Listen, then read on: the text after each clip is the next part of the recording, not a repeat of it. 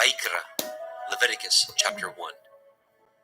And Yahweh called unto Moshe, and spoke unto him out of the tabernacle of the assembly, saying, Speak unto the children of Yasharel, and say unto them, If any man of you bring an offering unto Yahweh, ye shall bring your offering of the cattle, even of the herd and of the flock.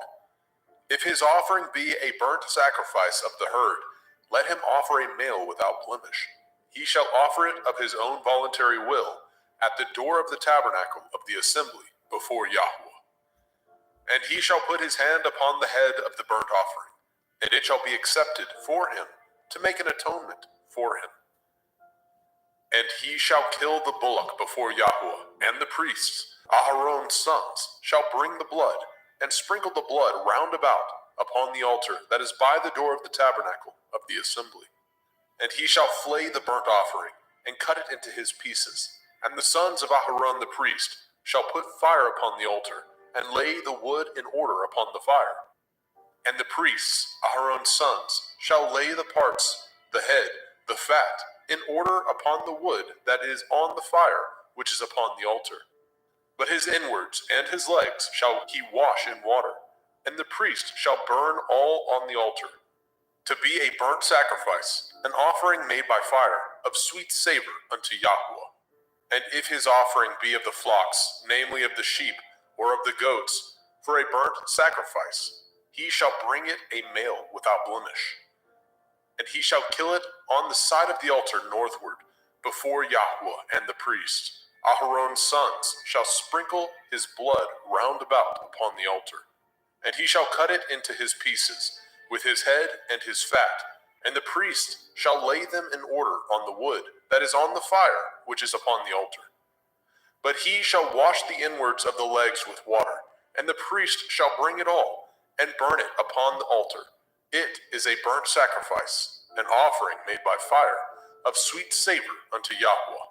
And if the burnt sacrifice for his offering to Yahweh be of fowls, then he shall bring his offering of turtle doves, or of young pigeons. And the priest shall bring it unto the altar, and wring off his head, and burn it on the altar. And the blood thereof shall be wrung out at the side of the altar. And he shall pluck away his crop with his feathers, and cast it beside the altar on the east part, by the place of the ashes. And he shall cleave it with the wings thereof, but shall not divide it asunder. And the priest shall burn it upon the altar, upon the wood that is upon the fire. It is a burnt sacrifice, an offering made by fire, of sweet savor unto Yahweh. Vaikra, Leviticus chapter 2. And when any will offer a meat offering unto Yahweh, his offering shall be of fine flour, and he shall pour oil upon it, and put frankincense thereon. And he shall bring it to Aharon's sons, the priests, and he shall take thereout his handful of the flour thereof, and of the oil thereof, with all the frankincense thereof. And the priest shall burn the memorial of it upon the altar, to be an offering made by fire, of a sweet savor unto Yahweh. And the remnant of the meat offering shall be Aharon's and his sons. It is a thing most holy of the offerings of Yahweh made by fire. And if you bring an oblation of meat offering, baken in the oven, it shall be matzah cakes of fine flour mingled with oil, or matzah wafers anointed with oil. And if your oblation be a meat offering, baken in a pan, it shall be of fine flour, unleavened, mingled with oil. You shall part it in pieces, and pour oil thereon. It is a meat offering. And if your oblation be a meat offering, baken in the frying pan, it shall be made of fine flour with oil. And you shall bring the meat offering that is made of these things unto Yahweh. And when it is presented unto the priest, he shall bring it unto the altar. And the priest shall take from the meat offering a memorial thereof, and shall burn it upon the altar. It is an offering made by fire, of sweet savor unto Yahweh. And that which is left of the meat offering shall be Aharon's and his sons. It is a thing most holy of the offerings of Yahweh made by fire. No meat offering which ye shall bring unto Yahweh shall be made with leaven, for ye shall burn no leaven, nor any honey, in any offering of Yahweh made by fire. As for the oblation of the firstfruits, ye shall offer them unto Yahweh, but they shall not be burnt on the altar for a sweet savor. And every oblation of your meat offering shall ye season with salt, neither shall ye suffer the salt of the covenant of your Elohim to be lacking from your meat offering. And all your offerings you shall offer salt. And if you offer a meat offering of your firstfruits unto Yahweh, you shall offer the meat offering of your firstfruits, green ears of grain dried by the fire, even grain beaten out of full ears. And you shall put oil upon it, and lay frankincense thereon. It is a meat offering. And the priest shall burn the memorial of it, part of the beaten grain thereof, and part of the oil thereof, with all the frankincense thereof. It is an offering made by fire unto Yahweh. Vaikra, Leviticus chapter 3. And if his oblation be a sacrifice of peace offering, if he offer it of the herd, whether it be a male or a female, he shall offer it without blemish before Yahweh. And he shall lay his hand upon the head of his offering, and kill it at the door of the tabernacle of the assembly. And Aharon's sons, the priests, shall sprinkle the blood upon the altar round about. And he shall offer of the sacrifice of the peace offering an offering made by fire unto Yahweh, the fat that covers the inwards, and all the fat that is upon the inwards, and the 2 kidneys, and the fat that is on them, which is by the flanks, and the caul above the liver, with the kidneys, it shall he take away. And Aharon's sons shall burn it on the altar upon the burnt sacrifice, which is upon the wood that is on the fire. It is an offering made by fire, of sweet savor unto Yahweh. And if his offering for a sacrifice of peace offering unto Yahweh be of the flock, male or female, he shall offer it without blemish. If he offer a lamb for his offering, then shall he offer before Yahweh. And he shall lay his hand upon the head of his offering, and kill it before the tabernacle of the assembly. And Aharon's sons shall sprinkle the blood thereof round about upon the altar. And he shall offer of the sacrifice of the peace offering an offering made by fire unto Yahweh, the fat thereof, and the whole rump.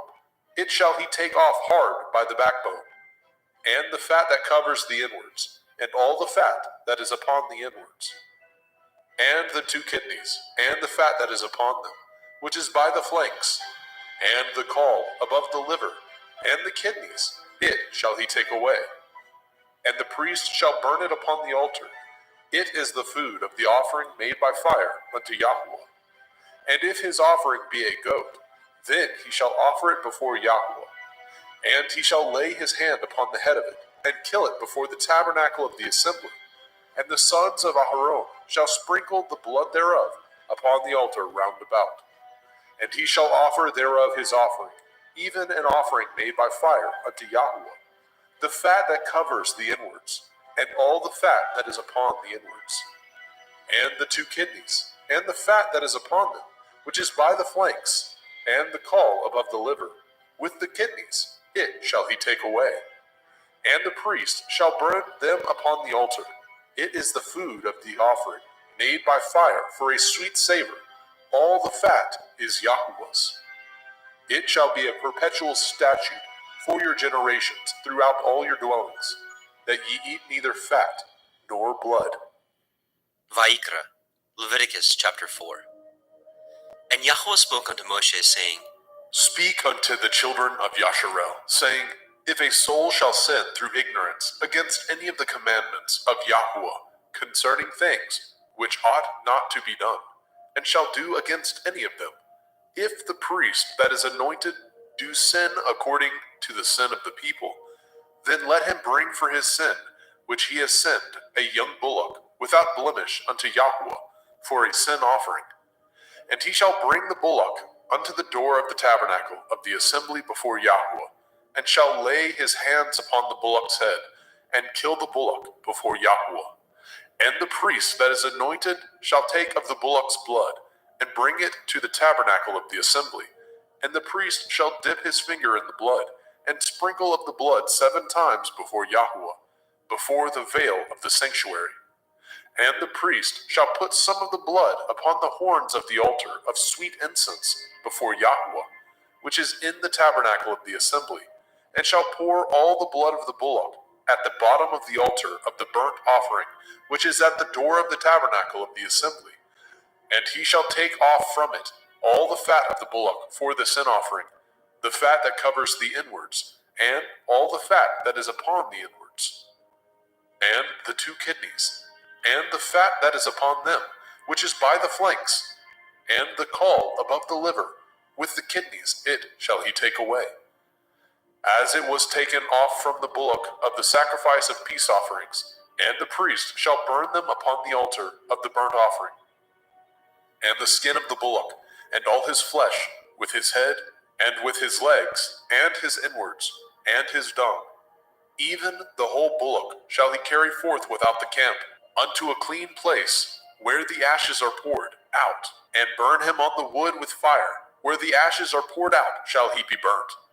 And if the whole assembly of Yasharel sin through ignorance, and the thing be hid from the eyes of the assembly, and they have done somewhat against any of the commandments of Yahweh, concerning things which should not be done, and are guilty, when the sin which they have sinned against it is known, then the assembly shall offer a young bullock for the sin, and bring him before the tabernacle of the assembly.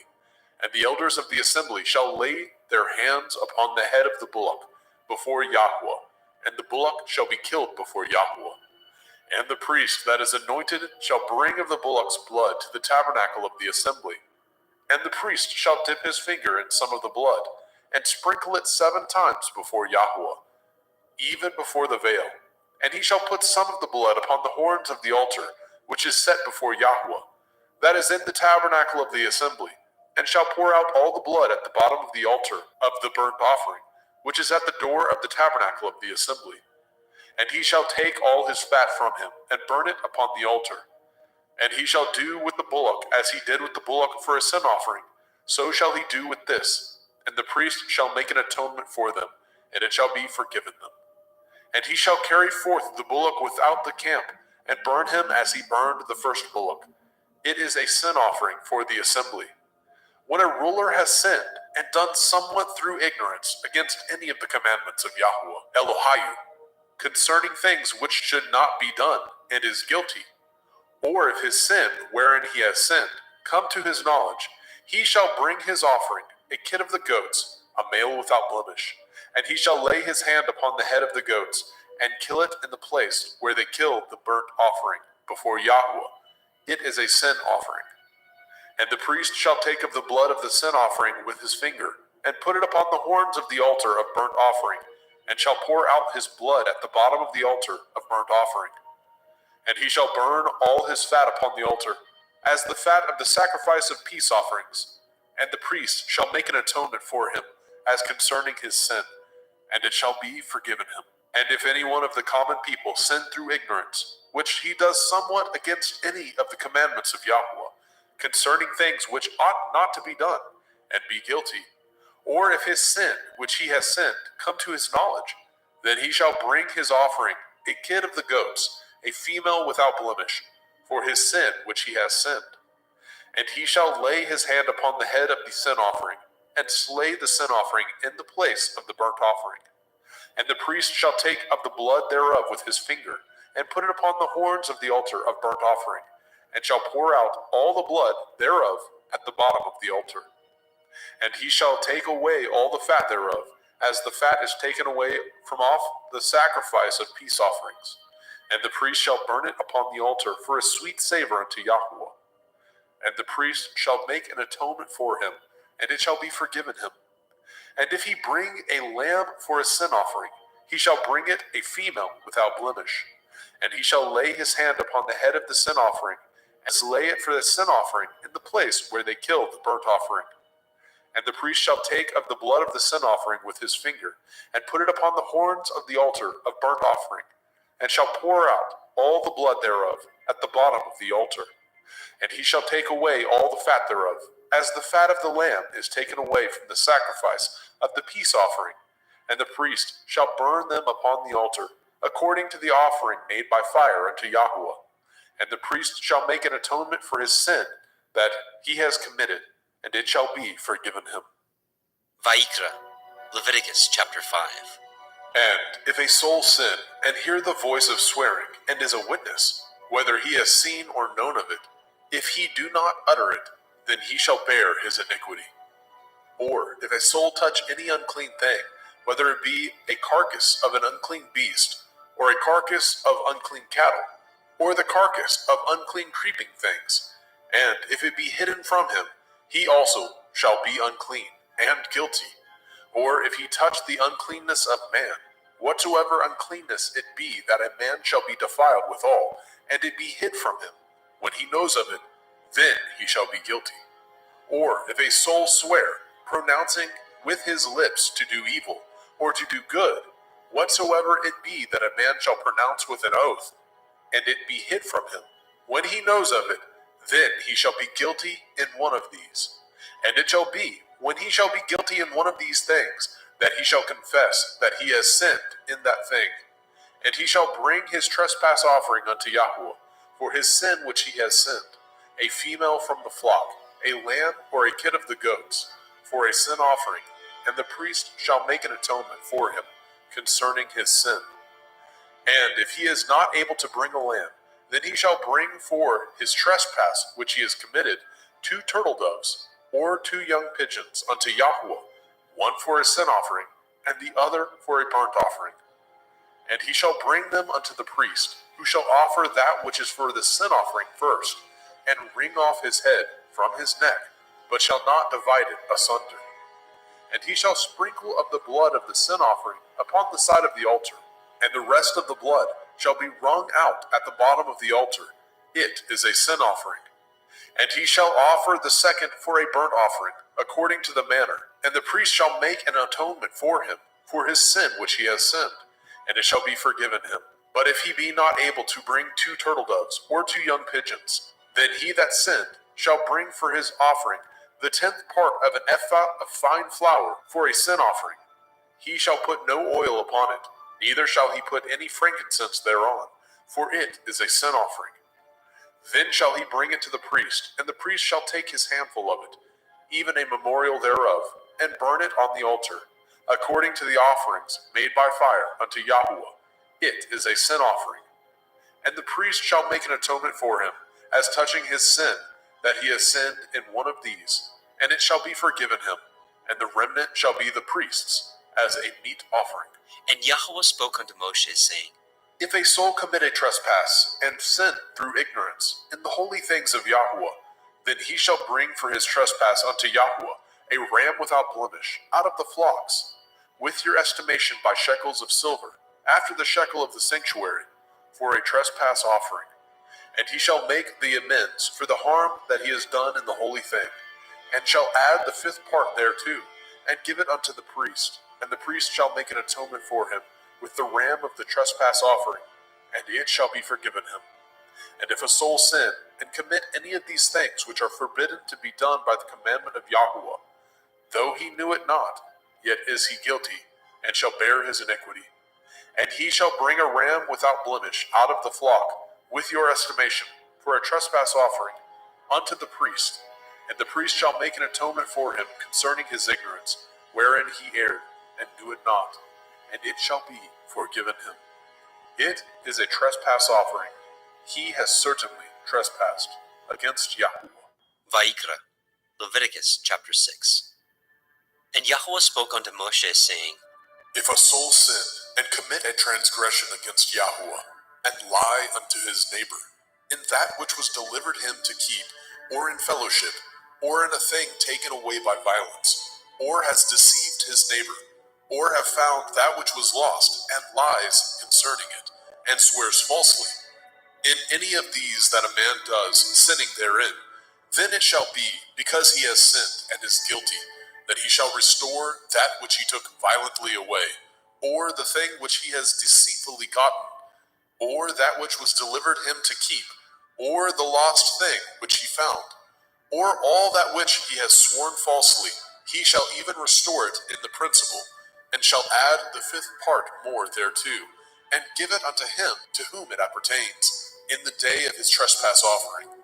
And he shall bring his trespass offering unto Yahweh, a ram without blemish out of the flock, with your estimation for a trespass offering unto the priest.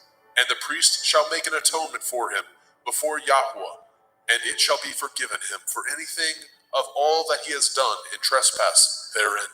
And Yahweh spoke unto Moshe, saying, Command Aaron and his sons, saying, This is the Torah of the burnt offering. It is the burnt offering because of the burning upon the altar all night unto the morning, and the fire of the altar shall be burning in it. And the priest shall put on his linen garment, and his linen breeches shall he put upon his flesh, and take up the ashes which the fire has consumed with the burnt offering on the altar, and he shall put them beside the altar. And he shall put off his garments, and put on other garments, and carry forth the ashes without the camp unto a clean place. And the fire upon the altar shall be burning in it. It shall not be put out. And the priest shall burn wood on it every morning, and lay the burnt offering in order upon it, and he shall burn thereon the fat of the peace offerings. The fire shall ever be burning upon the altar. It shall never go out. And this is the Torah of the meat offering. The sons of Aharon shall offer it before Yahweh, before the altar. And he shall take of it his handful of the flour of the meat offering, and of the oil thereof, and all the frankincense which is upon the meat offering, and shall burn it upon the altar for a sweet savor, even the memorial of it unto Yahweh. And the remainder thereof shall Aharon and his sons eat, with matzah, unleavened bread, shall it be eaten in the holy place, in the court of the tabernacle of the assembly they shall eat it. It shall not be baken with leaven. I have given it unto them for their portion of my offering made by fire. It is most holy, as is the sin offering, and as the trespass offering. All the males among the children of Aharon shall eat of it. It shall be a statute forever in your generations, concerning the offerings of Yahweh made by fire. Everyone that touches them shall be holy. And Yahweh spoke unto Moshe, saying, This is the offering of Aharon and his sons, which they shall offer unto Yahweh in the day when he is anointed. The 10th part of an ephah of fine flour for a meat offering perpetual, half of it in the morning, and half thereof at night. In a pan it shall be made with oil, and when it is baken, you shall bring it in, and the baken pieces of the meat offering shall you offer for a sweet savor unto Yahweh. And the priest of his sons, that is anointed in his stead, shall offer it. It is a statute forever unto Yahweh. It shall be wholly burnt. For every meat offering for the priest shall be wholly burnt. It shall not be eaten. And Yahweh spoke unto Moshe, saying, Speak unto El Aharon and to his sons, saying, This is the Torah of the sin offering. In the place where the burnt offering is killed, shall the sin offering be killed before Yahweh. It is most holy. The priest that offers it for sin shall eat it. In the holy place shall it be eaten, in the court of the tabernacle of the assembly. Whatsoever shall touch the flesh thereof shall be holy. And when there is sprinkled of the blood thereof upon any garment, you shall wash that whereon it was sprinkled in the holy place. But the earthen vessel wherein it was sodden shall be broken. And if it be sodden in a brazen pot, it shall be both scoured and rinsed in water. All the males among the priests shall eat thereof. It is most holy. And no sin offering, whereof any of the blood is brought into the tabernacle of the assembly, to reconcile withal in the holy place, shall be eaten. It shall be burnt in the fire. Vayikra, Leviticus chapter 7. Likewise, this is the Torah of the trespass offering. It is most holy. In the place where they kill the burnt offering, shall they kill the trespass offering, and the blood thereof shall he sprinkle round about upon the altar. And he shall offer it of all the fat thereof, the rump, the fat that covers the inwards, and the 2 kidneys, and the fat that is on them, which is by the flanks, and the caul that is above the liver, with the kidneys it shall he take away. And the priest shall burn them upon the altar for an offering made by fire unto Yahweh. It is a trespass offering. Every male among the priests shall eat thereof. It shall be eaten in the holy place. It is most holy. As the sin offering is, so is the trespass offering. There is one Torah for them. The priest that makes atonement therewith shall have it. And the priest that offers any man's burnt offering, even the priest shall have to himself the skin of the burnt offering which he has offered. And all the meat offering that is baken in the oven, and all that is dressed in the frying pan, and in the pan, shall be the priest's that offer it. And every meat offering mingled with oil, and dry, shall all the sons of Aharon have, one as much as another. And this is the Torah of the sacrifice of peace offerings, which he shall offer unto Yahweh. If he offer it for thanksgiving, then he shall offer with the sacrifice of thanksgiving matzah, unleavened cakes, mingled with oil, and matzah wafers, anointed with oil, and cakes mingled with oil, of fine flour, fried. Besides the cakes, he shall offer for his offering hametz, leavened bread, with the sacrifice of thanksgiving of his peace offerings. And of it he shall offer one out of the whole oblation for a heave offering unto Yahweh, and it shall be the priest that sprinkles the blood of the peace offerings. And the flesh of the sacrifice of his peace offerings for thanksgiving shall be eaten the same day that it is offered. He shall not leave any of it until the morning. But if the sacrifice of his offering be a vow, or a voluntary offering, it shall be eaten the same day that he offers his sacrifice. On the morrow also the remainder of it shall be eaten. But the remainder of the flesh of the sacrifice on the 3rd day shall be burnt with fire. And if any of the flesh of the sacrifice of his peace offerings be eaten at all on the 3rd day, it shall not be accepted, neither shall it be imputed unto him that offers it. It shall be an abomination, and the soul that eats of it shall bear his iniquity. And the flesh that touches any unclean thing shall not be eaten. It shall be burnt with fire. And as for the flesh, all that be clean shall eat thereof. But the soul that eats of the flesh of the sacrifice of peace offerings that pertain unto Yahweh, having his uncleanness upon him, even that soul shall be cut off from his people. Moreover, the soul that shall touch any unclean thing, as the uncleanness of man, or any unclean beast, or any abominable unclean thing, and eat of the flesh of the sacrifice of peace offerings, which pertain unto Yahweh, even that soul shall be cut off from his people. And Yahweh spoke unto Moshe, saying, Speak unto the children of Yasharel, saying, Ye shall eat no manner of fat, of ox, or of sheep, or of goat, and the fat of the beast that dies of itself, and the fat of that which is torn with beasts, may be used in any other use, but ye shall in no wise eat of it. For whosoever eats the fat of the beast, of which men offer an offering made by fire unto Yahweh, even the soul that eats it shall be cut off from his people. Moreover, ye shall eat no manner of blood, whether it be of fowl or of beast, in any of your dwellings. Whatsoever soul it be that eats any manner of blood, even that soul shall be cut off from his people. And Yahweh spoke unto Moshe, saying, Speak unto the children of Yasharel, saying, He that offers the sacrifice of his peace offerings unto Yahweh shall bring his oblation unto Yahweh of the sacrifice of his peace offerings. His own hand shall bring the offerings of Yahweh made by fire. The fat with the breast, it shall he bring, that the breast may be waved for a wave offering before Yahweh. And the priest shall burn the fat upon the altar, but the breast shall be Aharon's and his sons'. And the right shoulder shall ye give unto the priest for a heave offering of the sacrifices of your peace offerings. He among the sons of Aharon that offers the blood of the peace offerings and the fat shall have the right shoulder for his part. For the wave breast and the heave shoulder have I taken of the children of Yasharel from off the sacrifices of their peace offerings, and have given them unto Aharon the priest, and unto his sons by a statute forever, from among the children of Yasharel. This is the portion of the anointing of Aharon, and of the anointing of his sons, out of the offerings of Yahweh made by fire. in the day when he presented them to minister unto Yahweh in the priest's office, which Yahweh commanded to be given them of the children of Yashrael, in the day that he anointed them, by a statute forever throughout their generations.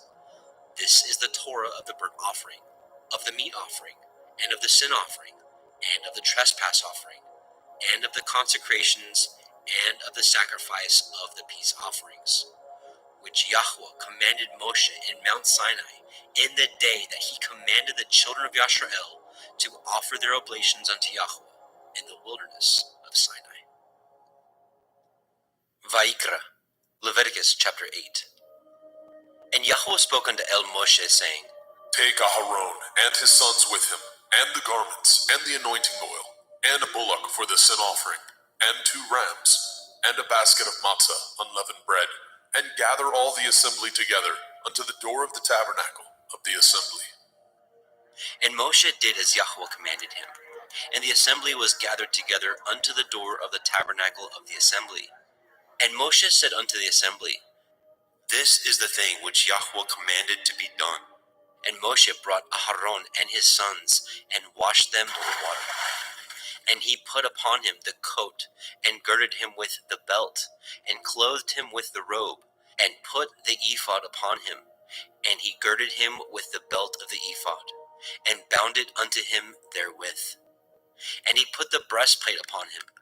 Also he put in the breastplate the Urim and the Tumim. And he put the turban upon his head. Also upon the turban, even upon his forefront, did he put the golden plate, the holy crown, as Yahweh commanded Moshe. And Moshe took the anointing oil, and anointed the tabernacle, and all that was therein, and sanctified them. And he sprinkled thereof upon the altar 7 times, and anointed the altar and all his vessels, both the laver and his foot, to sanctify them. And he poured of the anointing oil upon Aharon's head, and anointed him, to sanctify him. And Moshe brought Aharon's sons, and put coats upon them, and girded them with belts, and put bonnets upon them, as Yahweh commanded Moshe. And he brought the bullock for the sin offering, and Aharon and his sons laid their hands upon the head of the bullock for the sin offering, and he slew it. And Moshe took the blood, and put it upon the horns of the altar round about with his finger, and purified the altar, and poured the blood at the bottom of the altar, and sanctified it, to make reconciliation upon it. And he took all the fat that was upon the inwards, and the caul above the liver, and the 2 kidneys, and their fat, and Moshe burned it upon the altar. But the bullock, and his hide, and his flesh, and his dung, he burnt with fire without the camp, as Yahweh commanded Moshe. And he brought the ram for the burnt offering, and Aharon and his sons laid their hands upon the head of the ram, and he killed it. And Moshe sprinkled the blood upon the altar round about. And he cut the ram into pieces, and Moshe burnt the head, and the pieces, and the fat. And he washed the inwards and the legs in water, and Moshe burnt the whole ram upon the altar. It was a burnt sacrifice for a sweet savor, and an offering made by fire unto Yahweh, as Yahweh commanded Moshe. And he brought the other ram, the ram of consecration, and Aharon and his sons laid their hands upon the head of the ram, and he slew it. And Moshe took of the blood of it, and put it upon the tip of Aharon's right ear, and upon the thumb of his right hand, and upon the great toe of his right foot. And he brought Aharon's sons, and Moshe put of the blood upon the tip of their right ear, and upon the thumbs of their right hands, and upon the great toes of their right feet. And Moshe sprinkled the blood upon the altar round about. And he took the fat, and the rump, and the fat that was upon the inwards, and the caul above the liver, and the 2 kidneys, and their fat, and the right shoulder. And out of the basket of matzah that was before Yahweh, he took 1 matzah cake, and a cake of oiled bread, and 1 wafer, and put them on the fat, and upon the right shoulder. And he put all upon Aharon's hands, and upon his sons' hands, and waved them for a wave offering before Yahweh. And Moshe took them from off their hands, and burnt them on the altar upon the burnt offering. They were consecrations for a sweet savor. It is an offering made by fire unto Yahweh. And Moshe took the breast, and waved it for a wave offering before Yahweh. For of the ram of consecration it was Moshe's part, as Yahweh commanded Moshe. And Moshe took of the anointing oil, and of the blood which was upon the altar, and sprinkled it upon Aharon and his garments, and upon his sons, and upon his sons' garments with him, and sanctified Aharon and his garments, and his sons' garments with him. And Moshe said unto Aharon and to his sons, Boil the flesh at the door of the tabernacle of the assembly, and there eat it, with the bread that is in the basket of consecrations, as I commanded, saying, Aharon and his sons shall eat it. And that which remains of the flesh and of the bread shall ye burn with fire.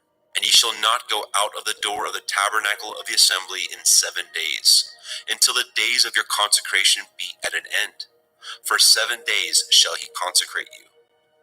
As he has done this day, so Yahweh has commanded to do, to make an atonement for you. Therefore shall ye abide at the door of the tabernacle of the assembly day and night 7 days, and guard the watch of Yahweh, that ye die not. For so I am commanded. So Aharon and his sons did all the things which Yahweh commanded by the hand of Moshe. Vayikra, Leviticus chapter 9. And it came to pass on the 8th day that Moshe called Aharon and his sons and the elders of Yisrael. And he said unto Aharon, Take a young calf for a sin offering, and a ram for a burnt offering, without blemish, and offer them before Yahweh. And unto the children of Yisrael you shall speak, saying, Take ye a kid of the goats for a sin offering, and a calf and a lamb, both of the first year, without blemish, for a burnt offering. Also a bullock and a ram for peace offerings, to sacrifice before Yahweh, and a meat offering mingled with oil. For today Yahweh will appear unto you. And they brought which Moshe commanded before the tabernacle of the assembly. And all the assembly drew near and stood before Yahweh. And Moshe said, This is the thing which Yahweh commanded that you should do, and the glory of Yahweh shall appear unto you. And Moshe said unto Aharon, Go unto the altar, and offer your sin offering, and your burnt offering, and make an atonement for yourself and for the people, and offer the offering of the people, and make an atonement for them, as Yahweh commanded. Aharon therefore went unto the altar, and slew the calf of the sin offering, which was for himself. And the sons of Aharon brought the blood unto him, and he dipped his finger in the blood, and put it upon the horns of the altar, and poured out the blood at the bottom of the altar. But the fat, and the kidneys, and the caul above the liver of the sin offering he burnt upon the altar, as Yahweh commanded Moshe. And the flesh and the hide he burnt with fire without the camp. And he slew the burnt offering, and Aharon's sons presented unto him the blood, which he sprinkled round about upon the altar. And they presented the burnt offering unto him, with the pieces thereof, and the head, and he burnt them upon the altar. And he did wash the inwards and the legs, and burnt them upon the burnt offering on the altar. And he brought the people's offering, and took the goat, which was the sin offering for the people, and slew it, and offered it for sin as the first. And he brought the burnt offering, and offered it according to the manner. And he brought the meat offering, and took a handful thereof, and burnt it upon the altar, beside the burnt sacrifice of the morning. He slew also the bullock and the ram for a sacrifice of peace offerings, which was for the people. And Aharon's sons presented unto him the blood, which he sprinkled upon the altar round about. And the fat of the bullock and of the ram, the rump, and that which covers the inwards, and the kidneys, and the caul above the liver, and they put the fat upon the breasts, and he burnt the fat upon the altar. And the breasts and the right shoulder Aharon waved for a wave offering before Yahweh, as Moshe commanded. And Aharon lifted up his hand toward the people, and blessed them, and came down from offering of the sin offering, and the burnt offering, and peace offerings. And Moshe and Aharon went into the tabernacle of the assembly and came out and blessed the people. And the glory of Yahweh appeared unto all the people. And there came a fire out from before Yahweh and consumed upon the altar the burnt offering and the fat, which when all the people saw, they shouted and fell on their face. Vaikra, Leviticus chapter 10. And Nadab and Abihu, the sons of Aharon, took either of them his censer and put fire therein, and put incense thereon, and offered strange fire before Yahweh, which he commanded them not. And there went out fire from Yahweh, and devoured them, and they died before Yahweh. Then Moshe said unto Aharon, This is that Yahweh spoke, saying, I will be sanctified in them that come nigh me, and before all the people I will be glorified. And Aharon held his peace. And Moshe called Mishael and Elishaphan, the sons of Uzziel, the uncle of Aharon, and said unto them, Come near, carry your brethren from before the sanctuary out of the camp. So they went near, and carried them in their coats out of the camp, as Moshe had said. And Moshe said unto Aharon, and unto Eleazar, and unto Ithamar his sons, Uncover not your heads, neither rend your clothes, lest ye die, and lest the wrath come upon all the people. But let your brethren, the whole house of Yashrael, bewail the burning which Yahweh has kindled. And ye shall not go out from the door of the tabernacle of the assembly, lest ye die. For the anointing oil of Yahweh is upon you. And they did according to the word of Moshe. And Yahweh spoke unto Aharon, saying, Do not drink wine, nor strong drink, you nor your sons with you, when ye go into the tabernacle of the assembly, lest ye die.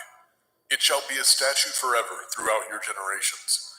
And that ye may put difference between holy and unholy, and between unclean and clean, and that ye may teach the children of Yasharel all the statutes which Yahweh has spoken unto them by the hand of Moshe. And Moshe spoke unto Aharon, and unto Eleazar, and unto Ithamar, his sons that were left, Take the meat offering that remains of the offerings of Yahweh made by fire, and eat it without leaven beside the altar, for it is most holy. And ye shall eat it in the holy place, because it is your due, and your sons' due, of the sacrifices of Yahweh made by fire. For so I am commanded. And the wave breast and the heave shoulder shall ye eat in a clean place, you and your sons and your daughters with you, for they be your due, and your sons' due, which are given out of the sacrifices of peace offerings of the children of Yashrael. The heave shoulder and the wave breast shall they bring with the offerings made by fire of the fat, to wave it for a wave offering before Yahweh. And it shall be yours, and your sons with you, by a statute forever, as Yahweh has commanded. And Moshe diligently sought the goat of the sin offering, and behold, it was burnt. And he was angry with Eleazar and Ithamar, the sons of Aharon, which were left alive, saying, Wherefore have ye not eaten the sin offering in the holy place, seeing it is most holy? And Elohim has given it to you to bear the iniquity of the assembly, to make an atonement for them before Yahweh? Behold, the blood of it was not brought in within the holy place. Ye should indeed have eaten it in the holy place, as I commanded. And Aharon said unto Moshe, Behold, this day have they offered their sin offering and their burnt offering before Yahweh, and such things have befallen me. And if I had eaten the sin offering today, should it have been accepted in the sight of Yahweh? And when Moshe heard that, he was content. Vaikra, Leviticus chapter 11. And Yahweh spoke unto Moshe and to Aharon, saying unto them, Speak unto the children of Yasharel, saying, These are the beasts which ye shall eat among all the beasts that are on the earth. Whatsoever parts the hoof, and is cloven-footed, and chews the cud, among the beasts, that shall ye eat. Nevertheless, These shall ye not eat of them that chew the cud, or of them that divide the hoof. As the camel, because he chews the cud, but divides not the hoof, he is unclean unto you. And the coney, because he chews the cud, but divides not the hoof, he is unclean unto you. And the hare, because he chews the cud, but divides not the hoof, he is unclean unto you. And the swine, though he divide the hoof, and be cloven-footed, yet he chews not the cud, he is unclean to you. Of their flesh shall ye not eat, and their carcass shall ye not touch, they are unclean to you. These shall ye eat of all that are in the waters. Whatsoever has fins and scales in the waters, in the seas, and in the rivers, them shall you eat. And all that have not fins and scales in the seas and in the rivers, of all that move in the waters, and of any living thing which is in the waters, they shall be an abomination unto you. They shall be even an abomination unto you. Ye shall not eat of their flesh, but ye shall have their carcasses in abomination. Whatsoever has no fins nor scales in the water, that shall be an abomination unto you. And these are they which ye shall have an abomination among the fowls. They shall not be eaten. They are an abomination: the eagle, the ossifrage, and the osprey, and the vulture, and the kite after his kind, every raven after his kind, and the owl, and the nighthawk, and the cuckow, and the hawk after his kind, and the little owl, and the cormorant, and the great owl, and the swan, and the pelican, and the gier eagle, and the stork, and the heron after her kind, and the lapwing, and the bat. All fowls that creep going upon all four shall be an abomination unto you. Yet these may ye eat of every flying creeping thing that goes upon all four, which have legs above their feet, to leap withal upon the earth. Even these of them ye may eat, the locust after his kind, and the bald locust after his kind, and the beetle after his kind, and the grasshopper after his kind. But all other flying creeping things, which have 4 feet, shall be an abomination unto you. And for these ye shall be unclean. Whosoever touches the carcass of them shall be unclean until the evening. And whosoever bears aught of the carcass of them shall wash his clothes, and be unclean until the evening. The carcass of every beast which divides the hoof, and is not cloven-footed, nor chews the cud, are unclean unto you. Every one that touches them shall be unclean. And whatsoever goes upon his paws, among all manner of beasts that go on all fours, those are unclean unto you. Whoso touches their carcass shall be unclean until the evening. And he that bears the carcass of them shall wash his clothes, and be unclean unto the evening. They are unclean unto you. These also shall be unclean unto you. Among the creeping things that creep upon the earth, the weasel, the mouse, and the tortoise, after his kind, and the ferret, and the chameleon, and the lizard, and the snail, and the mole, these are unclean to you among all that creep. Whosoever touches them, when they be dead, shall be unclean until the evening. And upon whatsoever any of them, when they are dead, does fall, it shall be unclean, whether it be any vessel of wood, or raiment, or skin, or sack. Whatsoever vessel it be, wherein any work is done, it must be put into water, and it shall be unclean until the evening, so it shall be cleansed. And every earthen vessel, where into any of them that falls, whatsoever is in it shall be unclean, and ye shall break it. Of all meat which may be eaten, that on which such water comes shall be unclean, and all drink that may be drunk in every vessel shall be unclean, and everything whereupon any part of their carcass falls shall be unclean, whether it be oven or range for pots, they shall be broken down, for they are unclean, and shall be unclean unto you.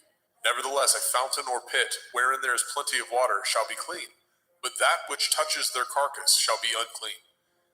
And if any part of their carcass falls upon any sowing seed which is to be sown, it shall be clean. But if any water be put upon the seed, and any part of their carcass fall thereon, it shall be unclean unto you. And if any beast of which ye may eat die, he that touches the carcass thereof shall be unclean until the evening.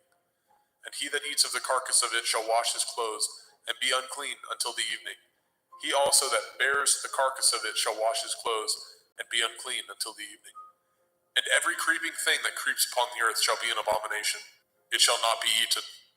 Whatsoever goes upon the belly, and whatsoever goes upon all fours, or whatsoever has more feet among all creeping things that creep upon the earth, them shall ye not eat, for they are an abomination. Ye shall not make yourselves abominable with any creeping thing that creeps, neither shall ye make yourselves unclean with them, that ye should be defiled thereby. For I am Yahuwah Elohim. Ye shall therefore sanctify yourselves, and ye shall be holy, for I am holy. Neither shall ye defile yourselves with any manner of creeping thing that creeps upon the earth. For I am Yahuwah, that brings you up out of the land of Mitzrayim, to be your Elohim. Ye shall therefore be holy, for I am holy. This is the Torah of the beasts, and of the fowl, and of every living creature that moves in the waters, and of every creature that creeps upon the earth, to make a difference between the unclean and the clean, and between the beast that may be eaten and the beast that may not be eaten. Vayikra, Leviticus chapter 12. And Yahweh spoke unto Moshe, saying, Speak unto the children of Yasharel, saying, If a woman have conceived seed, and born a male child, then she shall be unclean 7 days. According to the days of the separation for her infirmity, shall she be unclean. And in the 8th day, the flesh of his foreskin shall be circumcised. And she shall then continue in the blood of her purifying 33 days. She shall touch no hallowed thing, nor come into the sanctuary, until the days of her purifying be fulfilled. But if she bear a female child, then she shall be unclean 2 weeks, as in her separation, and she shall continue in the blood of her purifying 66 days. And when the days of her purifying are fulfilled, for a son or for a daughter, she shall bring a lamb of the first year for a burnt offering, and a young pigeon or a turtle dove for a sin offering, unto the door of the tabernacle of the assembly, unto the priest, who shall offer it before Yahuwah, and make an atonement for her, and she shall be cleansed from the issue of her blood. This is the Torah for her that has borne a male or a female. And if she be not able to bring a lamb, then she shall bring 2 turtle doves or 2 young pigeons, the one for the burnt offering, and the other for a sin offering. And the priest shall make an atonement for her, and she shall be clean. Vayikra, Leviticus chapter 13. And Yahweh spoke unto El Moshe and El Aharon, saying, When a man shall have in the skin of his flesh a rising, a scab, or a bright spot, and it be in the skin of his flesh, like the plague of leprosy, then he shall be brought unto El Aharon the priest, or unto one of his sons the priests. And the priest shall look on the plague in the skin of the flesh, and when the hair in the plague is turned white, and the plague in sight be deeper than the skin of his flesh, it is a plague of leprosy, and the priest shall look on him and pronounce him unclean. If the bright spot be white in the skin of his flesh, and in sight be not deeper than the skin, and the hair thereof be not turned white, then the priest shall shut up him that has the plague 7 days. And the priest shall look on him the 7th day, and behold, if the plague in his sight be at a stay, and the plague spread not in the skin, then the priest shall shut him up 7 days more. And the priest shall look on him again the 7th day, and behold, if the plague be somewhat dark, and the plague spread not in the skin, the priest shall pronounce him clean. It is but a scab, and he shall wash his clothes and be clean. But if the scab spread much abroad in the skin, after that he has been seen of the priest for his cleansing, he shall be seen of the priest again. And if the priest see that, behold, the scab spreads in the skin, then the priest shall pronounce him unclean. It is a leprosy. When the plague of leprosy is in a man, then he shall be brought unto the priest. And the priest shall see him, and behold, if the rising be white in the skin, and it have turned the hair white, and there be quick raw flesh in the rising, it is an old leprosy in the skin of his flesh, and the priest shall pronounce him unclean, and shall not shut him up, for he is unclean. And if a leprosy break out abroad in the skin, and the leprosy cover all the skin of him that has the plague from his head even to his foot, wheresoever the priest looks, then the priest shall consider, and behold, if the leprosy have covered all his flesh, he shall pronounce him clean that has the plague. It is all turned white, he is clean. But when raw flesh appears in him, he shall be unclean. And the priest shall see the raw flesh and pronounce him to be unclean.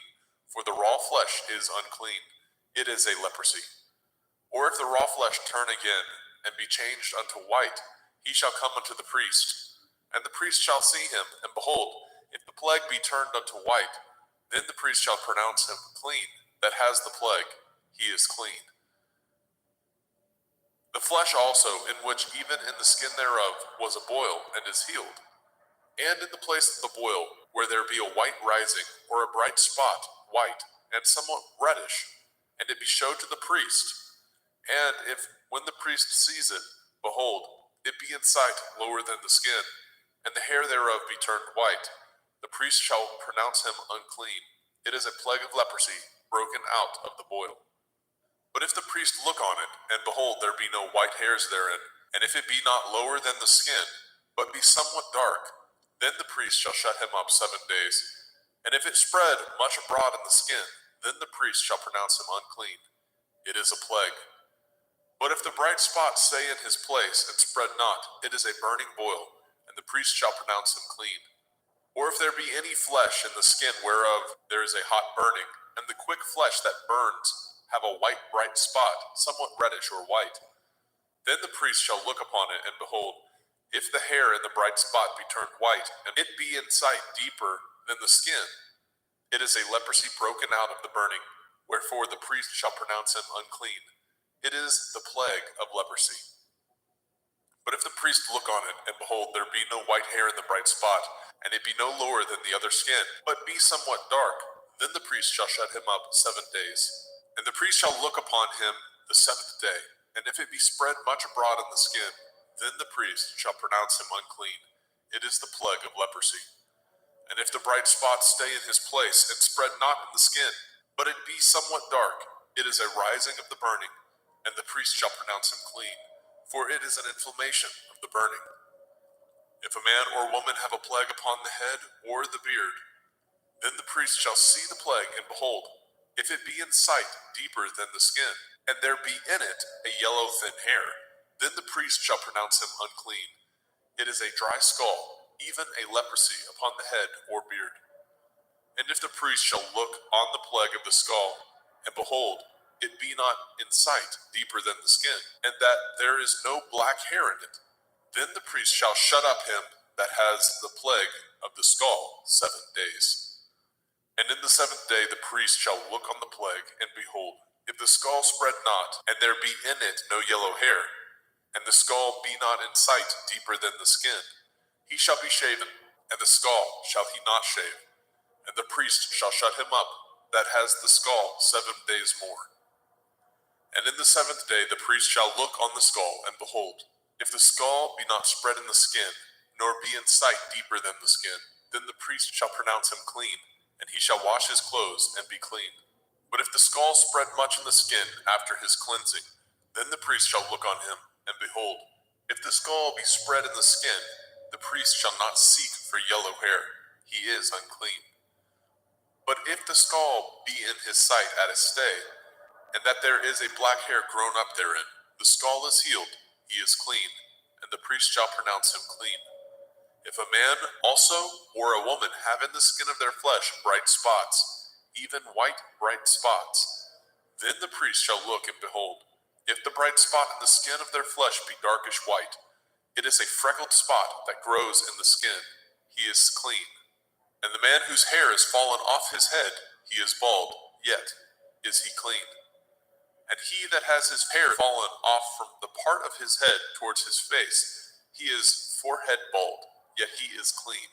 And if there be in the bald head or bald forehead a white reddish sore, it is a leprosy sprung up in his bald head or his bald forehead. Then the priest shall look upon it, and behold, if the rising of the sore be white reddish in the bald head or in his bald forehead, as the leprosy appears in the skin of the flesh, he is a leprous man, he is unclean. The priest shall pronounce him utterly unclean, his plague is in his head. And the leper in whom the plague is, his clothes shall be rent, and his head bare, and he shall put a covering upon his upper lip, and shall cry, unclean, unclean.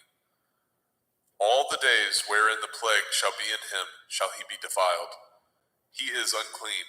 He shall dwell alone, without the camp shall his habitation be.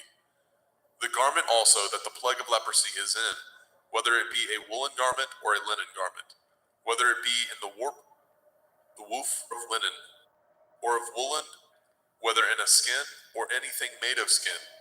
And if the plague be greenish or reddish in the garment or in the skin, either in the warp or in the woof or in anything of skin, it is a plague of leprosy, and shall be showed unto the priest.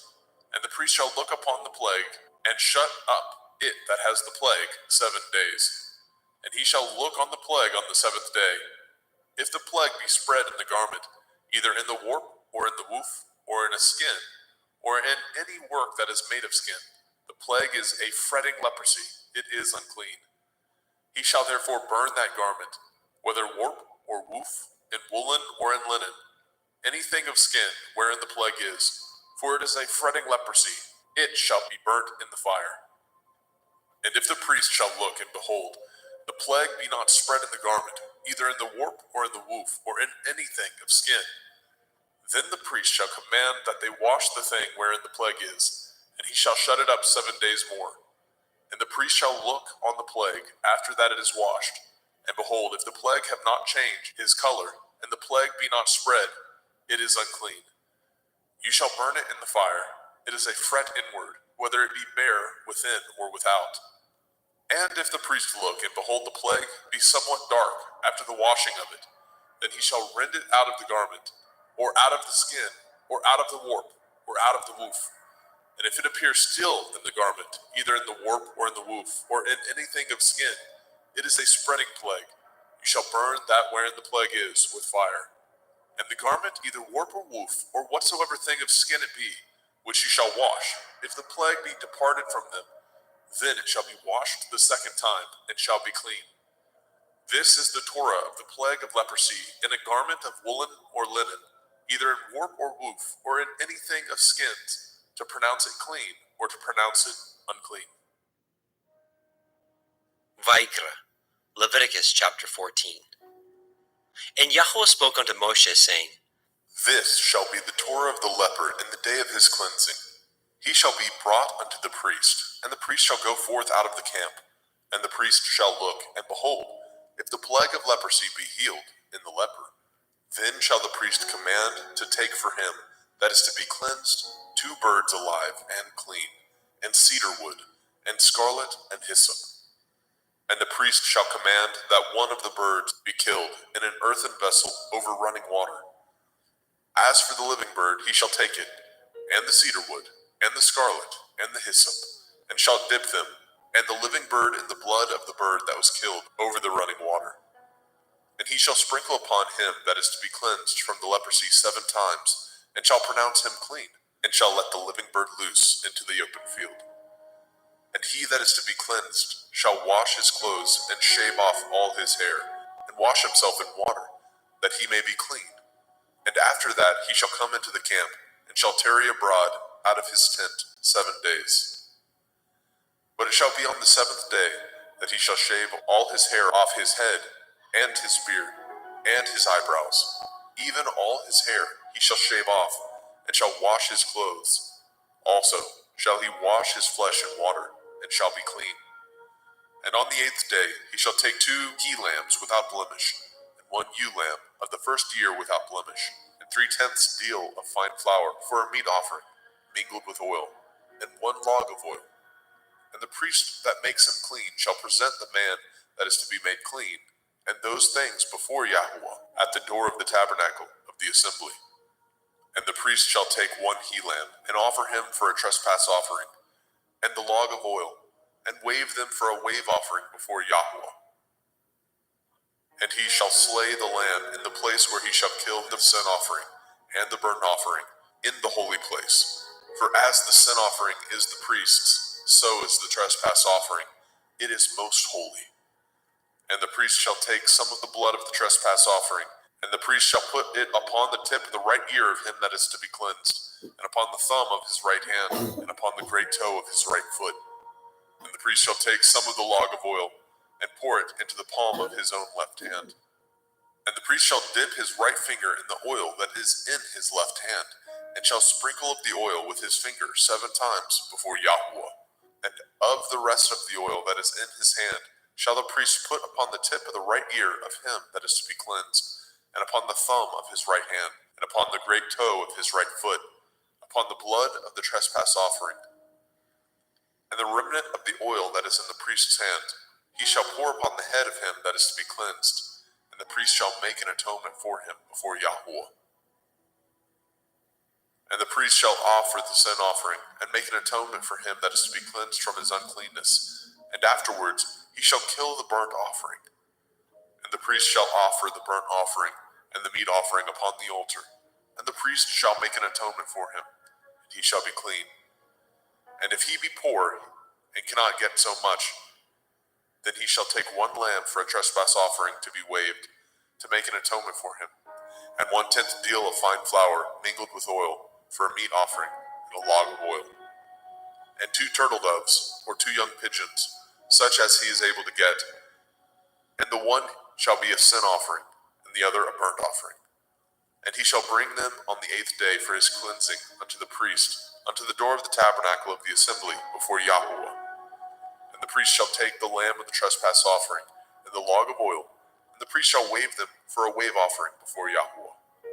And he shall kill the lamb of the trespass offering, and the priest shall take some of the blood of the trespass offering, and put it upon the tip of the right ear of him that is to be cleansed, and upon the thumb of his right hand, and upon the great toe of his right foot. And the priest shall pour of the oil into the palm of his own left hand. And the priest shall sprinkle with his right finger some of the oil that is in his left hand 7 times before Yahweh.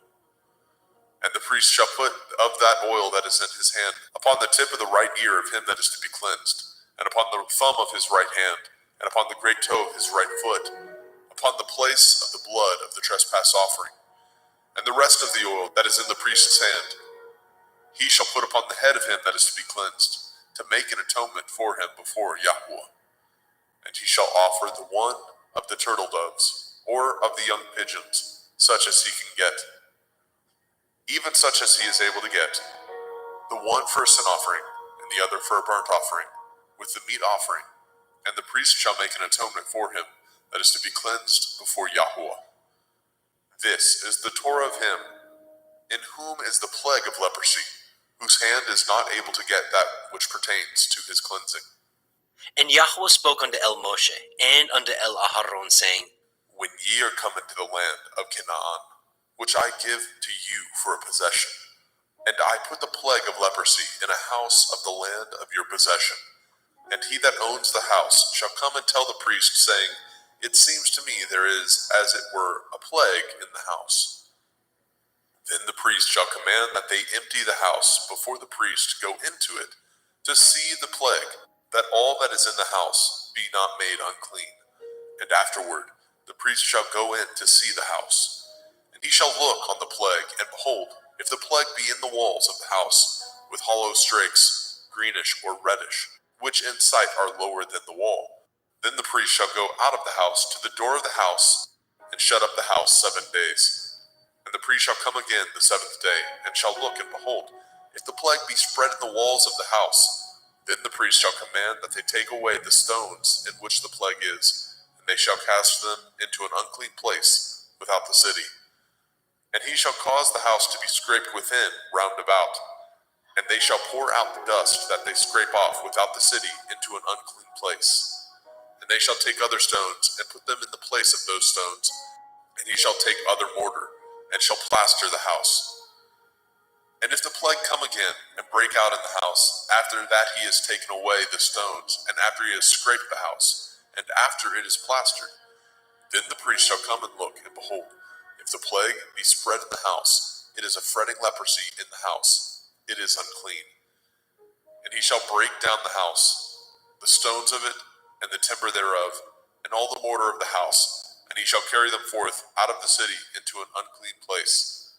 Moreover, he that goes into the house all the while that it is shut up shall be unclean until the evening. And he that lies in the house shall wash his clothes, and he that eats in the house shall wash his clothes. And if the priest shall come in and look upon it, and behold, the plague has not spread in the house, after the house was plastered, then the priest shall pronounce the house clean, because the plague is healed. And he shall take to cleanse the house 2 birds, and cedar wood, and scarlet, and hyssop. And he shall kill the one of the birds in an earthen vessel over running water. And he shall take the cedar wood, and the hyssop, and the scarlet, and the living bird, and dip them in the blood of the slain bird, and in the running water, and sprinkle the house 7 times. And he shall cleanse the house with the blood of the bird, and with the running water, and with the living bird, and with the cedar wood, and with the hyssop, and with the scarlet. But he shall let go of the living bird out of the city into the open field, and make an atonement for the house, and it shall be clean. This is the Torah for all manner of plague, of leprosy and scald, and for the leprosy of a garment and of a house, and for a rising, and for a scab, and for a bright spot, to teach when it is unclean, and when it is clean.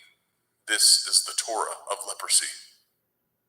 Vayikra, Leviticus chapter 15.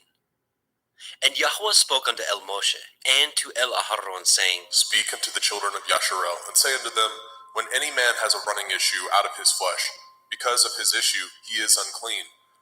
And this shall be his uncleanness in his issue, whether his flesh run with his issue, or his flesh be stopped from his issue. It is his uncleanness. Every bed whereon he lies that has the issue is unclean, and everything whereon he sits shall be unclean. And whosoever touches his bed shall wash his clothes, and bathe himself in water, and be unclean until the evening. And he that sits on anything whereon he sat that has the issue shall wash his clothes, and bathe himself in water, and be unclean until the evening.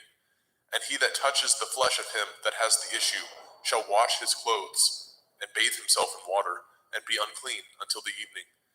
And if he that has the issue spit upon him that is clean, then he shall wash his clothes, and bathe himself in water, and be unclean until the evening. And what saddle soever he rides upon that has the issue shall be unclean. And whosoever touches anything that was under him shall be unclean until the evening. And he that bears any of those things shall wash his clothes, and bathe himself in water, and be unclean until the evening.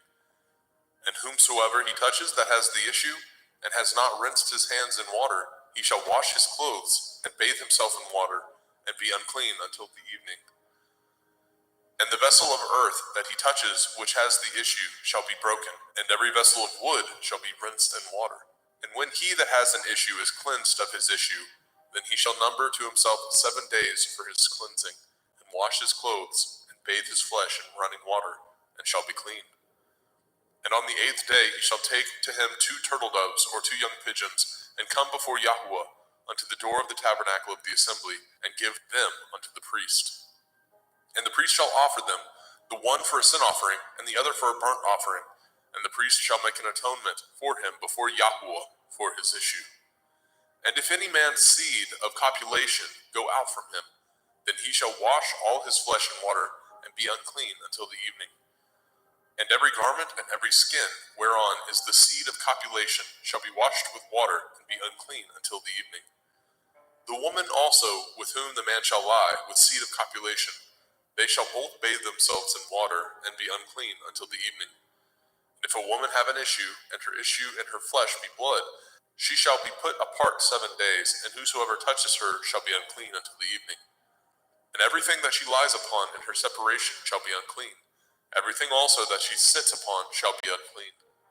And whosoever touches her bed shall wash his clothes, and bathe himself in water, and be unclean until the evening.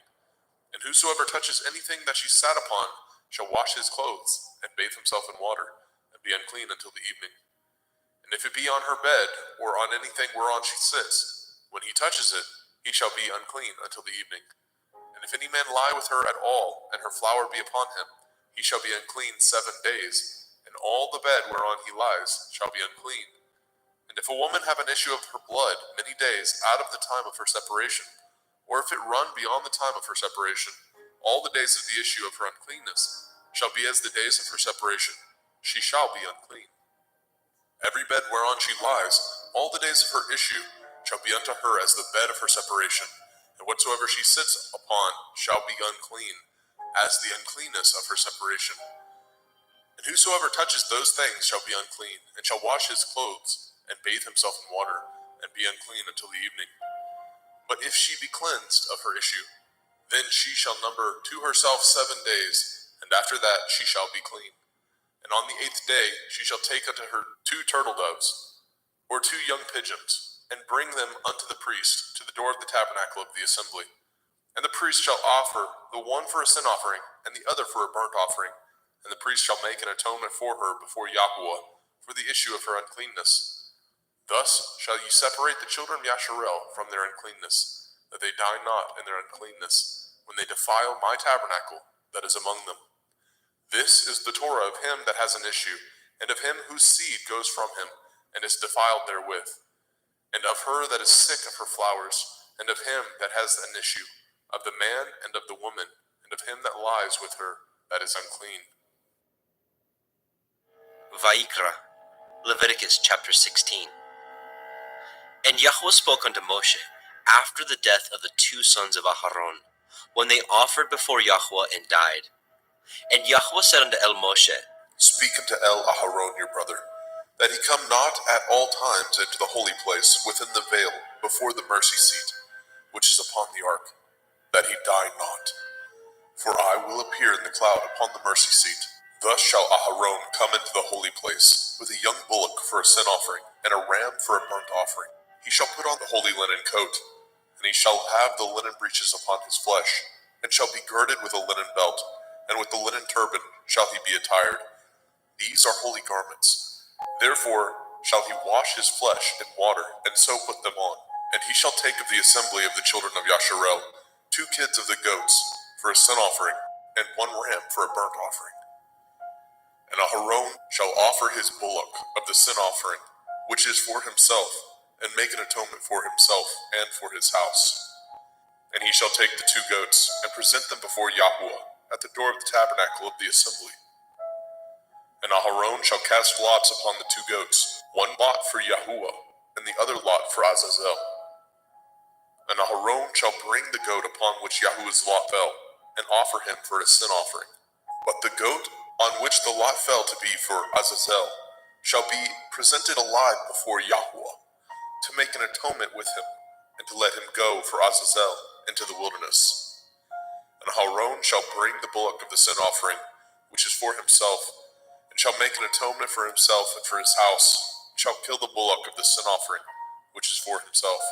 And he shall take a censer full of burning coals of fire from off the altar before Yahweh, and his hands full of sweet incense beaten small, and bring it within the veil. And he shall put the incense upon the fire before Yahweh, that the cloud of the incense may cover the mercy seat that is upon the testimony, that he die not. And he shall take of the blood of the bullock, and sprinkle it with his finger upon the mercy seat eastward. And before the mercy seat shall he sprinkle of the blood with his finger 7 times. Then shall he kill the goat of the sin offering that is for the people, and bring his blood within the veil, and do with that blood as he did with the blood of the bullock, and sprinkle it upon the mercy seat, and before the mercy seat. And he shall make an atonement for the holy place, because of the uncleanness of the children of Yasharel, and because of their transgressions, in all their sins. And so shall he do for the tabernacle of the assembly, that remains among them in the midst of their uncleanness. And there shall be no man in the tabernacle of the assembly, when he goes to make an atonement in the holy place, until he comes out, and have made an atonement for himself, and for his household, and for all the assembly of Yasharel.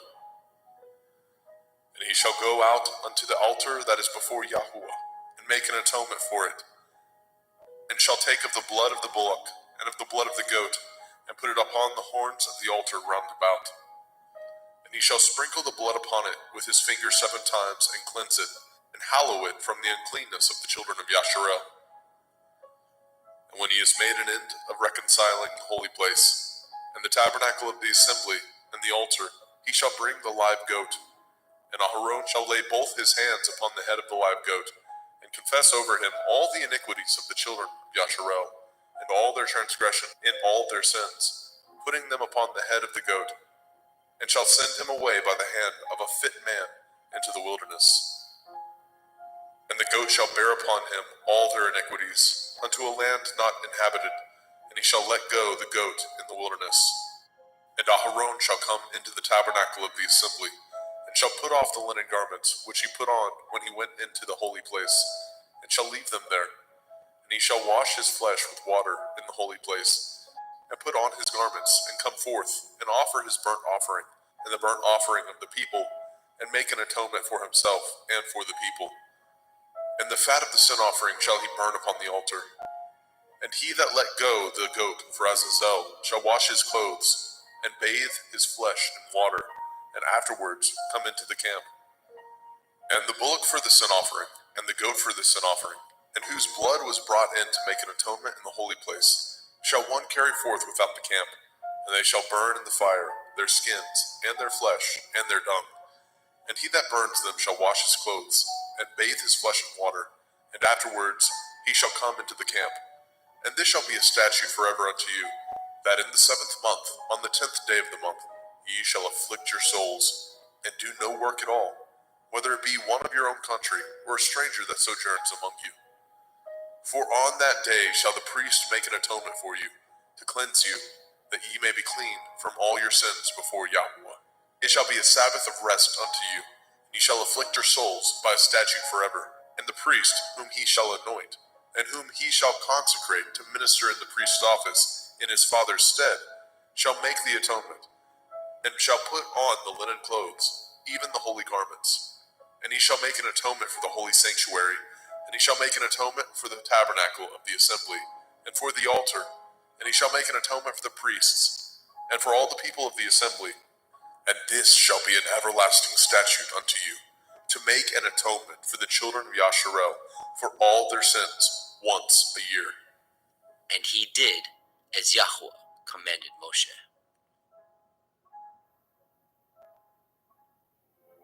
Vayikra, Leviticus chapter 17. And Yahweh spoke unto Moshe, saying, Speak unto El-Aharon and unto his sons, and unto all the children of Yasharel, and say unto them, This is the thing which Yahweh has commanded, saying, What man soever there be of the house of Yasharel, that kills an ox, or lamb, or goat, in the camp, or that kills it out of the camp, and brings it not unto the door of the tabernacle of the assembly, to offer an offering unto Yahweh before the tabernacle of Yahweh, blood shall be imputed unto that man. He has shed blood, and that man shall be cut off from among his people. To the end that the children of Yasharel may bring their sacrifices, which they offer in the open field, even that they may bring them unto Yahweh, unto the door of the tabernacle of the assembly, unto the priest, and offer them for peace offerings unto Yahweh.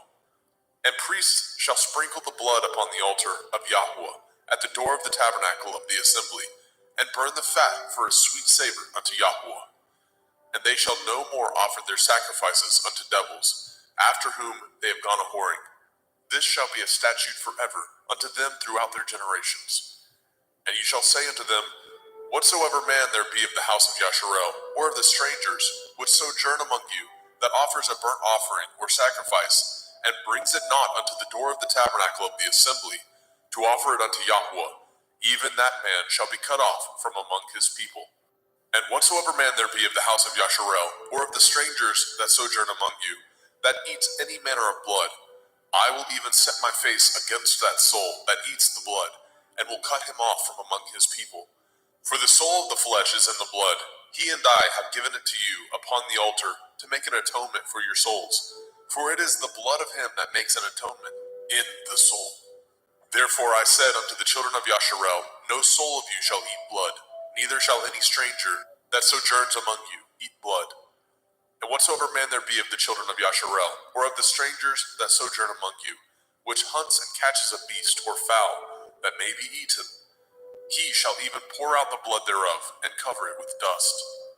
For it is the life of all flesh, the blood of it is for the life thereof. Therefore I said unto the children of Yasharel, Ye shall eat the blood of no manner of flesh, for the life of all flesh is the blood thereof. Whosoever eats it shall be cut off. And every soul that eats that which died of itself, or that which was torn with beasts, whether it be one of your own country or a stranger, he shall both wash his clothes and bathe himself in water, and be unclean until the evening. Then shall he be clean. But if he wash them not, nor bathe his flesh, then he shall bear his iniquity.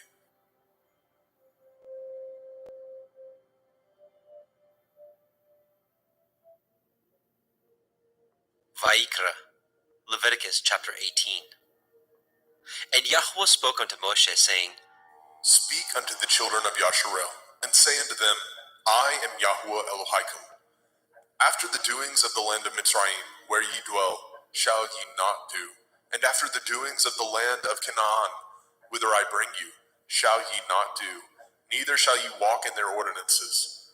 Ye shall do my judgments, and guard my ordinances, to walk therein. I am Yahuwah Elohim. Ye shall therefore guard my statutes and my judgments, which if a man do, he shall live in them. I am Yahuwah. None of you shall approach to any that is near of kin to him, to uncover their nakedness. I am Yahuwah. The nakedness of your father, or the nakedness of your mother, shall you not uncover. She is your mother. You shall not uncover her nakedness. The nakedness of your father's woman shall you not uncover. It is your father's nakedness. The nakedness of your sister, the daughter of your father, the daughter of your mother, whether she be born at home or born abroad, even their nakedness you shall not uncover. The nakedness of your son's daughter, or of your daughter's daughter, even their nakedness you shall not uncover, for theirs is your own nakedness. The nakedness of your father's woman's daughter, begotten of your father, she is your sister, you shall not uncover her nakedness. You shall not uncover the nakedness of your father's sister, she is your father's near kinswoman. You shall not uncover the nakedness of your mother's sister, for she is your mother's near kinswoman. You shall not uncover the nakedness of your father's brother. You shall not approach to his woman, she is your aunt. You shall not uncover the nakedness of your daughter-in-law, she is your son's woman. You shall not uncover her nakedness. You shall not uncover the nakedness of your brother's woman, it is your brother's nakedness. You shall not uncover the nakedness of a woman and her daughter, neither shall you take her son's daughter, or her daughter's daughter, to uncover her nakedness, for they are your near kinswoman. It is wickedness. Neither shall you take a woman to her sister, to vex her, to uncover her nakedness, beside the other in her lifetime. Also you shall not approach unto a woman to uncover her nakedness, as long as she is put apart for her uncleanness. Moreover, you shall not lie carnally with your neighbor's woman, to defile yourself with her. And you shall not let any of your seed pass through the fire to Molech, neither shall you profane the name of your Elohim. I am Yahuwah. You shall not lie with mankind, as with womankind. It is an abomination. Neither shall you lie with any beast, to defile yourself therewith. Neither shall any woman stand before a beast to lie down thereto. It is confusion. Defile not ye yourselves in any of these things, for in all these the nations are defiled, which I cast out before you. And the land is defiled, therefore I do visit the iniquity thereof upon it, and the land itself vomits out her inhabitants. Ye shall therefore guard my statutes and my judgments, and shall not commit any of these abominations, neither any of your own nation, nor any stranger that sojourns among you. For all these abominations have the men of the land done, which were before you, and the land is defiled, that the land spew not you out also, when ye defile it, as it spewed out the nations that were before you. For whosoever shall commit any of these abominations, even the souls that commit them shall be cut off from among their people. Therefore shall ye guard my ordinance, that ye commit not any of these abominable customs, which were committed before you, and that ye defile not yourselves therein. I am Yahuwah Elohim.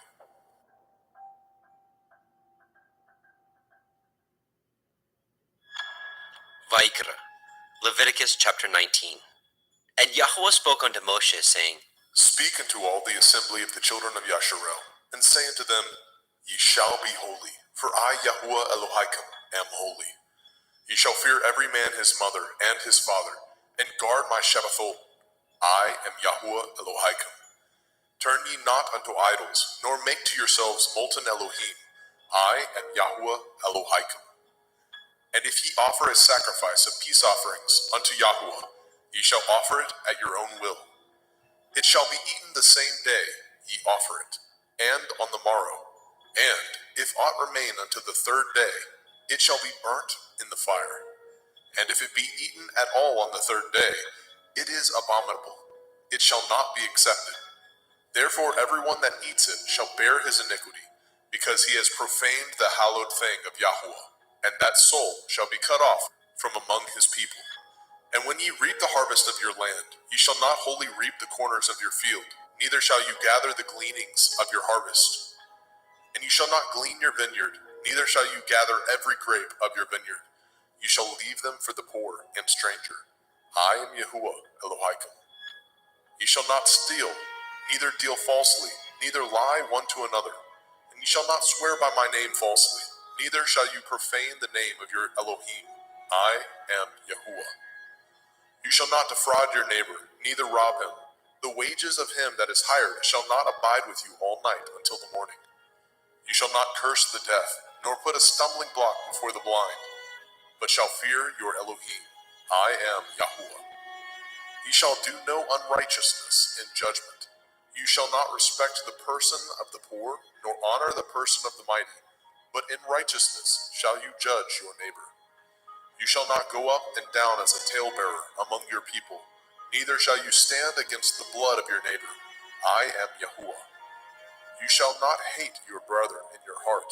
You shall in any wise rebuke your neighbor, and not suffer sin upon him.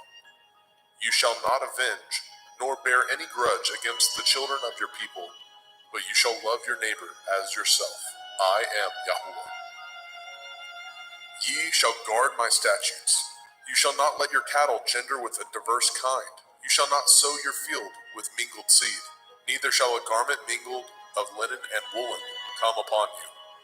And whosoever lies carnally with a woman that is a bondmaid, betrothed to a man, and not at all redeemed, nor freedom given her, she shall be scourged.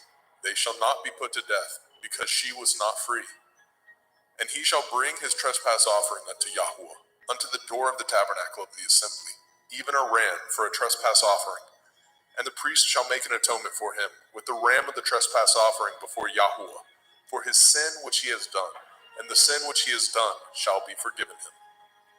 And when ye come into the land, and shall have planted all manner of trees for food, then ye shall count the fruit thereof as uncircumcised. 3 years shall it be as uncircumcised unto you. It shall not be eaten of. But in the 4th year, all the fruit thereof shall be holy to praise Yahuwah withal. And in the 5th year shall ye eat of the fruit thereof, that it may yield unto you the increase thereof. I am Yahuwah Elohim. Ye shall not eat anything with the blood, neither shall ye use enchantment, nor practice sorcery. You shall not round the corners of your heads, neither shall you mar the corners of your beard. You shall not make any cuttings in your flesh for the dead, nor print any marks upon you. I am Yahuwah. Do not prostitute your daughter, to cause her to be a whore, lest the land fall to whoredom, and the land become full of wickedness. Ye shall guard my Shabbathot, and reverence my sanctuary. I am Yahuwah. Regard not them that have familiar spirits, neither seek after wizards to be defiled by them. I am Yahuwah Elohim. You shall rise up before the gray head, and honor the face of the old man, and fear your Elohim. I am Yahuwah. And if a stranger sojourn with you in your land, ye shall not vex him. But the stranger that dwells with you shall be unto you as one born among you, and you shall love him as yourself. For ye were strangers in the land of Mitzrayim. I am Yahuwah Elohim. Ye shall do no unrighteousness in judgment, in meat yard, in weight, or in measure. Just balances, just weights, a just ephah, and a just hin shall ye have. I am Yahuwah Elohim, which brought you out of the land of Mitzrayim. Therefore shall ye guard all my statutes, and all my judgments, and do them. I am Yahuwah.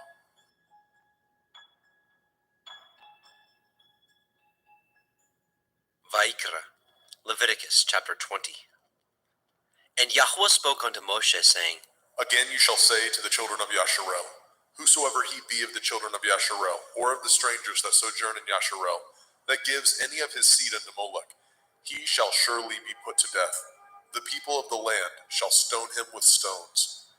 And I will set my face against that man, and I will cut him off from among his people, because he has given of his seed unto Molech, to defile my sanctuary, and to profane my holy name. And if the people of the land do any ways hide their eyes from the man, when he gives of his seed unto Molech, and kill him not, then I will set my face against that man, and against his family, and will cut him off. and all that go a-whoring after him, to commit whoredom with Molech from among their people.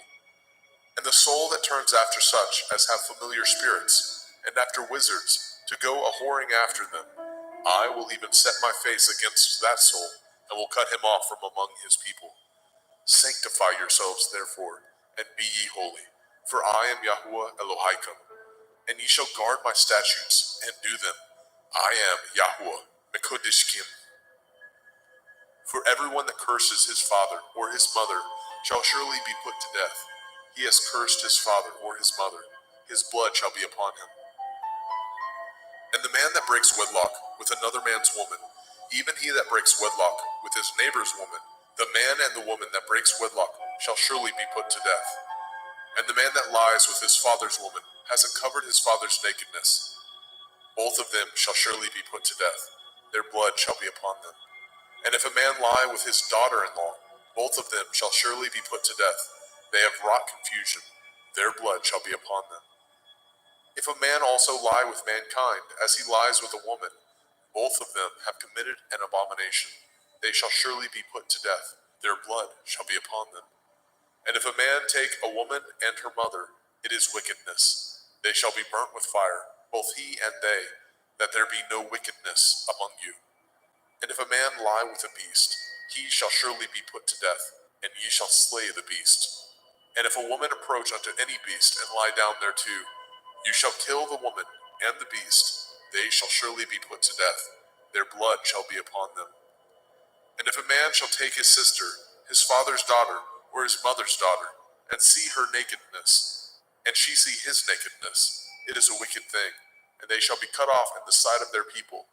He has uncovered his sister's nakedness. He shall bear his iniquity. And if a man shall lie with a woman having her sickness, and shall uncover her nakedness, he has discovered her fountain, and she has uncovered the fountain of her blood, and both of them shall be cut off from among their people. And you shall not uncover the nakedness of your mother's sister, nor of your father's sister, for he uncovers his near kin. They shall bear their iniquity. And if a man shall lie with his uncle's woman, he has uncovered his uncle's nakedness. They shall bear their sin. They shall die childless. And if a man shall take his brother's woman, it is an unclean thing. He has uncovered his brother's nakedness. They shall be childless. Ye shall therefore guard all my statutes and all my judgments, and do them, that the land whither I bring you to dwell therein spew you not out. And ye shall not walk in the manner of the nation which I cast out before you. For they committed all these things, and therefore I abhorred them. But I have said unto you, ye shall inherit their land, and I will give unto you to possess it, a land that flows with milk and honey. I am Yahuwah Elohaikum, which have separated you from other people. Ye shall therefore put difference between clean beasts and unclean, and between unclean fowls and clean. And ye shall not make your souls abominable by beast, or by fowl, or by any manner of living thing that creeps on the ground, which I have separated from you as unclean.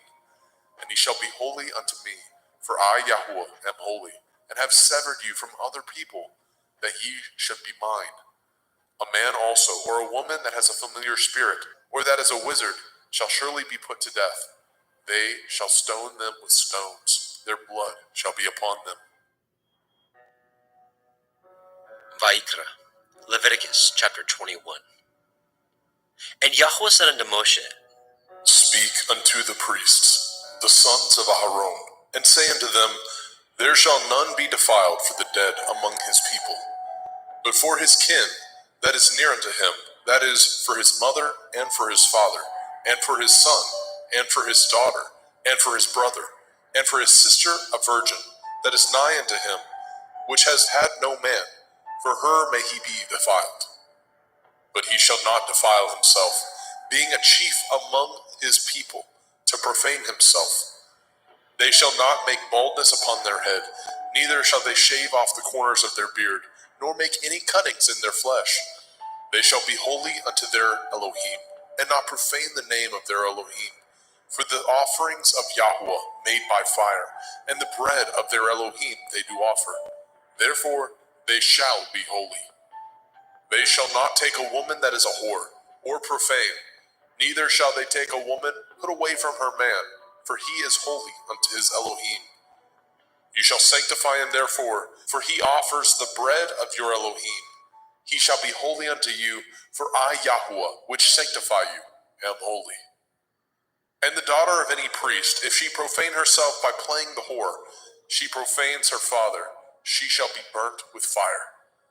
And he that is high priest among his brethren, upon whose head the anointing oil was poured, and that is consecrated to put on the garments, shall not uncover his head, nor rend his clothes. Neither shall he go in to any dead body, nor defile himself for his father, or for his mother.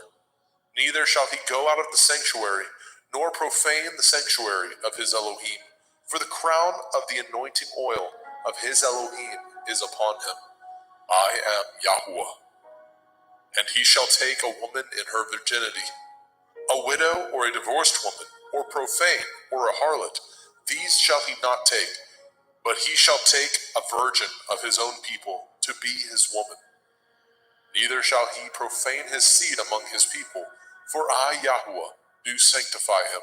And Yahuwah spoke unto Moshe, saying, Speak unto El-Aharon, saying, Whosoever he be of your seed in their generations, that has any blemish, let him not approach to offer the bread of his Elohim.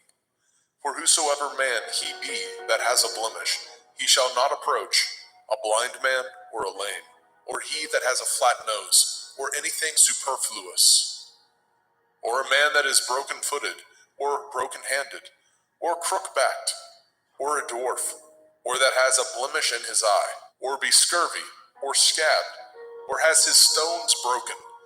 No man that has a blemish of the seed of Aharon the priest shall come nigh to offer the offerings of Yahuwah, made by fire. He has a blemish. He shall not come nigh to offer the bread of his Elohim.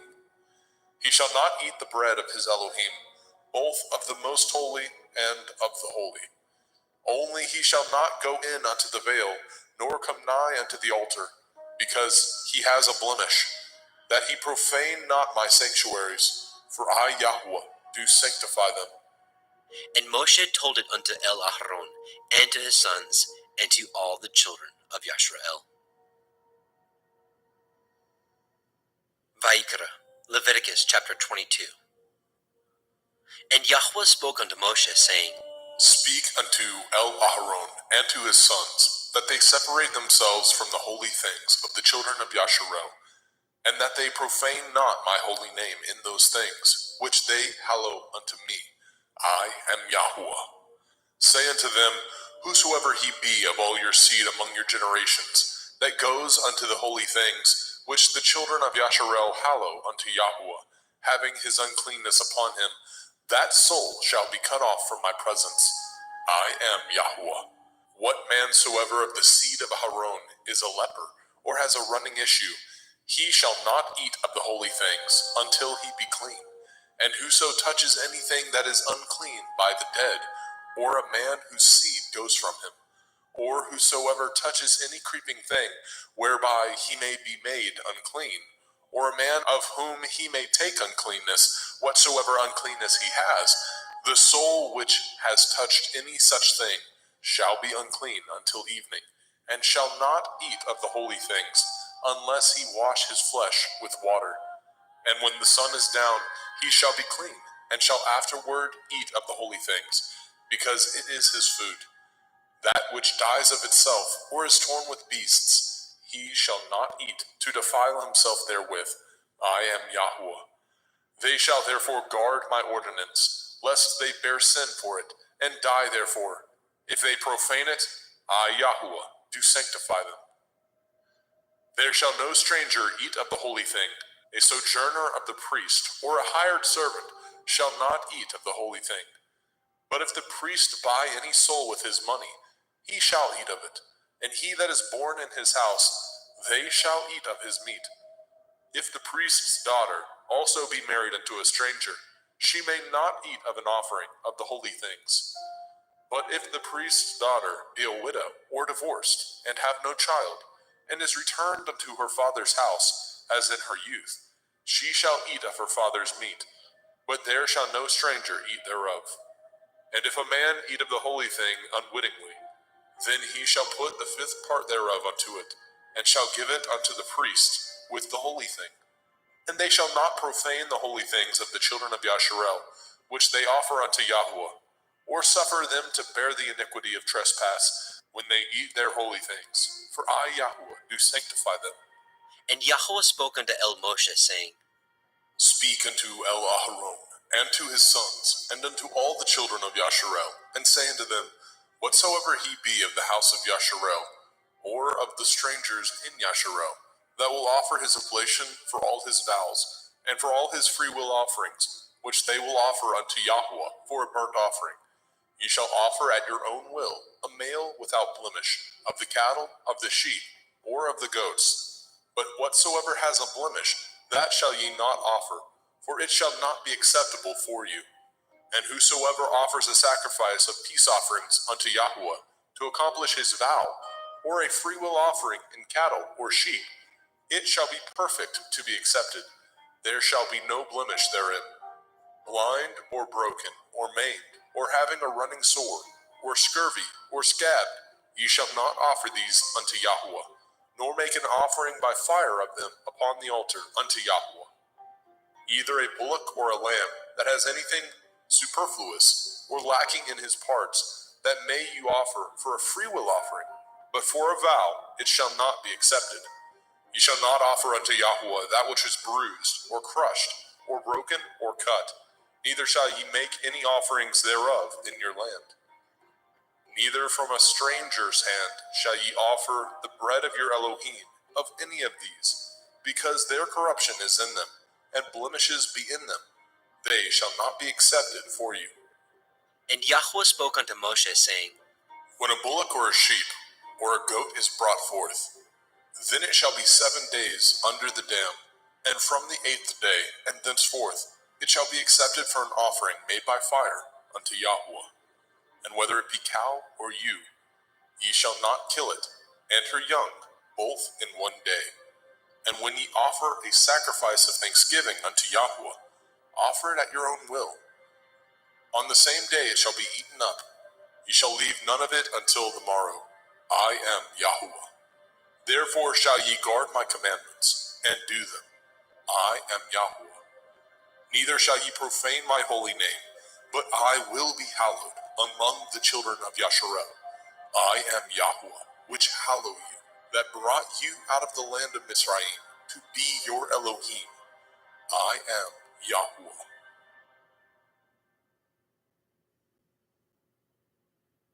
Vayikra, Leviticus chapter 23.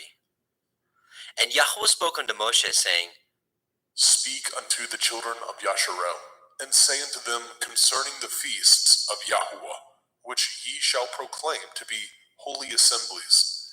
Even these are my feasts. 6 days shall work be done, but the 7th day is the Sabbath of rest, a holy assembly. Ye shall do no work therein. It is the Sabbath of Yahweh in all your dwellings. These are the feasts of Yahweh, even holy assemblies, which ye shall proclaim in their appointed times. In the 14th day of the 1st month, at evening, is Yahweh's Pesach. And on the 15th day of the same month is the feast of Matzah unto Yahweh. 7 days ye must eat matzah, unleavened bread. In the 1st day ye shall have a holy assembly. Ye shall do no servile work therein, but ye shall offer an offering made by fire unto Yahweh 7 days. In the 7th day is a holy assembly. Ye shall do no servile work therein. And Yahweh spoke unto Moshe, saying, Speak unto the children of Yasharel, and say unto them, When ye are come into the land which I give unto you, and shall reap the harvest thereof, then ye shall bring a sheaf of the first fruits of your harvest unto the priest. And he shall wave the sheaf before Yahweh, to be accepted for you. On the morrow after the Sabbath, the priest shall wave it. And ye shall offer that day when ye wave the sheaf, a he-lamb without blemish, of the 1st year, for a burnt offering unto Yahweh. And the meat offering thereof shall be 2/10 deals of fine flour mingled with oil, an offering made by fire unto Yahweh, for a sweet savor. And the drink offering thereof shall be of wine, the fourth part of a hin. And ye shall eat neither bread nor parched grain, nor green ears, until the selfsame day that ye have brought an offering unto your Elohim. It shall be a statute forever throughout your generations in all your dwellings. And ye shall count unto you from the morrow after the Sabbath, from the day that ye brought the sheaf of the wave offering, 7 Shavuot. Sabbaths shall be complete. Even unto the morrow after the 7th Sabbath shall ye number 50 days, and ye shall offer a new meat offering unto Yahweh. Ye shall bring out of your habitations 2 wave loaves of 2 tenths deals. They shall be of fine flour. They shall be baken with leaven. They are the first fruits unto Yahweh. And ye shall offer with the bread 7 lambs, without blemish of the first year, and 1 bullock, and 2 rams. They shall be for a burnt offering unto Yahweh, with their meat offering, and their drink offerings, even an offering made by fire of sweet savor unto Yahweh. Then ye shall sacrifice 1 kid of the goats for a sin offering, and 2 lambs of the first year for a sacrifice of peace offerings. And the priest shall wave them with the bread of the first fruits for a wave offering before Yahweh. With the 2 lambs, they shall be holy to Yahweh for the priest. And ye shall proclaim on the selfsame day that it may be a holy assembly unto you. Ye shall do no servile work therein. It shall be a statute forever in your dwellings throughout your generations. And when ye reap the harvest of your land, you shall not make clean riddance of the corners of your field when you reap. Neither shall you gather any gleanings of your harvest. You shall leave them unto the poor and to the stranger. I am Yahweh Elohim. And Yahweh spoke unto Moshe, saying, Speak unto the children of Yasharel, saying, In the 7th month, on the first day of the month, shall ye have a Sabbath, a memorial of blowing of shofarot, Yom Teruah, the feast of trumpets, the day of the awakening blast, a holy assembly. Ye shall do no servile work therein, but ye shall offer an offering made by fire unto Yahweh. And Yahweh spoke unto Moshe, saying, Also on the 10th day of this 7th month is Yom Kippurim, the day of atonement. It shall be a holy assembly unto you, and ye shall afflict your souls, and offer an offering made by fire unto Yahweh. And ye shall do no work in that same day, for it is Yom Kippurim, to make an atonement for you before Yahweh Elohim. For whatsoever soul it be that shall not be afflicted in that same day, he shall be cut off from among his people. And whatsoever soul it be that does any work in that same day, the same soul will I destroy from among his people. Ye shall do no manner of work. It shall be a statute forever throughout your generations, in all your dwellings. It shall be unto you a Sabbath of rest, and ye shall afflict your souls in the 9th day of the month at evening. From evening unto evening shall ye celebrate your Sabbath. And Yahweh spoke unto Moshe, saying, Speak unto the children of Yasharel, saying, The 15th day of this 7th month shall be the feast of Sukkot, tabernacles, for 7 days unto Yahweh. On the first day shall be a holy assembly. Ye shall do no servile work therein. 7 days ye shall offer an offering made by fire unto Yahweh. On the 8th day shall be a holy assembly unto you, and ye shall offer an offering made by fire unto Yahweh. It is a solemn assembly, and ye shall do no servile work therein. These are the feasts of Yahweh, which ye shall proclaim to be holy assemblies, to offer an offering made by fire unto Yahweh, a burnt offering and a meat offering, a sacrifice and drink offerings, everything upon his day. Besides the Shavuot, Sabbaths of Yahweh, and beside your gifts, and beside all your vows, and beside all your freewill offerings, which ye give unto Yahweh. Also in the 15th day of the 7th month, when ye have gathered in the fruit of the land, ye shall keep a feast unto Yahweh 7 days. On the first day shall be a Sabbath, and on the 8th day shall be a Sabbath. And ye shall take you on the first day the boughs of goodly trees, branches of palm trees, and the boughs of thick trees, and willows of the brook. And ye shall rejoice before Yahweh Elohim 7 days. And ye shall keep it a feast unto Yahweh 7 days in the year. It shall be a statute forever in your generations. Ye shall celebrate it in the 7th month. Ye shall dwell in sukkahs, booths, 7 days. All that are Yasharel born shall dwell in sukkahs. That your generations may know that I made the children of Yasharel to dwell in sukkahs, when I brought them out of the land of Mitzrayim. I am Yahweh Elohim. And Moshe declared unto the children of Yasharel the feasts of Yahweh.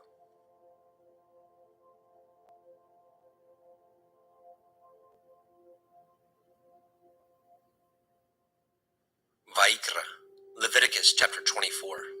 And Yahweh spoke unto Moshe, saying, Command the children of Yasharel that they bring unto you pure olive oil, beaten for the light, to cause the lamps to burn continually, without the veil of the testimony. In the tabernacle of the assembly shall Aharon order it from the evening unto the morning before Yahweh continually. It shall be a statute forever in your generations. He shall order the lamps upon the pure menorah, 7-branched candlestick, before Yahweh continually. And you shall take fine flour, and bake 12 cakes thereof. 2/10 deals shall be in 1 cake. And you shall set them in 2 rows, 6 on a row, upon the pure table before Yahweh. And you shall put pure frankincense upon each row, that it may be on the bread for a memorial, even a memorial made by fire unto Yahweh. Every Sabbath he shall set it in order before Yahweh continually, being taken from the children of Yasharel by an everlasting covenant. And it shall be Aharon and his sons, and they shall eat it in the holy place, for it is most holy unto him of the offerings of Yahweh made by fire, by a perpetual statute. And the son of a Yashareliteth woman, whose father was a Mitzri, went out among the children of Yasharel. And this son of the Yashareliteth woman and a man of Yasharel strove together in the camp. And the Yashareliteth woman's son blasphemed the name of Yahweh, and cursed. And they brought him unto Moshe, and his mother's name was Shelomith, the daughter of Divri, of the tribe of Dan. And they put him in ward, that the mind of Yahweh might be showed them. And Yahweh spoke unto Moshe, saying, Bring forth him that has cursed without the camp, and let all that heard him lay their hands upon his head, and let all the assembly stone him. And you shall speak unto the children of Yasharel, saying, Whosoever curses his Elohim shall bear his sin. And he that blasphemes the name of Yahweh, he shall surely be put to death. And all the assembly shall certainly stone him, as well the stranger, as he that is born in the land, when he blasphemes the name of Yahweh, shall be put to death. And he that kills any man shall surely be put to death.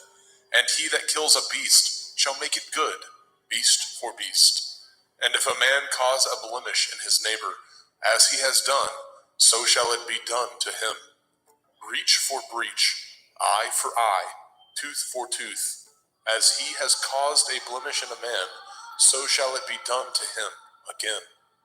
And he that kills a beast, he shall restore it. And he that kills a man, he shall be put to death. Ye shall have one manner of law, as well for the stranger, as for one of your own country. For I am Yahweh Elohim.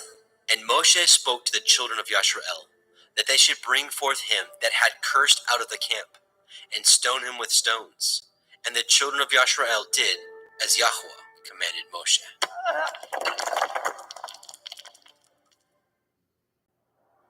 Vayikra, Leviticus chapter 25.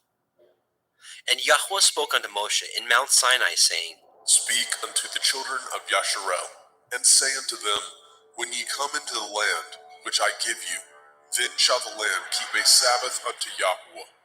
6 years you shall sow your field, and 6 years you shall prune your vineyard, and gather in the fruit thereof. But in the 7th year shall be a Sabbath of rest unto the land, a Sabbath for Yahweh. You shall neither sow your field, nor prune your vineyard. That which grows of its own accord of your harvest you shall not reap, neither gather the grapes of your vine undressed, for it is a year of rest unto the land. And the Sabbath of the land shall be food for you and for your servant, and for your maid, and for your hired servant, and for your stranger that sojourns with you, and for your cattle, and for the beasts that are in your land, shall all the increase thereof be meat.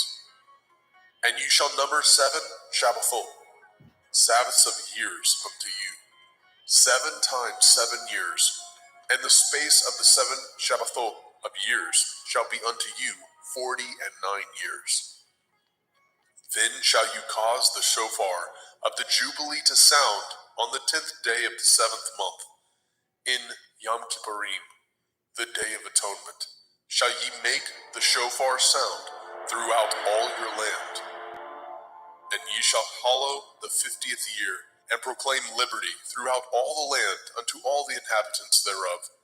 It shall be a jubilee unto you, and ye shall return every man unto his possession, and ye shall return every man unto his family.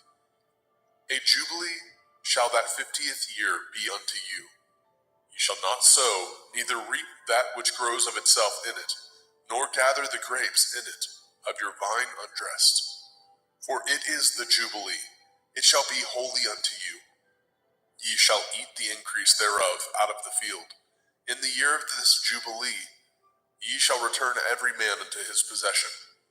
And if ye sell aught unto your neighbor, or buy aught of your neighbor's hand, ye shall not oppress one another. According to the number of years after the jubilee, you shall buy of your neighbor, and according unto the number of years of the fruits, he shall sell unto you. According to the multitude of years, you shall increase the price thereof, and according to the fewness of years, you shall diminish the price of it. For according to the number of the years of the fruits, he sells unto you. Ye shall not therefore oppress one another, but you shall fear your Elohim, for I am Yahuwah Elohaikum. Wherefore ye shall do my statutes, and guard my judgments, and do them, and ye shall dwell in the land in safety.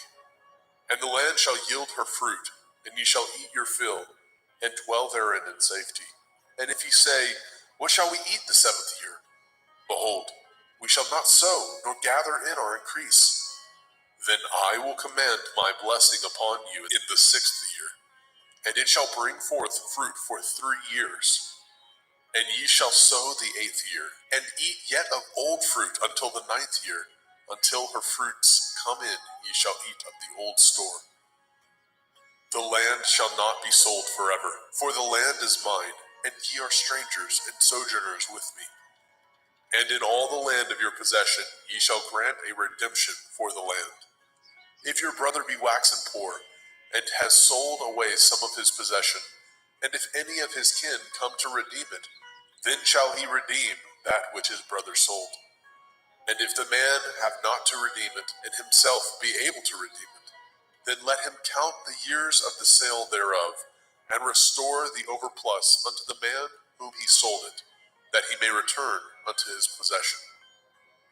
But if he be not able to restore it to him, then that which is sold shall remain in the hand of him that has bought it until the year of Jubilee. And in the Jubilee it shall go out, and he shall return unto his possession. And if a man sell a dwelling house in a walled city, then he may redeem it within a whole year after it is sold. Within a full year may he redeem it. And if it be not redeemed within the space of a full year, then the house that is in the walled city shall be established forever to him, that brought it throughout his generations. It shall not go out in the Jubilee. But the houses of the villages which have no wall round about them shall be counted as the fields of the country. They may be redeemed, and they shall go out in the Jubilee.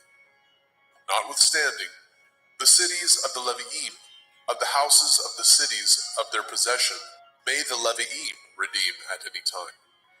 And if a man purchases of the Leviim, then the house that was sold, and the city of his possession, shall go out in the year of Jubilee.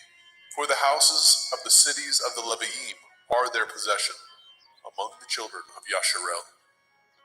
But the field of the suburbs of their cities may not be sold, for it is their perpetual possession. And if your brother be waxen poor, and fallen in decay with you, then you shall relieve him, yea, though he be a stranger or a sojourner, that he may live with you. Take no usury of him, or increase, but fear your Elohim, that your brother may live with you. You shall not give him your money upon usury, nor lend him your victuals for increase. I am Yahuwah Elohim, which brought you forth out of the land of Mitzrayim, to give you the land of Canaan, and to be your Elohim. And if your brother that dwells by you be waxen poor, and be sold unto you, you shall not compel him to serve as a bondservant, but as a hired servant, and as a sojourner. He shall be with you, and shall serve you unto the year of Jubilee. And then shall he depart from you, both he and his children with him, and shall return unto his own family, and unto the possession of his fathers shall he return. For they are my servants, which I brought forth out of the land of Mitzrayim. They shall not be sold as bondmen.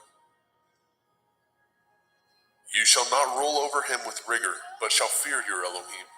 Both your bondmen and your bondmaids, which you shall have, shall be of the heathen that are round about you. Of them shall ye buy bondmen and bondmaids. Moreover, of the children of the strangers that do sojourn among you, of them shall ye buy, and of their families that are with you, which they begat in your land, and they shall be your possession. And ye shall take them as an inheritance for your children after you, to inherit them for a possession. They shall be your bondmen forever. But over your brethren, the children of Yasharel, you shall not rule one over another with rigor. And if a sojourner or a stranger wax rich by you, and your brother that dwells by him wax poor, and sell himself unto the stranger or sojourner by you, or to the stock of the stranger's family, after that he is sold, he may be redeemed again. One of his brethren may redeem him. Either his uncle or his uncle's son may redeem him, or any that is nigh of kin unto him of his family may redeem him, or if he be able, he may redeem himself. And he shall reckon with him that bought him from the year that he was sold unto him, unto the year of Jubilee. And the price of his sale shall be according to the number of years, according to the time of a hired servant shall it be with him. If there be yet many years behind, according unto them he shall give again the price of his redemption, out of the money that he was bought for. And if there remain but few years unto the year of Jubilee, then he shall count with him, and according unto his years shall he give him again the price of his redemption. And as a yearly hired servant shall be with him, and the other shall not rule with rigor over him in your sight. And if he be not redeemed in these years, then he shall go out in the year of Jubilee, both he and his children with him. For unto me the children of Yasharel are servants. They are my servants, whom I brought forth out of the land of Mitzrayim. I am Yahuwah Elohim. Vaikra, Leviticus chapter 26. Ye shall make you no idols, nor graven image, neither rear you up a standing image, neither shall ye set up any image of stone in your land, to bow down unto it. For I am Yahuwah Elohim. Ye shall guard my Sabbaths, and reverence my sanctuary. I am Yahuwah. If ye walk in my statutes, and guard my commandments, and do them, then I will give you rain in due season, and the land shall yield her increase, and the trees of the field shall yield their fruit.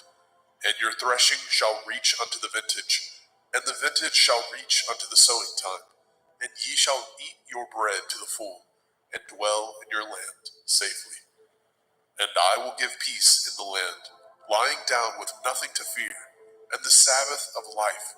Though evil be part of the land, there is no sword to bring in the land. And ye shall chase your enemies, and they shall fall before you by the sword. And 5 of you shall chase 100, and 100 of you shall put 10,000 to flight. And your enemies shall fall before you by the sword.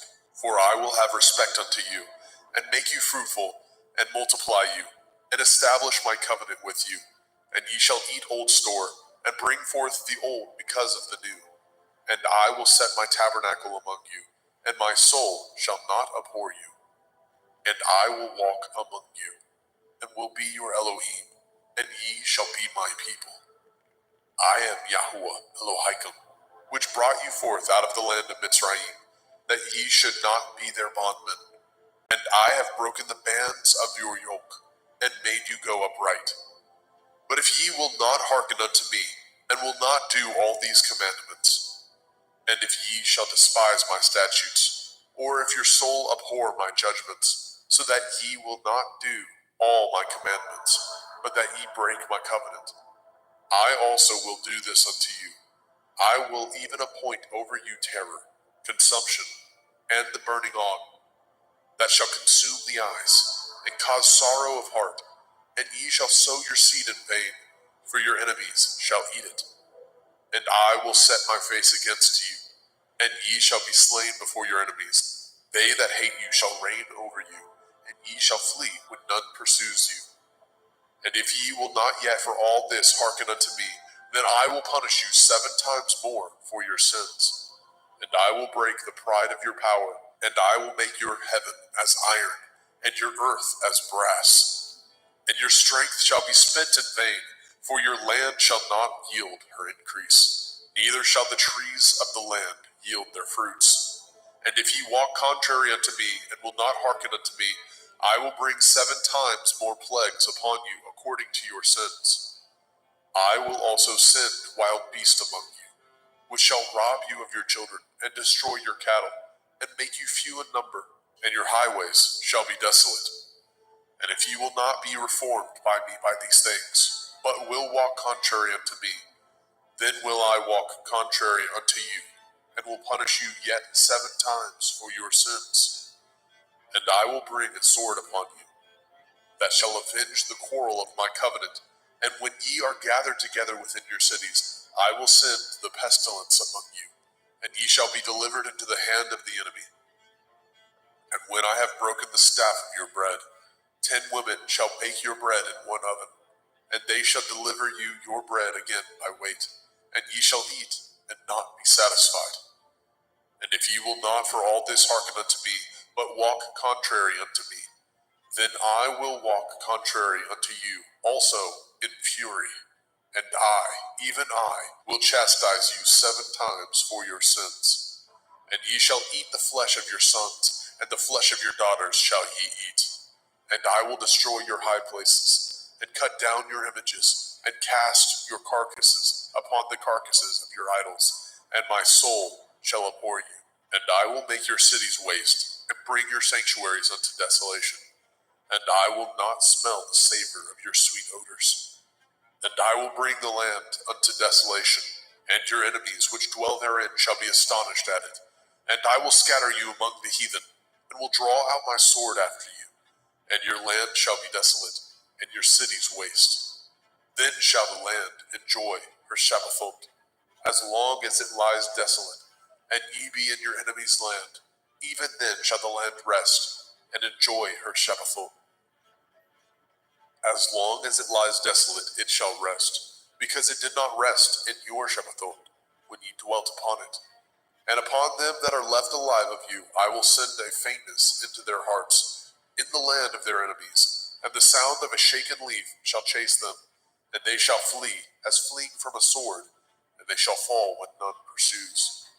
And they shall fall one upon another, as it were before a sword, when none pursues.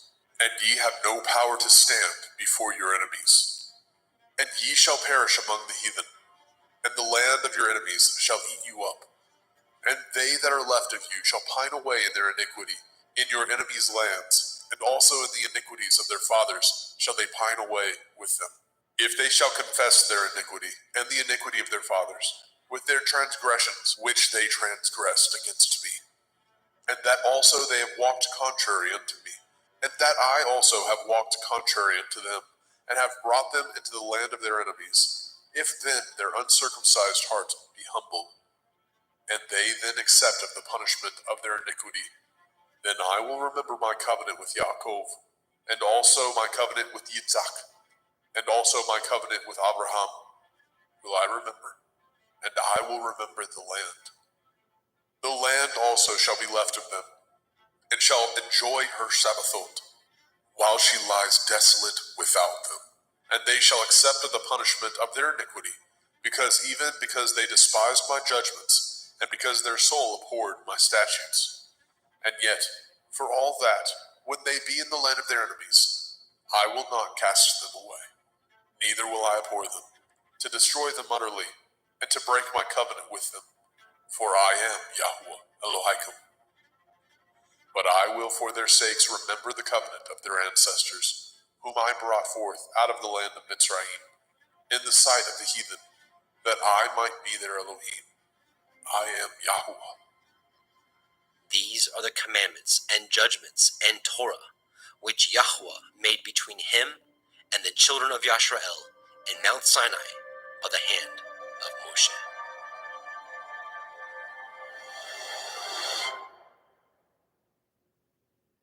Vayikra, Leviticus chapter 27. And Yahweh spoke unto Moshe, saying, Speak unto the children of Yasharel, and say unto them, When a man shall make a singular vow, the persons shall be for Yahuwah by your estimation. And your estimation shall be of the male from 20 years old, even unto 60 years old. Even your estimation shall be 50 shekels of silver, after the shekel of the sanctuary. And if it be a female, then your estimation shall be 30 shekels.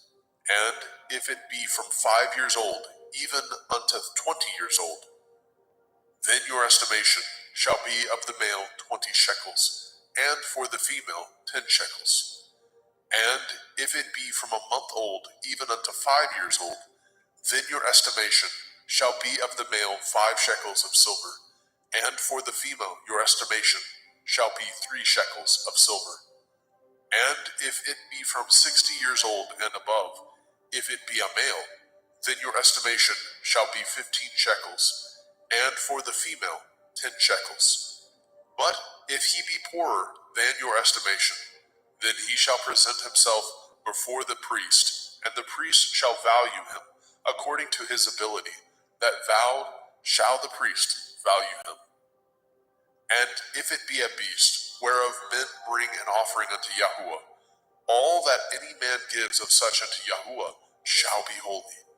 He shall not alter it, nor change it, a good for a bad, or a bad for a good. And if he shall at all change beast for beast, then it and the exchange thereof shall be holy. And if it be any unclean beast, of which they do not offer a sacrifice unto Yahuwah, then he shall present the beast before the priest. And the priest shall value it, whether it be good or bad, as you value it. Who are the priest, so shall it be. But if he will at all redeem it, then he shall add a 5th part thereof unto your estimation. And when a man shall sanctify his house to be holy unto Yahuwah, then the priest shall estimate it, whether it be good or bad. As the priest shall estimate it, so shall it stand. And if he that sanctified it will redeem his house, then he shall add the 5th part of the money of your estimation unto it, and it shall be his. And if a man shall sanctify unto Yahuwah some part of a field of his possession, then your estimation shall be according to the seed thereof. A omer of barley seed shall be valued at 50 shekels of silver.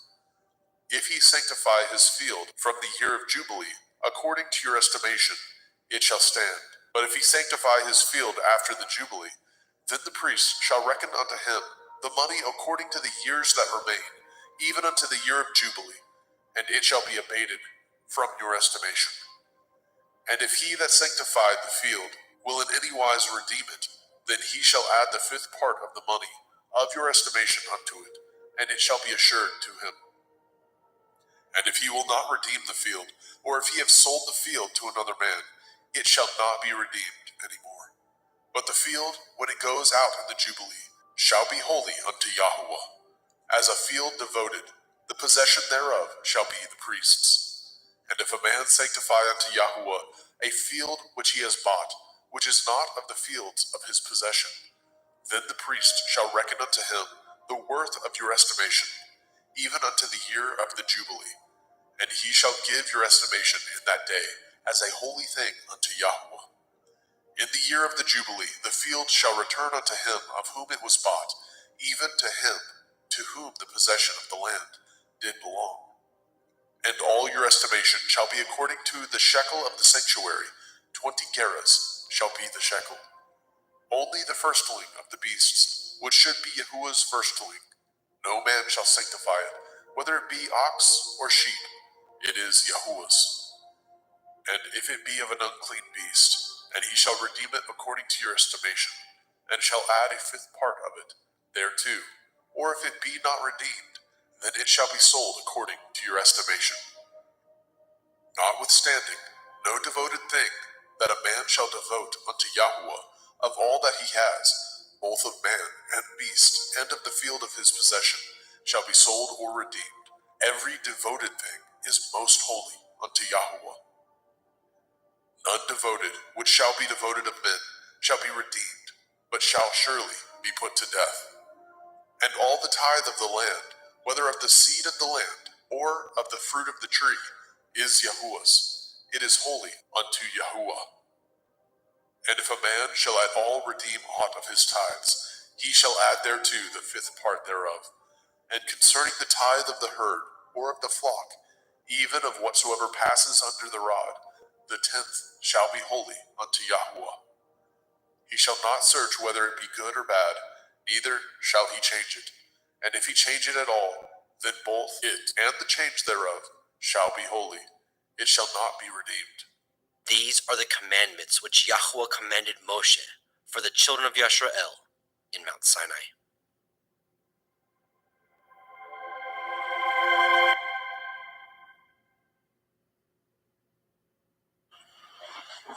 Go ahead and mute. And welcome, brothers and sisters. Welcome to the Parable of the Vineyard YouTube channel. Today we will be reading the whole book of the law, the Torah, Yahuwah's instructions for life.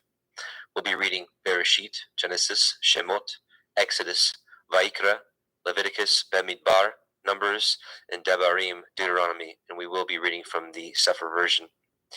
Our desire is that this blesses you and your family in the midst of our changing world and during the week of unleavened bread. While the world is currently in fear and has cast off the yoke of the Torah, we know there is a group of peculiar people that Yahuwah is waking up and bringing back to his ways and giving us peace within these dark final hours. Hallelujah. Let's take a moment and bow our heads and bow our hearts to Yahuwah as we petition him to bless this meeting, bless this reading. Yahuwah Sevaoth, we come to you in Yahusha's name, the Elohim of Avraham, Yitzchak, and Yaakov. We thank you, Abba, for waking us up in these dark times, waking us up to belief in your true Son, Yahusha HaMashiach, who gave himself, offered himself for us, and his blood cleanses us. We thank you. We also thank you for waking us up to your marvelous Torah, Abba, and we pray that this is a sweet savor before you, and we pray that the words of this Torah penetrate the hearts of anyone that may hear it. We thank you, we honor you, and we bless you. In Yahusha's mighty name, amen. So let us take a moment, brothers and sisters, to bless Yahuwah for his goodness, for Yahusha, who has cleansed us and redeemed us by his blood, and for his set-apart spirit he has given to us to lead us into all truth. O Yahuwah, open our eyes and ears to behold the wondrous things in your Torah, and to cultivate in our hearts seed that we may produce the fruit that you desire for man, to sing praises unto you for your mighty works, to bless you and our obedience to your eternal Torah. So, before we get started, Yevarechecha Yahuwah ve'yishmerecha, Ya'er Yahuwah panav elecha vechnuneka, Yisa Yahuwah panav elecha ve'yashem lecha shalom. Yahuwah bless you and keep you. Yahuwah make his face shine upon you and be gracious unto you. Yahuwah lift up his countenance upon you and give you peace. All right, brothers and sisters, here we go. We're going to read the entire Torah. So I pray that you're ready, and I pray that these words penetrate your heart today. We'll be myself, Adam Fink. we'll have two Adams. Myself, we'll have Adam Roberge. We'll have two Justins as well. We have Justin McRoberts, who's with me now. Justin Best from Christian Truthers will be joining us in a little bit, and Jeremy Fox. So two Adams, two Justins, and a Jeremy. So I'm going to do a screen share, and we will get started.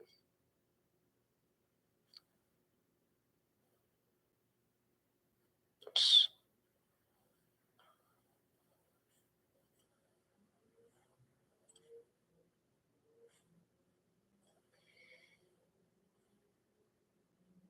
Okay. Genesis. Bereshit. Genesis 1:1. In the beginning, Elohim created the heavens and the earth was without form and void, and darkness was upon the face of the deep, and the Ruach Elohim moved upon the face of the waters. And Elohim said, "Let there be light," and there was light. And Elohim saw the light, that it was good, and Elohim divided the light from the darkness. And Elohim called the light day, and the darkness he called night, and the evening and the morning were the first day. And Elohim said, "Let there be a firmament in the midst of the waters, and let it divide the waters from the waters." And Elohim made the firmament, and divided the waters which were under the firmament from the waters which were above the firmament. And it was so. And Elohim called the firmament heaven, and the evening and the morning were the second day. And Elohim said, "Let the waters under the heavens be gathered together into one place, and let the dry land appear." And it was so. And Elohim called the dry land earth, and gathering together of the waters called he seas. And Elohim saw that it was good. And Elohim said, "Let the earth bring forth grass, the herb yielding seed, and the fruit tree yielding fruit after his kind, whose seed is in itself upon the earth." And it was so. And the earth brought forth grass, and herb yielding seed after his kind, and a tree yielding fruit, whose seed was in itself after his kind. And Elohim saw that it was good. And the evening and the morning were the third day. And Elohim said, "Let there be lights in the firmament of the heavens to divide the day from the night, and let them be for signs, and for appointed feasts, and for days and years. And let them be for lights in the firmament of the heavens to give light upon the earth." And it was so. And Elohim made two great lights, the greater light to rule the day, and the lesser light to rule the night. He made the stars also. And Elohim set them in the firmament of the heavens to give light upon the earth, and to rule over the day and over the night, and to divide the light from the darkness. And Elohim saw that it was good. And the evening and the morning were the fourth day. And Elohim said, "Let the waters bring forth abundantly the moving creature that has life, and the fowl that may fly above the earth in the open firmament of heaven." And Elohim created great sea monsters, and every living creature that moves, which the waters brought forth abundantly after their kind, and every winged fowl after his kind. And Elohim saw that it was good. And Elohim blessed them, saying, "Be fruitful and multiply, and fill the waters in the seas, and let fowl multiply in the earth." And the evening and the morning were the fifth day. And Elohim said, "Let the earth bring forth the living creature after his kind, cattle, and creeping thing, and beast of the earth after his kind." And it was so. And Elohim made the beast of the earth after his kind, and cattle after their kind, and everything that creeps upon the earth after his kind. And Elohim saw that it was good. And Elohim said, "Let us make man in our image, after our likeness, and let them have dominion over the fish of the sea, and over the fowl of the air, and over the cattle, and over all the earth, and over every creeping thing that creeps upon the earth."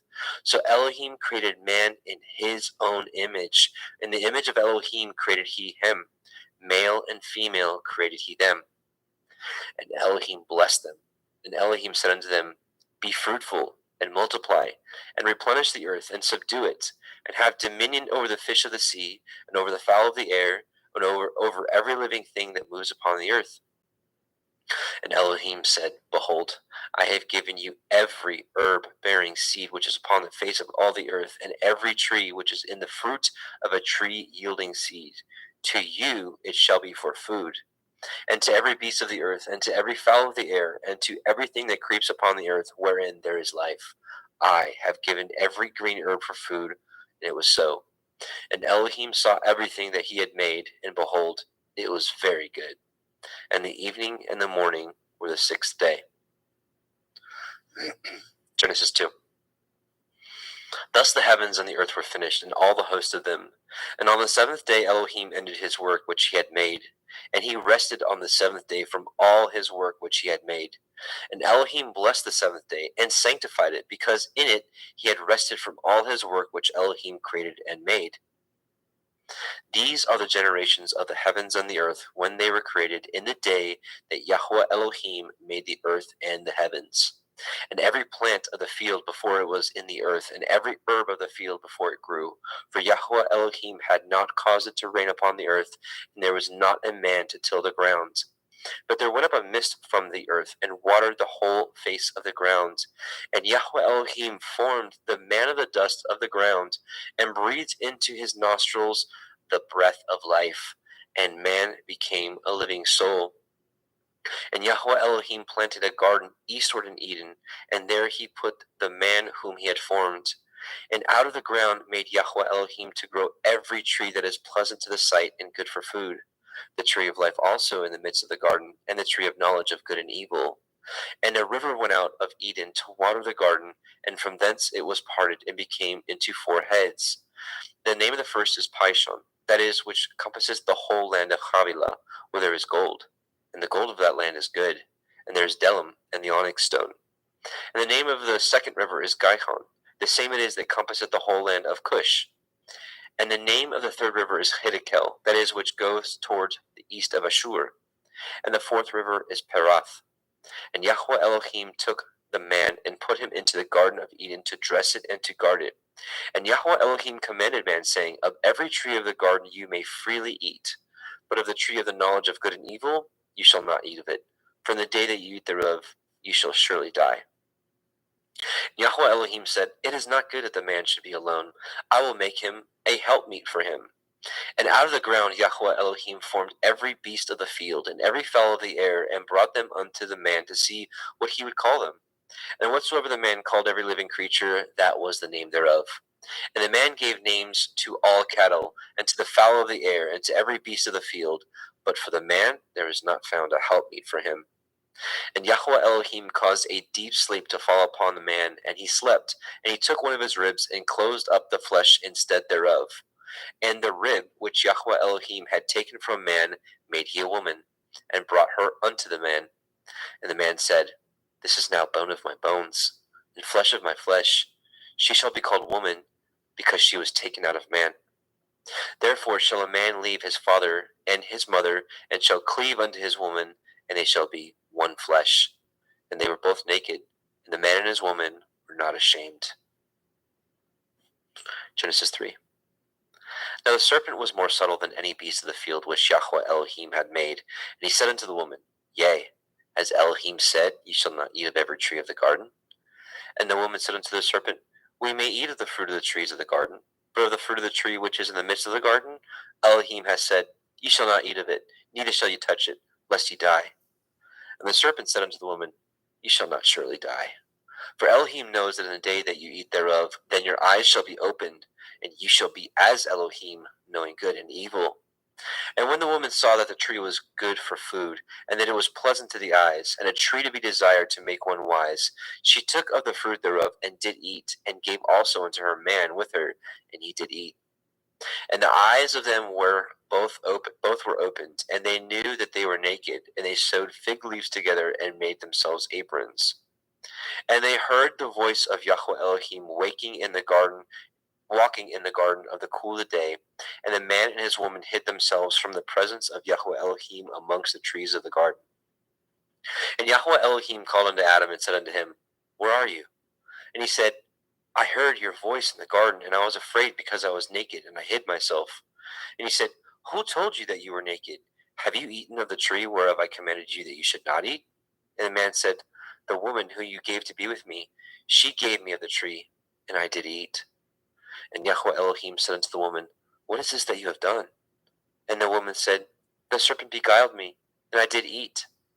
And Yahweh Elohim said unto the serpent, Because you have done this, You are cursed above all cattle, and above every beast of the field, and upon your belly shall you go, and dust shall you eat all the days of your life. And I will put enmity between you and the woman, and between your seed and her seed. It shall bruise your head, you shall bruise his heel. Unto the woman he said, I will greatly multiply your sorrow and your conception. In sorrow shall you bring forth children, and your desire shall be to your man, and he shall rule over you. But unto Adam he said, because you have hearkened unto the voice of your woman, and have eaten of the tree which of I commanded you, saying, Ye shall not eat of it, cursed is the ground for your sake. In sorrow shall you eat of it all the days of your life. Thorns also and thistles shall it bring forth to you, and ye shall eat the herb of the field. And the sweat of your face shall you eat bread, till you return unto the ground. For out of it you were taken, for dust you are, and unto dust shall you return. And Adam called his woman's name Hua, because she was the mother of all living. And unto Adam also and to his woman did Yahweh Elohim make coats of skins, and clothe them. And Yahweh Elohim said, Behold, the man is become as one of us, to know good and evil. And now, lest he put forth his hand, and take also of the tree of life, and eat, and live forever. Therefore Yahweh Elohim sent him forth from the Garden of Eden to till the ground from whence he was taken. So he drove out the man, and he placed at the east of the Garden of Eden cherubim, and a flaming sword with which turned every way to guard the way of the tree of life. Genesis 4. And Adam knew Hua his woman, and she conceived and bore Cain, and said, I have gotten a man from Yahweh. And she again bore his brother Havel, and Havel was a keeper of sheep, but Cain was a tiller of the ground. And in process of time it came to pass that Cain brought of the fruit of the ground an offering unto Yahweh. And Havel also brought of the firstlings of his flock and the fat thereof. Yahweh had respect unto Havel and to his offering. But unto Cain and his offering he had not respect. And Cain was very wroth, and his countenance fell. And Yahweh said unto Cain, Why are you wroth? And why is your countenance fallen?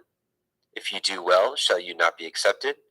And if you do not well, sin lies at the door, and unto you shall be his desire, and you shall rule over him. And Cain talked with Havel his brother. And it came to pass, when they were in the field, that Cain rose up against Havel his brother, and slew him. And Yahweh said unto Cain, Where is Havel your brother? And he said, I know not. Am I to guard my brother? And he said, What have you done? The voice of your brother's blood cries unto me from the ground. And now you are cursed from the earth, which has opened her mouth to receive your brother's blood from your hand. When you till the ground, it shall not henceforth yield unto you her strength. A fugitive and a vagabond shall you be in the earth. And Cain said unto Yahweh, My punishment is greater than I can bear. Behold, you have driven me out this day from the face of the earth, and from your face shall I be hid. And I shall be a fugitive and a vagabond in the earth. And it shall come to pass that every one that finds me shall slay me.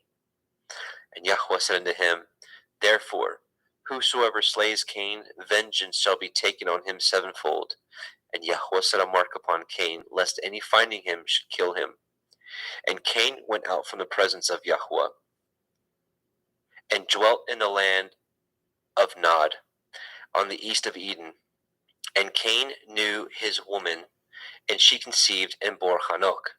And he built a city, and called the name of the city after the name of his son, Hanok. And unto Hanok was born Irad, and Irad begat Mehujael, and Mehujael begat Methusael, and Methusael begat Lamech.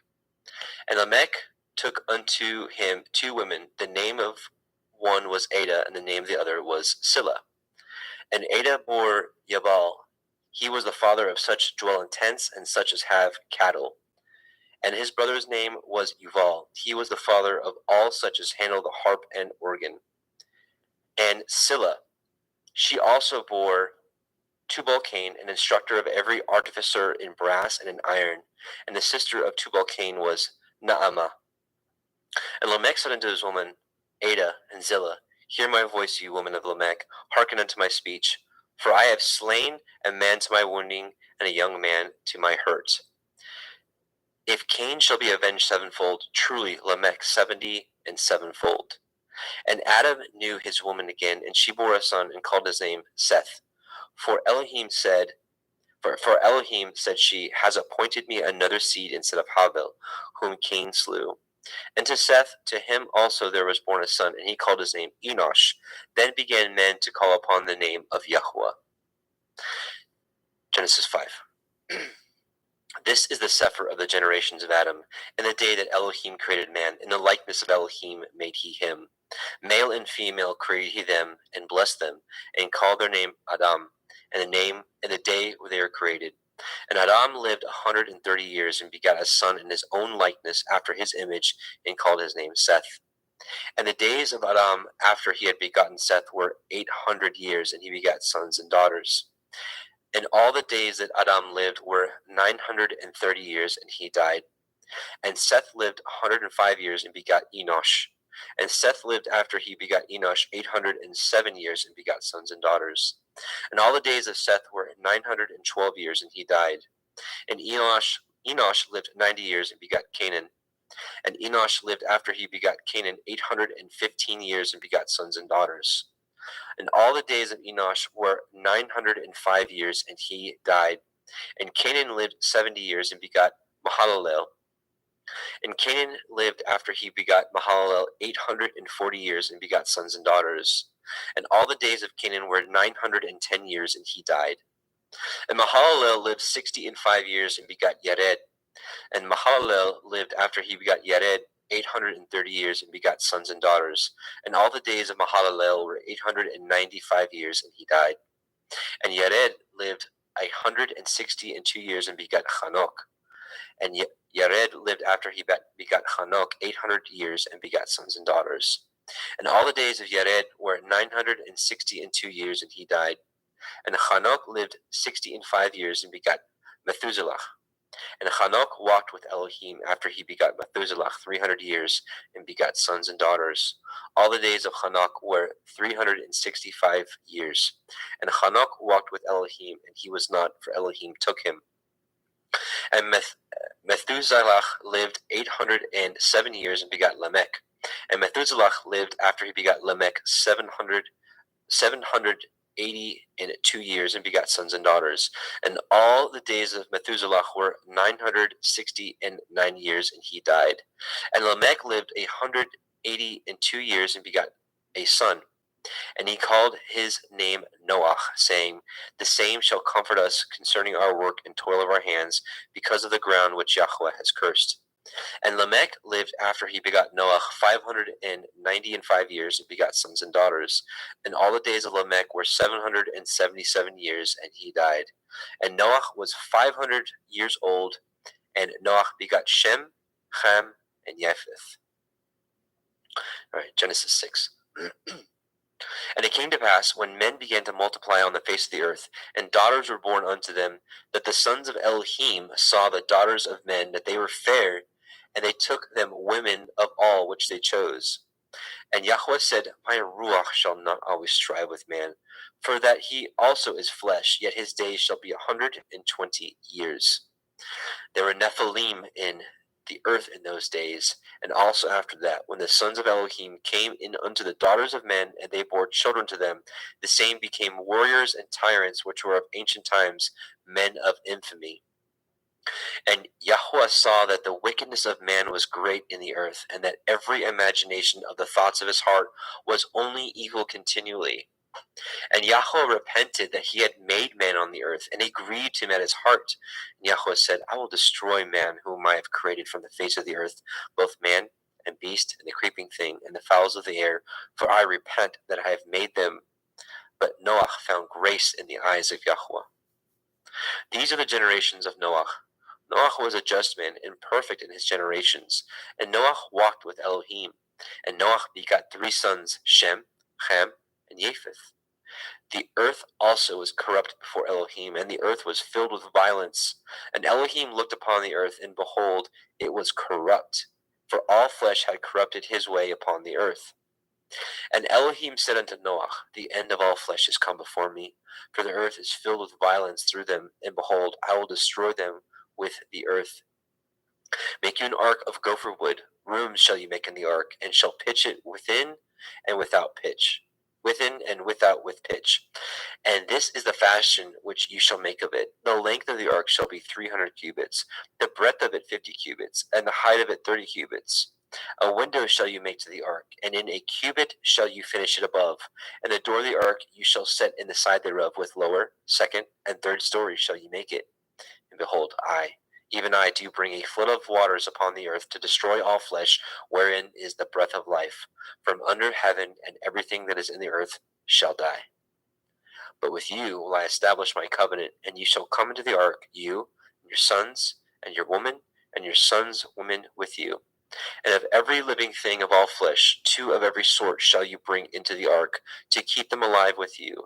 They shall be male and female. Of fowls after their kind, and of cattle after their kind, of every creeping thing of the earth after his kind, 2 of every sort shall come unto you, to keep them alive. And take unto you of all the food that is eaten, and ye shall gather it to you, and it shall be for food for you and for them. Thus did Noah according to all that Elohim commanded him, so did he. Genesis 7. And Yahweh said unto Noah, Come you and all your house into the ark, for you have I seen righteous before me in this generation.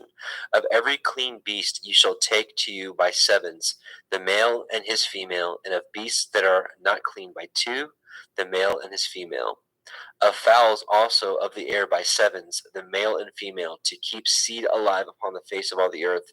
For yet 7 days I will cause it to rain upon the earth, 40 days and 40 nights. Every living substance that I have made will I destroy from off the face of the earth. And Noah did according unto all that Yahweh commanded him. And Noah was 600 years old when the flood of the waters was upon the earth. And Noah went in, and his sons, and his woman, and his sons' women with him, into the ark, because of the waters of the flood. Of clean beasts, and of beasts that are not clean, and of fowls, and of everything that creeps upon the earth. There went in 2 and 2 unto Noah into the ark, the male and the female, as Elohim had commanded Noah. And it came to pass after 7 days that the waters of the flood were upon the earth. In the 600th year of Noah's life, in the 2nd month, in the 17th day of the month, the same day were all the fountains of the great deep broken up, and the windows of heaven were opened. And the rain was upon the earth 40 days and 40 nights. And the selfsame day entered Noah, and Shem, and Ham, and Japheth, the sons of Noah, Noah's woman, and the 3 women of his sons with them into the ark. They, and every beast after his kind, and all cattle after their kind, and every creeping thing that creeps upon the earth after his kind, and every fowl after his kind, every bird of every sort. And they went in unto Noah into the ark, 2 and 2 of all flesh, wherein is the breath of life. And they that went in male and female of all flesh, as Elohim had commanded him, and Yahweh shut him in. And the flood was 40 days upon the earth, and the waters increased, and bore up the ark, and it was lift up above the earth. And the waters prevailed, and were increased greatly upon the earth, and the ark went upon the face of the waters. And the waters prevailed exceedingly upon the earth, and all the high hills that were under the whole heaven were covered. 15 cubits upward did the waters prevail, and the mountains were covered. And all flesh died that moved upon the earth, both of fowl, and of cattle, and of beasts, and of every creeping thing that creeps upon the earth, and every man. All in whose nostrils was the breath of life, of all that was in the dry land, died. And every living substance was destroyed which was upon the face of the ground, both man and cattle, and the creeping things, and the fowls of the heavens, and they were destroyed from the earth. And Noah only remained alive, and they that were with him in the ark. And the waters prevailed upon the earth 150 days. Genesis 8. And Elohim remembered Noah, and every living thing, and all the cattle that was with him in the ark. And Elohim made a wind to pass over the earth, and the waters assuaged. The fountains also of the deep and the windows of heaven were stopped, and the rain from the heaven was restrained. And the waters returned from off the earth continually. And after the end of the 150 days, the waters were abated.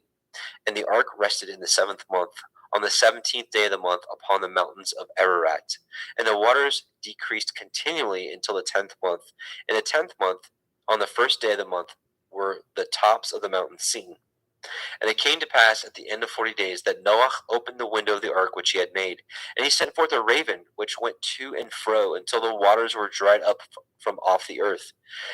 Also he sent forth a dove from him to see if the waters were abated from off the face of the ground. But the dove found no rest for the sole of her foot, and she returned unto him into the ark, for the waters were on the face of the earth, face of the whole earth. Then he put forth his hand and took her and pulled her in unto him into the ark. And he stayed yet other 7 days, and again he sent forth the dove out of the ark. And the dove came in to him in the evening, and lo, in her mouth was an olive leaf plucked off. So Noah knew that the waters were abated from off the earth. And he stayed yet other 7 days, and sent forth the dove, which returned not again unto him any more. And it came to pass in the 601st year, in the first month, the first day of the month, the waters were dried up from off the earth. And Noah removed the covering of the ark, and looked, and behold, the face of the ground was dry.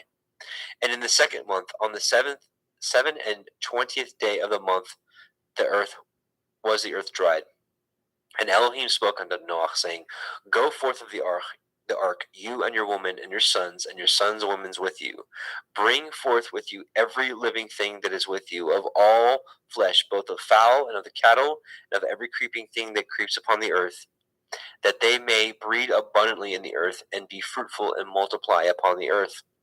And Noah went forth, and his sons and his woman and his sons' women with him. Every beast, every creeping thing, and every fowl, and whatsoever creeps upon the earth after their kinds, went forth out of the ark.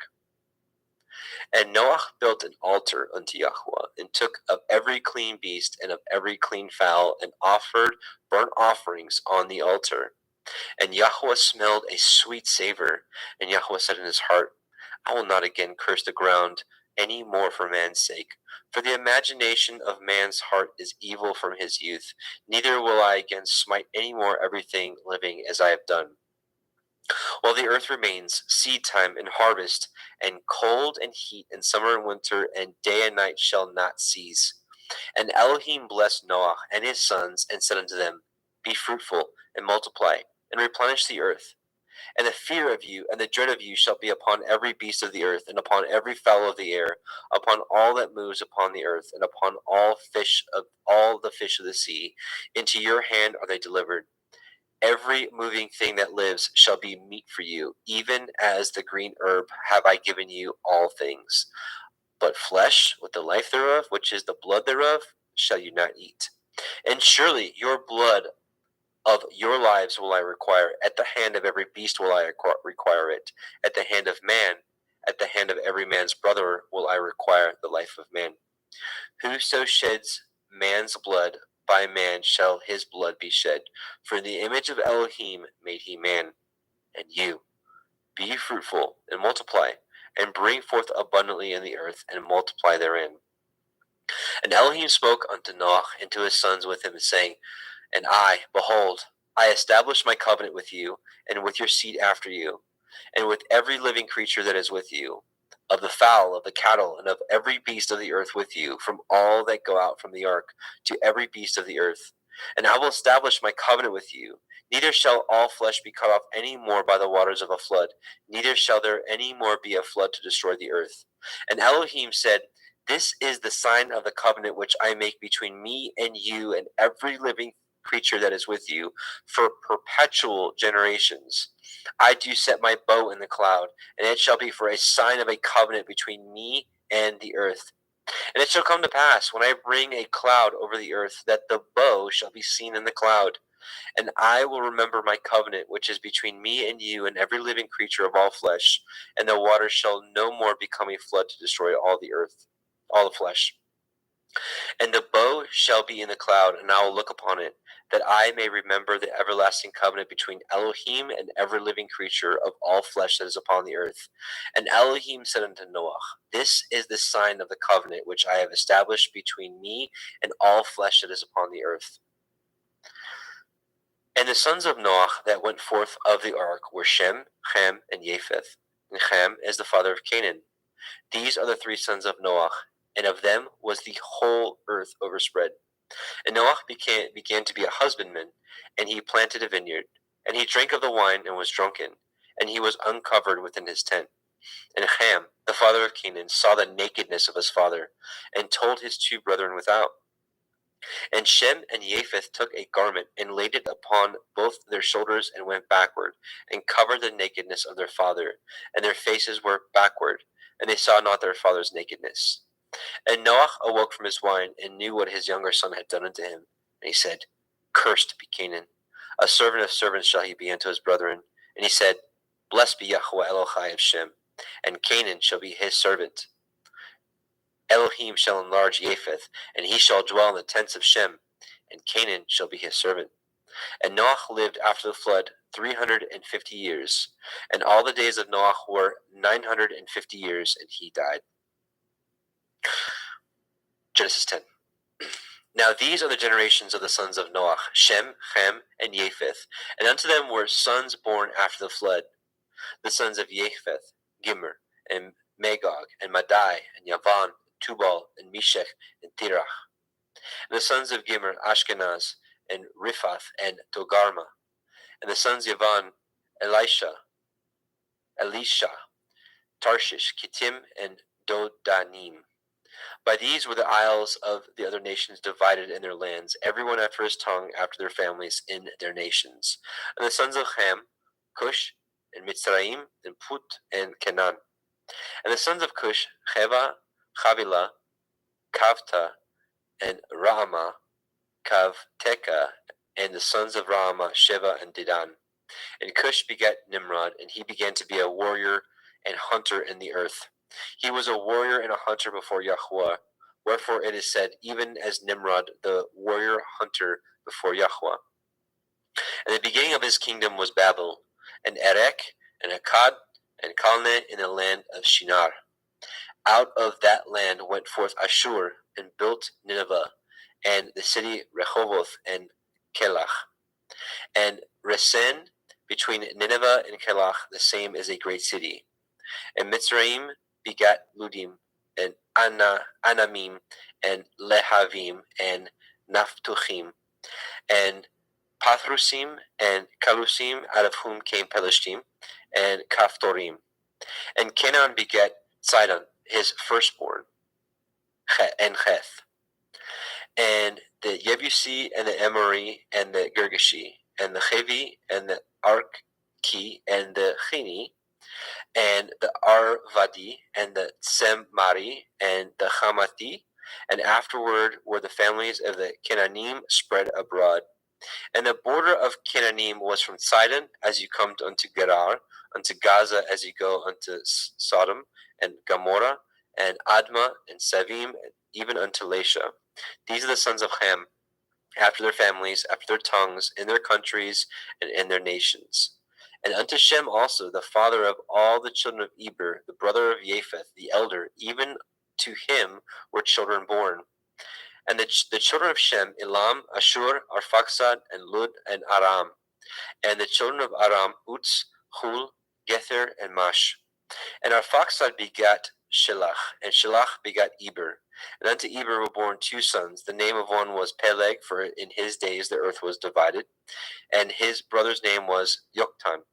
Yoktan begat Almodad, and Shelef, and Chatzar Maveth, and Yerach, and Hadoram, and Uzal, and Dikla, and Oval, and Avimael, and Shiva, and Ophir, and Havilah, and Yovav. All these were the sons of Yoktan. And their dwelling was from Mesha, as you go on to Sephar, a mountain of the east. These are the sons of Shem, after their families, after their tongues, in their lands, after their nations. These are the families of the sons of Noach, after their generations, in their nations, and by these were the nations divided in the earth after the flood. Genesis 11. And the whole earth was of one language and of one speech. And it came to pass, as they journeyed from the east, that they found a plain in the land of Shinar, and they dwelt there. And they said one to another, Go to, let us make brick, and burn them thoroughly. And they had brick for stone, and slime had they for mortar. And they said, Go to, let us build a city and a tower, whose top may reach unto the heavens, and let us make a name, lest we be scattered abroad upon the face of the whole earth. And Yahweh came down to see the city and the tower which the children of men built. And Yahweh said, Behold, the people is one, and they have all one language, and this they begin to do. And now nothing will be restrained from them, which they have imagined to do. Go to, let us go down, and there confound their language, that they may not understand one another's speech. So Yahweh scattered them abroad from thence upon the face of all the earth, and they left off to build the city. Therefore is the name of it called Babel, because Yahweh did there confound the language of all the earth. And from thence did Yahweh scatter them abroad upon the face of the earth. These are the generations of Shem. Shem was 100 years old and begat Arphaxad 2 years after the flood. And Shem lived after he begat Arphaxad 500 years and begat sons and daughters. And Arphaxad lived 35 years and begat Shelah. Arphaxad lived after he begat Shelah 403 years and begat sons and daughters. And Shelah lived 30 years and begat Eber. And Shelah lived after he begat Eber 403 years and begat sons and daughters. And Eber lived 430 years and begat Peleg. And Eber lived after he begat Peleg 430 years and begat sons and daughters. And Peleg lived 30 years and begat Reu. And Peleg lived after he begat Reu 209 years and begat sons and daughters. And Reu lived 32 years and begat Serug. And Reu lived after he begat Serug 207 years and begat sons and daughters. And Serug lived 30 years and begat Nahor. And Serug lived after he begat Nahor 200 years and begat sons and daughters. And Nahor lived 920 years and begat Terach. And Nahor lived after he begot Terach 119 years and begot sons and daughters. And Terach lived 70 years and begot Avram, Nahor, and Haran. Now these are the generations of Terach. Terach begot Avram, Nahor, and Haran. And Haran begot Lot. And Haran died before his father Terach in the land of his nativity in Ur of the Kasdim. And Avram and Nahor took them women. The name of Avram's woman was Sarai, and the name of Nahor's woman Milcah.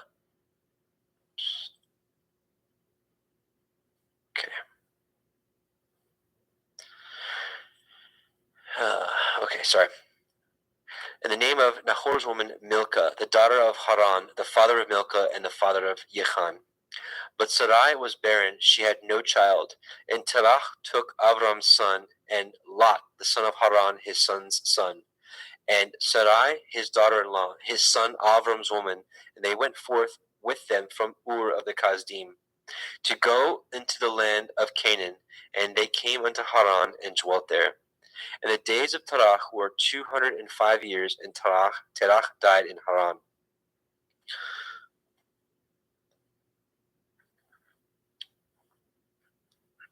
Genesis 12. Now Yahweh had said unto Avram, Get you out of your country, and from your kindred, and from your father's house, unto a land that I will show you. And I will make of you a great nation, and I will bless you, and make your name great, and you shall be a blessing. And I will bless them that bless you, and curse him that curses you, and in you shall all families of the earth be blessed. So Avram departed as Yahweh had spoken unto him, and Lot went with him. And Avram was 75 years old when he departed out of Haran. And Avram took Sarai his woman, and Lot his brother's son, and all their substance they had gathered, and the souls that they had gotten in Haran. They went forth to go into the land of Canaan, and into the land of Canaan they came. And Avram passed through the land unto the place of Shechem, unto the plain of Moreh, and the Canaanite was then in the land. And Yahweh appeared unto Avram, and said, Unto your seed will I give this land. And there built he an altar unto Yahweh, who had appeared unto him. And he removed from thence unto a mountain on the east of Bethel, and pitched his tent, having Bethel on the west, and Ai on the east. And there he built an altar unto Yahweh, and called upon the name of Yahweh. And Avram journeyed, going on still towards the Negev. And there was a famine in the land, and Avram went down into Mitzrayim to sojourn there, and for the famine was grievous in the land. And it came to pass, when he was come near to enter into Mitzrayim, that he said unto El Sarai his woman, Behold now, I know that you are a fair woman to look upon. Therefore it shall come to pass, when the Mitzrayim shall see you, that they shall say, This is his woman, and they will kill me, but they will save you alive. Say, I pray you, you are my sister, that it may be well with me for your sake, and my soul shall live because of you. And it came to pass that when Avram was come into Mitzrayim, that Mitzrayim beheld the woman, that she was very fair. The princes also of Pharaoh saw her and commended her before Pharaoh, and the woman was taken to Pharaoh's house. And he entreated Avram well for her sake, and he had sheep and oxen, and he asses, and men servants, and maidservants, and she asses, and camels. And Yahweh plagued Pharaoh, and his house was with great plagues because of Sarai, Avram's woman. And Pharaoh called Avram and said, What is this that you have done unto me? Why did you not tell me that she was your woman? Why said you, She is my sister, so I might have taken to her to be my woman? Now therefore, behold your woman, take her and go your way. And Pharaoh commanded his men concerning him, and they sent him away, and his woman, and all that he had. And Avram went up out of Mitzrayim, he and his woman, and all that he had, and Lot with him into the Negev. And Avram was very rich in cattle, in silver, and in gold. And he went on his journey from the Negev even to Bethel, unto the place where his tent had been at the beginning, between Bethel and Ai, unto the place of the altar which he had made there at the first. And there Avram called on the name of Yahweh. And Lot also, which went with Avram, had flocks and herds and tents. And the land was not able to bear them, that they might dwell together, for the substance was great, so that they could not dwell together. And there was a strife between the herdsmen of Avram's cattle and the herdsmen of Lot's cattle. And the Canaanite and the Perizzite dwelled then in the land. And Avram said unto Lot, Let there be no strife, I pray you, between me and you, and between my herdsmen and your herdsmen, for we be brethren. Is not the whole land before you? Separate yourself, I pray you, from me. And if you will take the left hand, then I will go to the right. Or if you depart to the right hand, then I will go to the left. And Lot lifted up his eyes and beheld all the circle of the Yarden, that it was well watered everywhere, before Yahweh destroyed Sodom and Gomorrah, even as the garden of Yahweh, like the land of Mitzrayim, as you come unto Zoar. Then Lot chose him all the circle of the Yarden, and Lot journeyed east, and they separated themselves the one from the other. Avram dwelt in the land of Canaan, and Lot dwelt in the cities of the circle of the Yarden, and pitched his tent towards Sodom. But the men of Sodom were wicked and sinners before Yahweh exceedingly. Yahweh said unto Avram, after that Lot was separated from him, Lift up your eyes now, and look from the place where you are northward, and southward, and eastward, and westward. For all the land which you see, to you will I give it, and to your seed forever. And I will make your seed as the dust of the earth, so that if a man can number the dust of the earth, then shall your seed also be numbered. Arise, walk through the land in the length of it, and in the breadth of it, for I will give it unto you. Then Avram removed his tent, and came and dwelt in the plain of Mamre, which is in Hebron, and built there an altar unto Yahweh. Genesis 14. And it came to pass in the days of Amraphel, king of Shinar, Arioch, king of Elakar, and Chedorlaomer, king of Elam, and Tidal, king of nations, that these made war with Bera, king of Sodom, and with Birsha, king of Gomorrah, Shinav, king of Admah, and Shem-Eber, king of Tsevaim, and the king of Bela, which is Soar.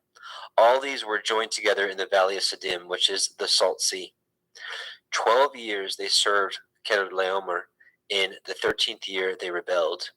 And in the 14th year came Chedorlaomer and the kings that were with him, and smote the Rephaim in Ashtaroth, Karnaim, and the Zuzim in Ham, and the Emim in Shave Kirathim, and the Horim in Mount Seir unto El Paran, which is by the wilderness. And they returned and came to Ain Mishpat, which is Kadesh, and smote all the country of Amalekim, and also the Amorim that dwelt in Chatzon Tamar.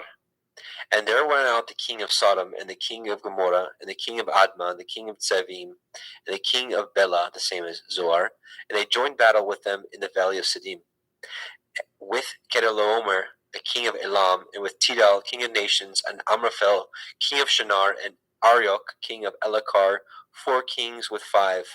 And the valley of Siddim was full of slime pits, and the kings of Sodom and Gomorrah fled and fell there, and they that remained fled to the mountains. And they took all the goods of Sodom and Gomorrah, and all their victuals, and went their way. And they took Lot, Avram's brother's son, who dwelt in Sodom, and his goods, and departed. And there came one that had escaped, and told Avram the Ivri, for he dwelt in the plain of Mamre the Emori, brother of Eshcol, and brother of Aner, and these were confederate with Avram. And when Avram heard that his brother was taken captive, he armed his trained servants, born in his own house, 318, and pursued them unto Dan. And he divided himself against them, and he and his servants by night, and smote them, and pursued them unto Hobah, which is on the left hand of Damascus. And he brought back all the goods, and also brought again his brother Lot and his goods, and the women also, and the people. And the king of Sodom went out to meet him after his return from the slaughter of Kedorlaomer, and of the kings that were with him at the valley of Shaveh, which is the king's valley. And Melchizedek, king of Shalem, brought forth bread and wine, and he was the priest of El Elyon.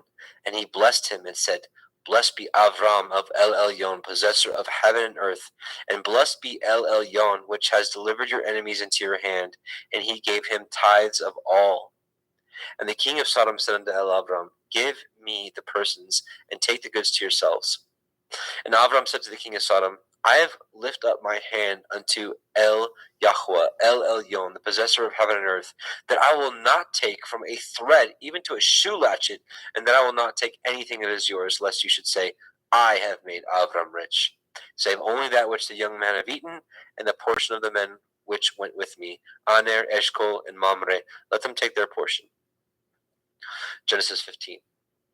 After these things, the word of Yahweh came unto El Avram in a vision, saying, Fear not, Avram, I am your shield and your exceeding great reward. And Avram said, Adonai Yahweh, what will you give me, seeing I go childless? And the steward of my house is this Eliezer of Damascus. And Avram said, Behold, to me you have given no seed, and lo, one born in my house is my heir. And behold, the word of Yahweh came unto him, saying, This shall not be your heir, but he that shall come forth out of your own generation shall be your heir. And he brought him forth abroad, and said, Look now toward the heavens, and count the stars, if you be able to number them. And he said unto him, So shall your seed be. And he believed in Yahweh, and he counted it to him for righteousness. And he said unto him, I am Yahweh, that brought you out of Ur of the Kasdim, to give you this land to inherit it. And he said, Adonai Yahweh, whereby shall I know that I shall inherit it? And he said unto him, Take me a heifer of 3 years old, and a she-goat of 3 years old, and a ram of 3 years old, and a turtle dove, and a young pigeon. And he took unto him all these, and divided them in the midst, and laid each piece one against the other, but the birds he divided not. And when the fowls came down upon the carcasses, Avram drove them away. And when the sun was going down, a deep sleep fell upon Avram, and lo, a horror of great darkness fell upon him. And he said unto Avram, Know of a surety that your seed shall be a stranger in a land that is not theirs, and shall serve them, and they shall afflict them 400 years. And also that nation whom they shall serve will I judge, and afterward they shall come out with great substance. And ye shall go to your fathers in peace, ye shall be buried in a good old age. But in the 4th generation they shall come hither again, for the iniquity of the Amorim is not yet full. And it came to pass that when the sun went down, and it was dark, behold, a smoking furnace, and a burning lamp that passed between those pieces. In the same day Yahweh cut a covenant with Avram, saying, Unto your seed have I given this land, from the river of Mitzrayim unto the great river, the river Perath. The Canaanim and the Kenizim and the Kadmonim, and the Chittim and the Perizim and the Rephaim, and the Amorim and the Canaanim and the Girgashim and the Yebusim. And here we will stop and change over. I see Justin Best is with us. So Justin McRoberts, Justin is going to take the next portion because he's got a limited time. Welcome, Brother Justin. Muted, I think, maybe. I can't hear you. I'm sorry about that. Shalom. There you are. Welcome, brother. Thank you. So we just left off at the end of 15. So do you want to pick it up? You can have a screen share and pick it up at 16. Yep, absolutely. Genesis chapter 16, Sarai and Hagar. Now Sarai, Abram's woman, bore him no children, and she had a handmaid, a Mitzri, whose name was Hagar. And Sarai said unto Abram, Behold now, Yahweh has restrained me from bearing. I pray you, go in unto my maid, that I obtain children by her. And Abram hearkened to the voice of Sarai. And Sarai, Abram's woman, took Hagar, her maid, the Mitzrayim, after Abram had dwelt 10 years in the land of Canaan, and gave her to her man Abram to be his woman.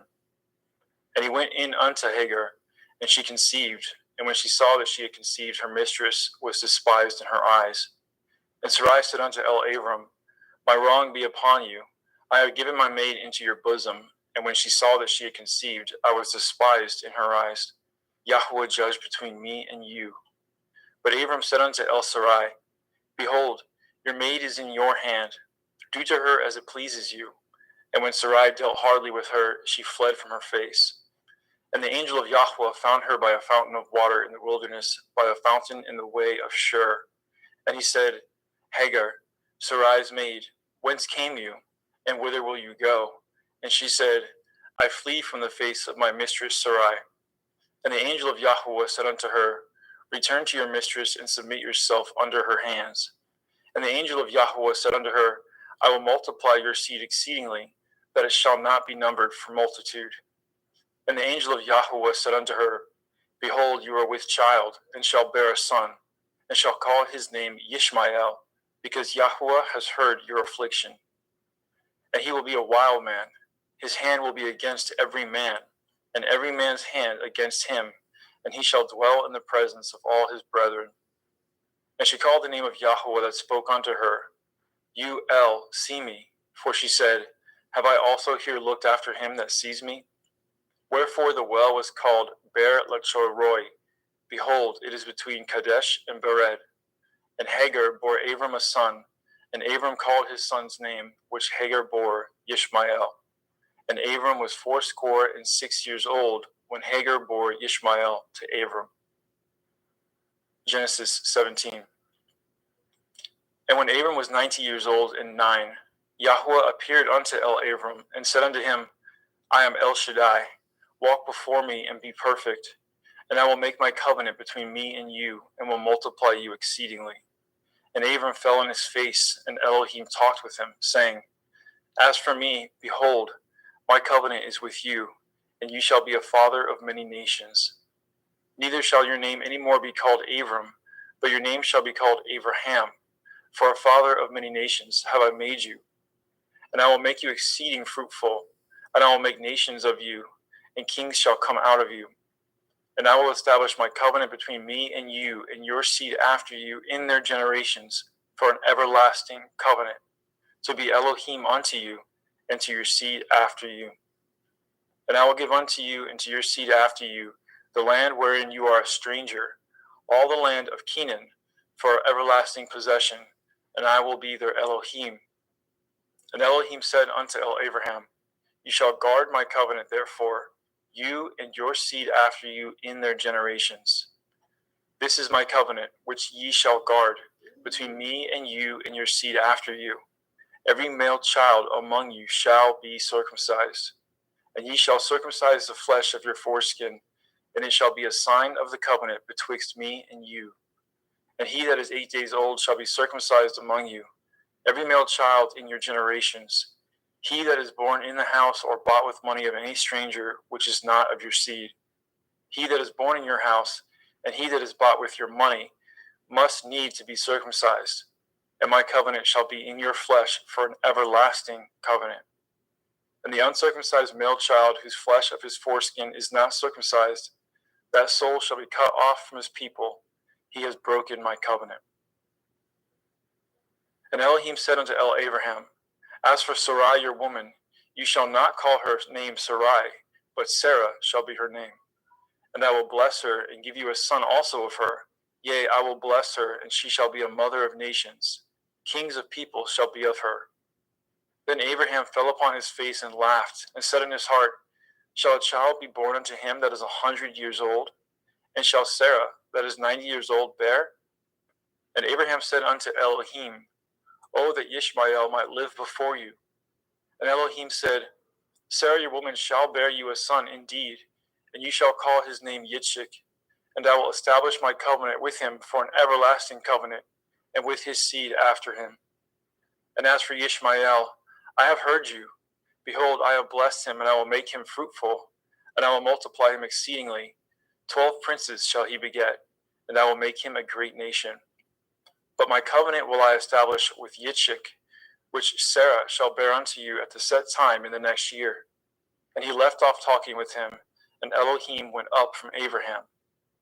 And Abraham took Ishmael his son, and all that were born in his house, and all that were bought with his money, every male among the men of Abraham's house, and circumcised the flesh of their foreskin in the selfsame day, as Elohim had said unto him. And Abraham was 90 years old and 9 when he was circumcised in the flesh of his foreskin. And Ishmael his son was 13 years old when he was circumcised in the flesh of his foreskin. And the selfsame day was Abraham circumcised, and Ishmael his son. And all the men of his house, born in the house and bought with money of the stranger, were circumcised with him. And Yahweh appeared unto him in the plains of Mamre, and he sat at the tent door in the heat of the day. And he lifted up his eyes and looked, and lo, 3 men stood by him. And when he saw them, he ran to meet them from the tent door, and bowed himself toward the ground, and said, My Adonai, if now I have found favor in your sight, pass not away, I pray you, from your servant. Let a little water, I pray you, be fetched, and wash your feet, and rest yourselves under the tree. And I will fetch a morsel of bread, and comfort ye in your hearts. After that ye shall pass on, for therefore are you come to your servant. And he said, So do as you have said. And Abraham hastened it to the tent of El-Sarah, and said, Make ready quickly 3 measures of fine meal, knead it, and make cakes upon the hearth. And Abraham ran to the herd, and fetched a calf tender and good, and gave it unto a young man, and he hastened to dress it. And he took butter and milk, and the calf which he had dressed, and set it before them. And he stood by them under the tree, and they did eat. And they said unto him, Where is Sarah your woman? And he said, Behold, in the tent. And he said, I will certainly return unto you according to the time of life. And lo, Sarah your woman shall have a son. And Sarah heard it in the tent door which was behind him. Now Abraham and Sarah were old and well stricken in age, and ceased to be with Sarah after the manner of women. Therefore Sarah laughed within herself, saying, After I am waxed old, shall I have pleasure, my Lord being old also?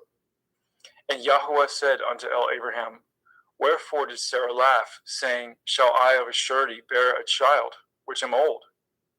Is anything too hard for Yahweh?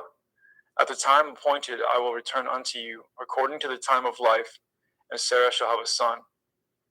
Then Sarah denied, saying, I laughed not, for she was afraid. And he said, Nay, but you did laugh. And the men rose up from thence, and looked towards Sedom. And Abraham went with them to bring them on the way. And Yahweh said, Shall I hide from Abraham that thing which I do? Seeing that Abraham shall surely become a great and mighty nation, and all the nations of the earth shall be blessed in him. For I know him, that he will command his children, his household after him, and they shall guard the way of Yahweh, to do justice and judgment, that Yahweh may bring upon Abraham that which he has spoken of him. And Yahweh said, Because the cry of Sodom and Gomorrah is great, and because their sin is very grievous, I will go down now and see whether they have done altogether according to the cry of it, which is come unto me, and if not, I will know. And the men turned their faces from thence and went towards Sodom. But Abraham stood yet before Yahuwah.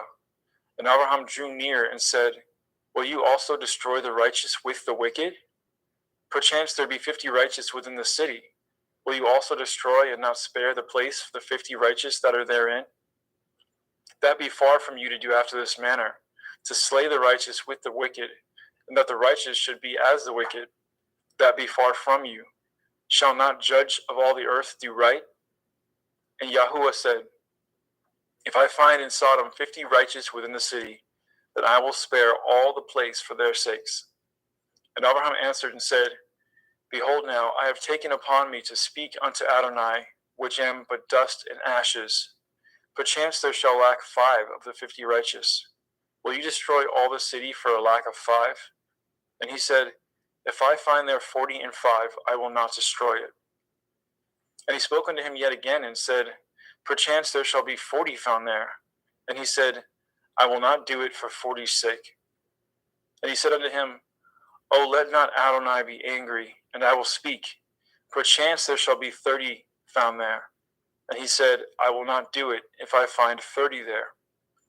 And he said, Behold now, I have taken upon me to speak unto Adonai. Perchance there shall be found 20 there. And he said, I will not destroy it for 20's sake. And he said, O let not Adonai be angry, and I will speak yet but this once. Perchance 10 shall be found there. And he said, I will not destroy it for 10's sake. And Yahuwah went his way as soon as he had left communing with Abraham, and Abraham returned unto his place. Genesis 19. And there came 2 angels to Sodom at evening, and Lot sat in the gate of Sodom. And Lot, seeing them, rose up to meet them, and he bowed himself with his face towards the ground. And he said, Behold now, my lords, turn in, I pray you, into your servant's house, and tarry all night, and wash your feet, and ye shall rise up early and go on your ways. And they said, Nay, but we will abide in the street all night. And he pressed upon them greatly, and they turned in unto him, and entered into his house. And he made them a feast, and did bake matzah, unleavened bread, and they did eat. But before they lay down, the men of the city, even the men of Sodom, compassed the house round, both old and young, all the people from every quarter.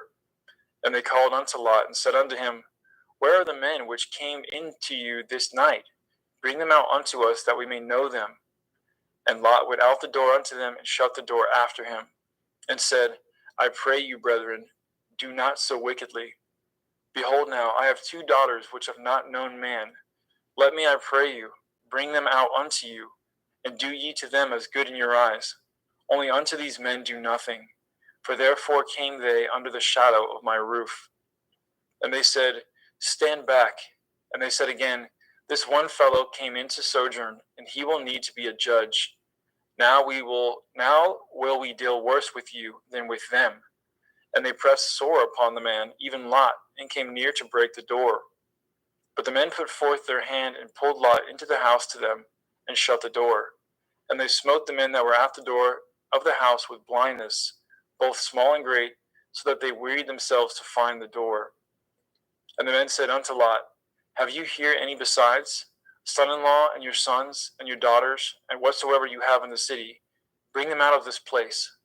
For we will destroy this place, because the cry of them is waxing great before the face of Yahuwah, and Yahuwah has sent us to destroy it. And Lot went out and spoke unto his sons-in-law, which married his daughters, and said, Up, get you out of this place, for Yahuwah will destroy this city. But he seemed as one that mocked unto his sons-in-law.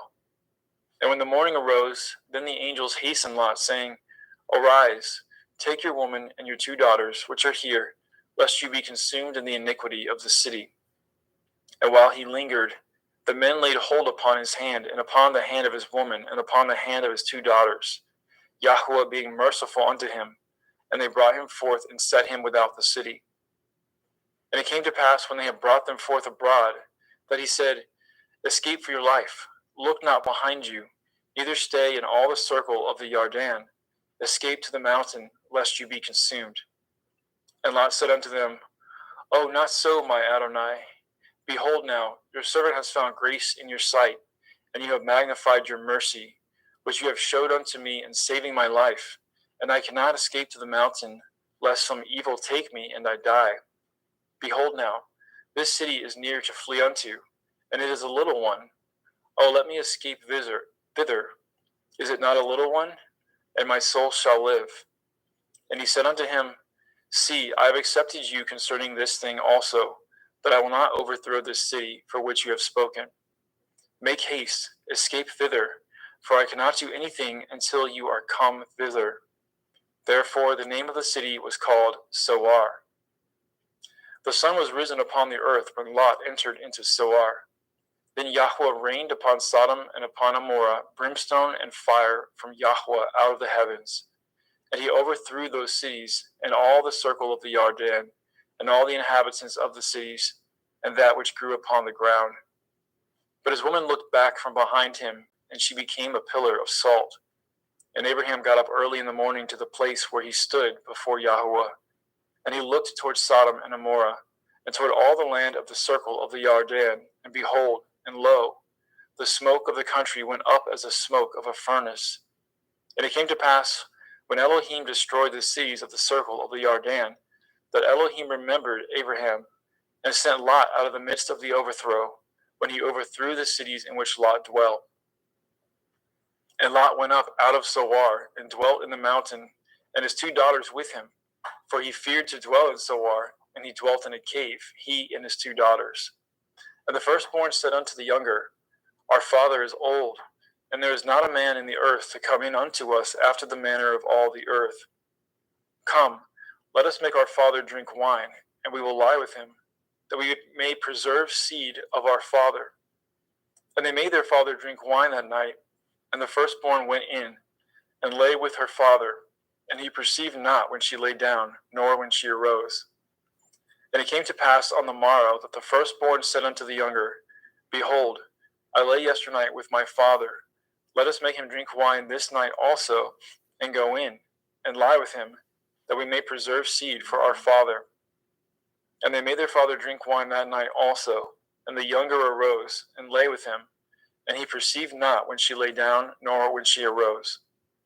Thus were both the daughters of Lot with child by their father. And the firstborn bore a son, and called his name Moab. The same is the father of Moabim unto this day. And the younger, she also bore a son, and called his name Ben-Ami. The same is the father of the children of Ammon unto this day. Genesis 20. Let's get a sip of water.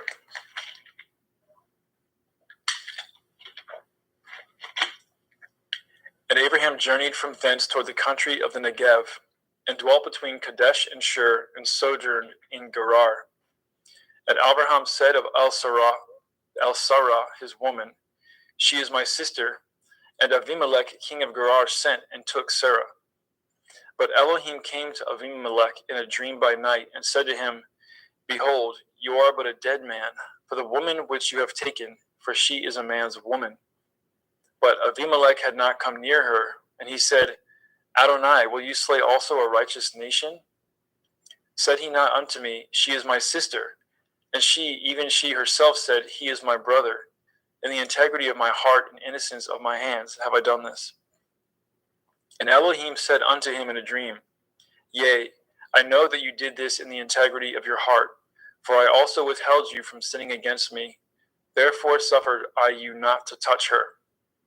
Now therefore restore the man his woman, for he is a prophet, and he shall pray for you, and you shall live. And if you restore her not, know that you shall surely die, you and all that are yours. Therefore Avimelech rose early in the morning, and called all his servants, and told all things in their ears, and the men were sore afraid. Then Avimelech called Abraham, and said unto him, What have you done unto us? And what have I offended you, that you have brought on me and on my kingdom a great sin? You have done deeds unto me that ought not to be done. And Abimelech said unto Abraham, What saw you that you have done this thing? And Abraham said, because I thought, surely the fear of Elohim is not in this place, and they will slay me for my woman's sake. And yet indeed she is my sister. She is the daughter of my father, but not the daughter of my mother, and she became my woman. And it came to pass, when Elohim caused me to wander from my father's house, that I said unto her, This is your kindness which you shall show unto me. At every place whither we shall come, say of me, He is my brother. And Abimelech took sheep and oxen and men servants and women servants, and gave them unto Abraham, and restored him Sarah his woman. And Abimelech said, Behold, my land is before you, dwell where it pleases you. And unto Sarah he said, Behold, I have given your brother 1,000 pieces of silver. Behold, he is to you a covering of the eyes, unto all that are with you. And with all other, thus she was reproved. So Abraham prayed unto Elohim, and Elohim healed Abimelech and his woman and his maidservants, and they bore children. For Yahweh had fast closed up the wombs of the house of Abimelech because of Sarah, Abraham's woman. Genesis 21. And Yahweh visited Sarah as he had said, and Yahweh did unto Sarah as he had spoken.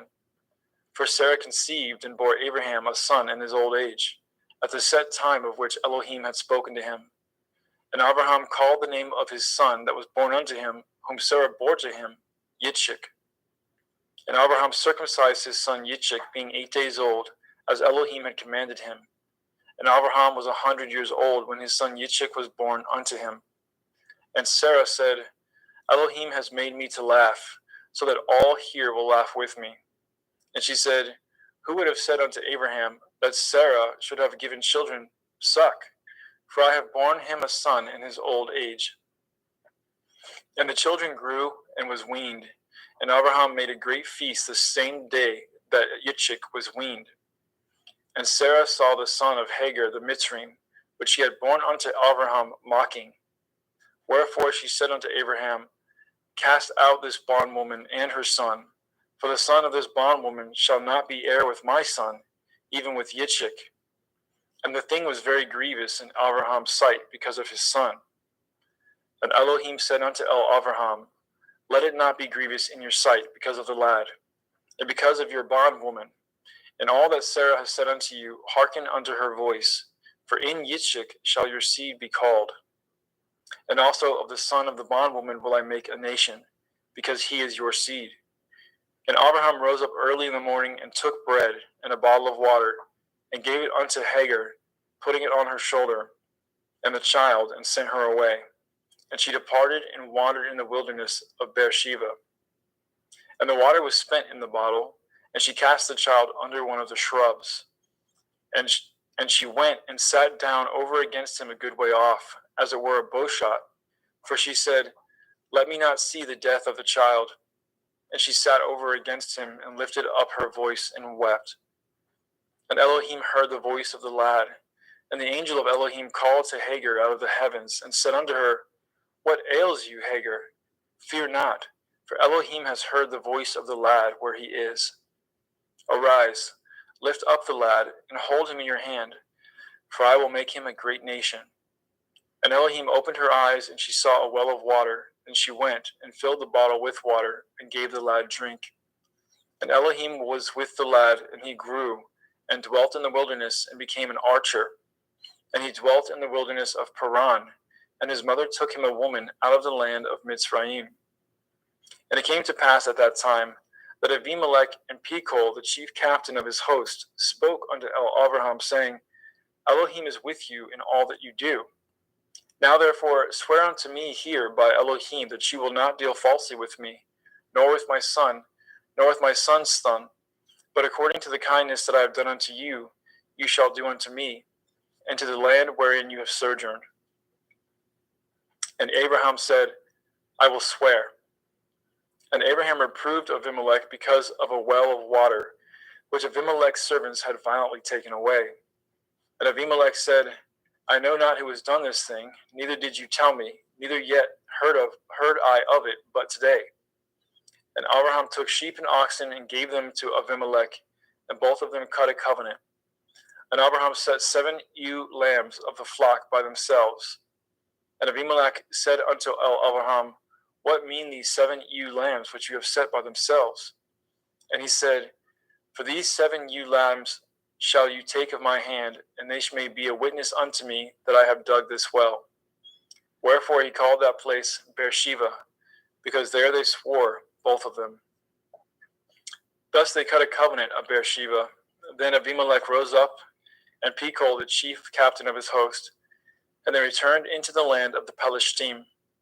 And Abraham planted a grove in Beersheba, and called there on the name of Yahweh El Olam. And Abraham sojourned in the Pelishtim's land many days. Genesis 22. And it came to pass after these things, that Elohim did try Abraham, and said unto him, Abraham. And he said, Behold, here I am. And he said, Take now your son, your Yachid, Yitzchak, whom you love, and get you into the land of the Moriah, and offer him there for a burnt offering upon one of the mountains which I will tell you of. And Abraham rose up early in the morning, and saddled his ass, and took 2 of his young men with him, and Yitzchak his son, and clave wood for the burnt offering, and rose up, and went unto the place which Elohim has told him. Then on the 3rd day, Abraham lifted up his eyes, and saw the place afar off. And Abraham said unto his young men, Abide ye here with the ass, and I and the lad will go yonder and worship, and come again to you. And Abraham took the wood of the burnt offering, and laid it upon Yitzchak his son. And he took the wood fire in his hand, and a knife, and they went both of them together. And Yitzchak spoke unto Abraham his father, and said, My father. And he said, Here I am, my son. And he said, Behold the fire and the wood, but where is the lamb for a burnt offering? And Abraham said, My son, Elohim will provide himself a lamb for a burnt offering. So they went both of them together. And they came to the place which Elohim had told him of. And Abraham built an altar there, and laid the wood in order, and bound Yitzchak his son, and laid him on the altar upon the wood. And Abraham stretched forth his hand, and took the knife to slay his son. And the angel of Yahweh called unto him out of the heavens, and said, Abraham, Abraham. And he said, Here I am. And he said, Lay not your hand upon the lad, neither do you anything unto him. For now I know that you fear Elohim, seeing you have not withheld your son, your Yachid, from me. And Abraham lifted up his eyes and looked, and behold, behind him a ram caught in a thicket by the thorns, by his horns. And Abraham went and took the ram, and offered him up for a burnt offering in the stead of his son. And Abraham called the name of that place Yahweh Yireh, as it is said to this day, In the mount of Yahweh it shall be seen. And the angel of Yahweh called unto Abraham out of the heavens the 2nd time, and said, By myself have I sworn, says Yahweh, for because you have done this thing, and have not withheld your son, your Yachid, that in blessing I will bless you, and in multiplying I will multiply your seed as the stars of the heavens, and as the sand which is upon the seashore, and your seed shall possess the gate of his enemies. And in your seed shall all the nations of the earth be blessed, because you have obeyed my voice. So Abraham returned unto his young men, and they rose up and went together to Beersheba, and Abraham dwelt at Beersheba. And it came to pass after these things, that it was told Abraham, saying, Behold, Milcah, she has also borne children unto your brother Nachor, Huz his firstborn, and Buz his brother, and Kemuel the father of Aram, and Kesed, and Chazo, and Pildash, and Yidlaph, and Bethuel. And Bethuel begat Rivkah. These 8 Milcah did bear to Nachor, Abraham's brother. And his concubine, whose name was Reumah, she bore also Teva, and Gama, and Thahash, and Ma'akah. Genesis chapter 23. And Sarah was 107 and 20 years old. These were the years of the life of Sarah.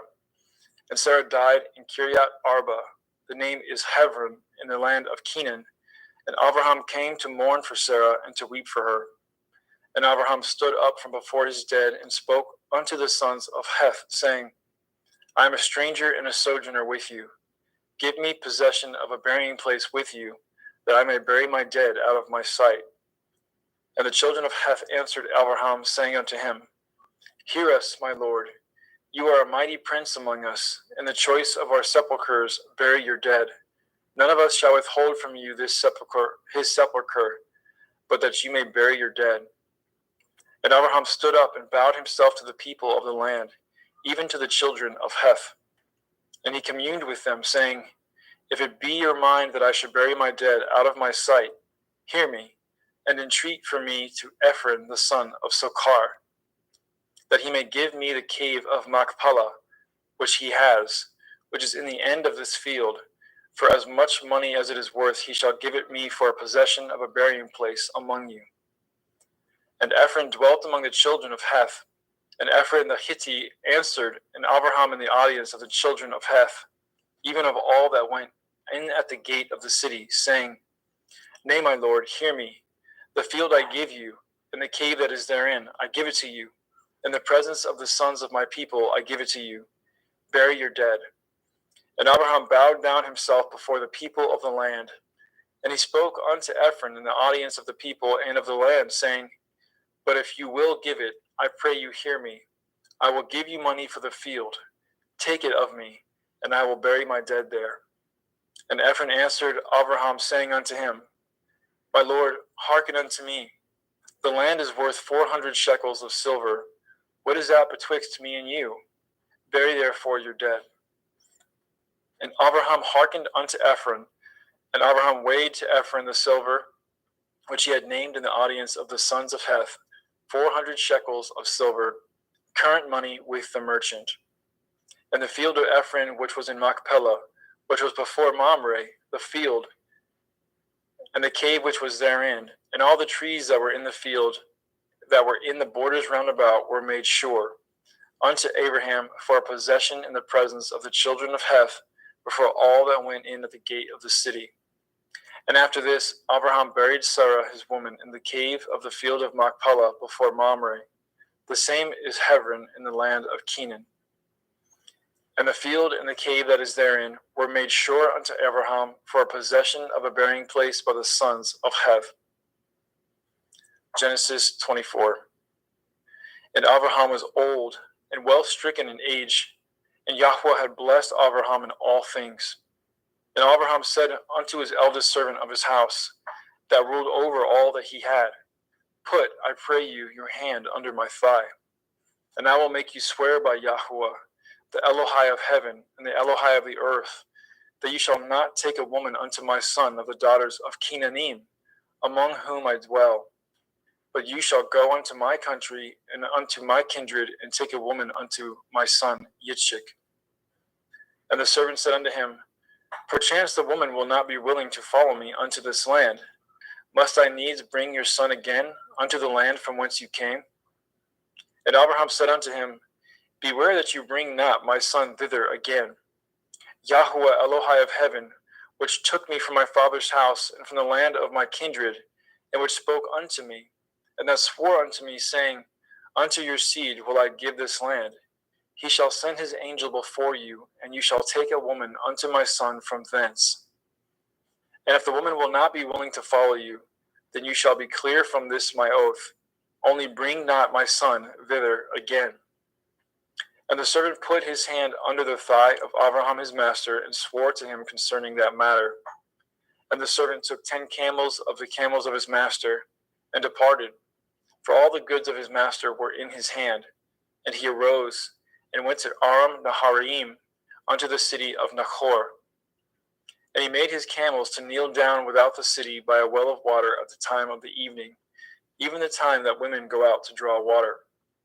And he said, O Yahweh Elohai of my master, Abraham, I pray you, send me good speed this day, and show kindness unto my master, Abraham. Behold, I stand here by the well of water, and the daughters of the men of the city come out to draw water. And let it come to pass that the damsel to whom I shall say, Let down your pitcher, I pray you that I may drink. And she shall say, Drink, and I will give your camels drink also. Let this same be she that you have appointed for your servant Yitzchak, and thereby shall I know that you have showed kindness unto my master. And it came to pass before he had done speaking, that behold, Rivkah came out, who was born to Bethuel, son of Milcah, the woman of Nachor, Abraham's brother, with her pitcher upon her shoulder. And the damsel was very fair to look upon, a virgin, neither had any man known her.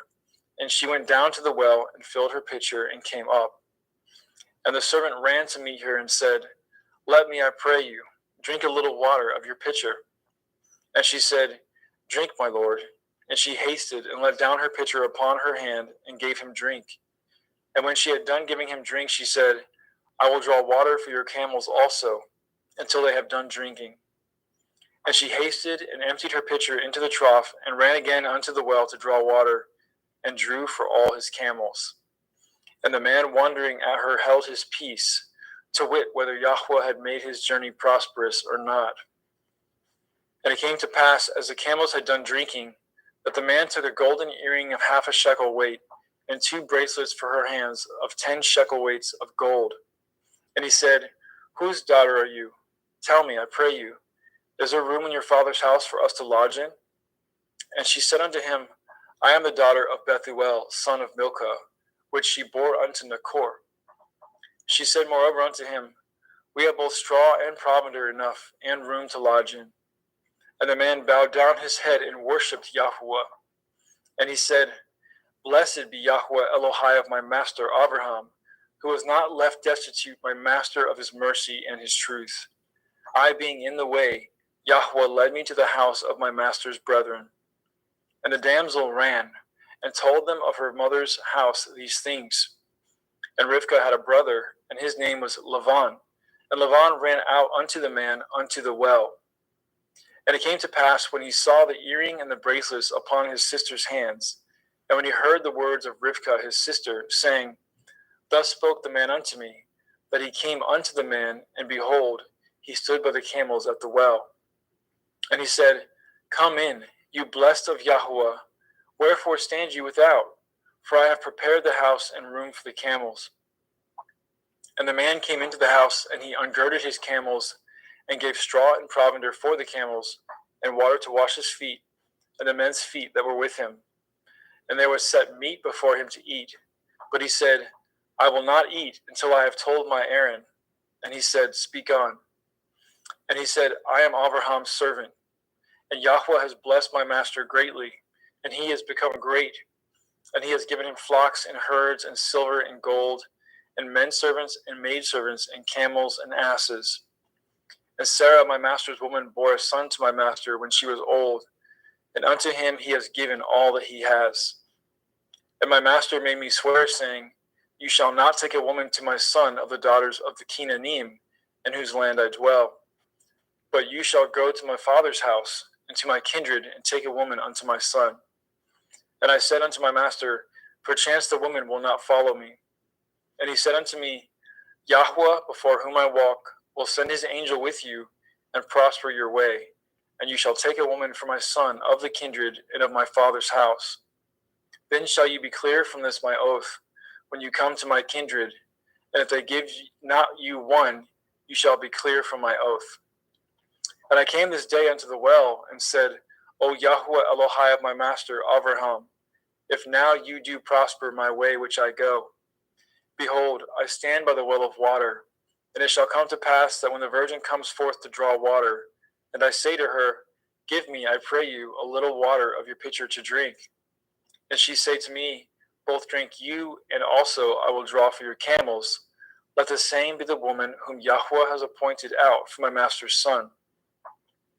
And before I had done speaking in my heart, behold, Rivkah came forth with her pitcher on her shoulder, and she went down unto the well and drew water.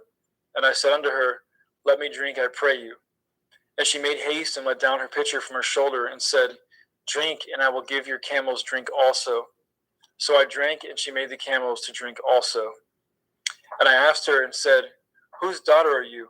And she said, The daughter of Bethuel, Nachor's son, whom Milcah bore unto him. And I put the earring upon her face and the bracelets upon her hands. And I bowed down my head and worshipped Yahweh, and blessed Yahweh Elohai of my master Avraham, which had led me in the right way to take my master's brother's daughter unto his son. And now, if ye will deal kindly and truly with my master, tell me, and if not, tell me, that I may turn to the right hand or to the left. Then Lavan and Bethuel answered and said, The thing proceeds from Yahweh. We cannot speak unto you bad or good. Behold, Rivkah is before you. Take her and go, and let her be your master's son's woman, as Yahweh has spoken. And it came to pass that when Abraham's servant heard their words, he worshipped Yahweh, bowing himself to the earth. And the servant brought forth jewels of silver and jewels of gold and raiment, and gave them to Rivkah. And he also gave to her brother and to her mother precious things. And they did eat and drink, he and the men that were with him, and tarried all night. And they rose up in the morning, and he said, Send me away unto my master. And her brother and her mother said, Let the damsel abide with us a few days, at the least 10. After that she shall go. And he said unto them, Hinder me not, seeing Yahweh has prospered my way. Send me away that I may go to my master. And they said, We will call the damsel and inquire at her mouth. And they called Rivkah and said unto her, Will you go with this man? And she said, I will go. And they sent away Rivkah their sister, and her nurse, and Abraham's servant, and his men. And they blessed Rivkah and said unto her, You are our sister. Be the mother of thousands of millions, and let your seed possess the gate of those which hate them. And Rivkah arose, and her damsels, and they rode upon the camels and followed the man. And the servant took Rivkah and went his way. And Yitzchak came from the way of the well of Beer Lachoiroi, for he dwelt in the country of the Negev. And Yitzchak went out to meditate in the field in the evening, and he lifted up his eyes and saw, and behold, the camels were coming. And Rivkah lifted up her eyes, and when she saw Yitzchak, she lighted off the camel.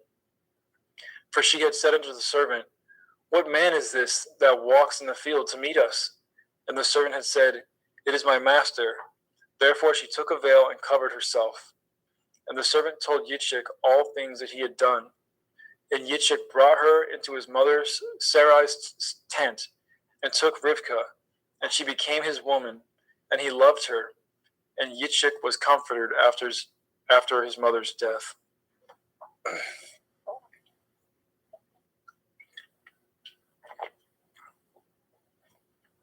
Genesis chapter 25.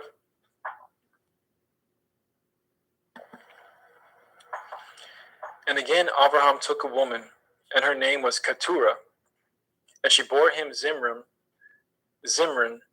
and Yokshan, and Medan, and Midian, and Yishbak, and Shuach. And Yokshan begot Shiva, and Dedan, and the sons of Dedan were Ashurim, Letushim, and Leumim. And the sons of Midian, Ephah, and Epher, and Hanok, and Avida, and Eldaah, and these were the children of Keturah. And Abraham gave all that he had unto Yitzchak. But unto the sons of the concubines which Abraham had, Abraham gave gifts, and sent them away from Yitzchak his son, while he yet lived, eastward unto the east country. And these are the days of the years of Abraham's life which he lived, 160 years. Then Abraham gave up his ruach, and died in a good old age, an old man and full of years, and was gathered to his people. And his sons Yitzchak and Yishmael buried him in the cave of Machpelah, in the field of Ephron, the son of Sokar, the Hittite, which is before Mamre, the field which Abraham purchased of the sons of Heth. There was Abraham buried, and Sarah his woman. And it came to pass after the death of Abraham, that Elohim blessed his son Yitzchak, and Yitzchak dwelt by the well of Be'er Lachairoi. Now these are the generations of Yishmael, Abraham's son, whom Hagar the Mitzrayim, Sarah's handmaid, bore unto Abraham. And these are the names of the sons of Yishmael, by their names according to their generations. The firstborn of Yishmael, Nevayoth, and Kedar, and Adbaal, and Mibsam, and Mishma, and Duma, and Massa, Hadar, and Tema, Yetur, Naphish, and Kedama. These are the sons of Yishmael, and these are their names, by their towns and by their castles, 12 princes according to their nations. And these are the years of the life of Yishmael, 137 years. And he gave up his ruach and died, and was gathered unto his people. And they dwelt from Havilah unto Shur, that is before Mitzrayim, as you go towards Asherah. And he died in the presence of all his brethren. And these are the generations of Yitzchak, Abraham's son. Abraham begot Yitzchak, and Yitzchak was 40 years old when he took Rivkah to be his woman, the daughter of Bethuel, the Arami of Paddan Aram, the sister to Lavan, the Arami. And Yitzchak entreated Yahweh for his woman, because she was barren. And Yahweh was entreated of him, and Rivkah his woman conceived. And the children struggled together within her. And she said, If it be so, why am I thus? And she went to inquire of Yahweh. And Yahweh said unto her, 2 nations are in your womb, and 2 manner of people shall be separated from your generation. And the one people shall be stronger than the other people, and the elder shall serve the younger. And when her days to be delivered were fulfilled, behold, there were twins in her womb. And the first came out red, all over like a hairy garment, and they called his name Esau. And after that came his brother out, and his hand took hold on Esau's heel, and his name was called Yaakov. And Yitzchak was 80 years old when she bore them. And the boys grew, and Esau was a cunning hunter, a man of the field, and Yaakov was an upright man, dwelling in tents. And Yitzchak loved Esau because he did eat of his venison, but Rivkah loved Yaakov. And Yaakov sawed pottage, and Esau came from the field, and he was faint. And Esau said to Yaakov, Feed me, I pray you, with that same red pottage, for I am faint. Therefore his name was called Edom. And Yaakov said, Sell me this day your birthright. And Esau said, Behold, I am at the point to die, and what profit shall this birthright do to me? And Yaakov said, Swear to me this day. And he swore unto him, and he sold his birthright unto Yaakov. Then Yaakov gave Esau bread and pottage of lentils, and he did eat and drink, and rose up and went his way. Thus Esau despised his birthright.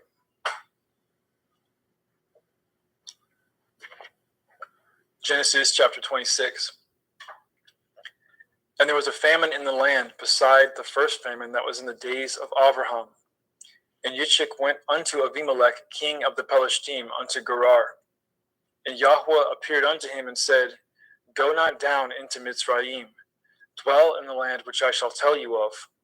Sojourn in this land, and I will be with you, and I will bless you. For unto you and unto your seed I will give all these countries, and I will perform the oath which I swore unto Abraham your father. And I will make your seed to multiply as the stars of heaven, and I will give unto your seed all these countries, and in your seed shall all the nations of the earth be blessed.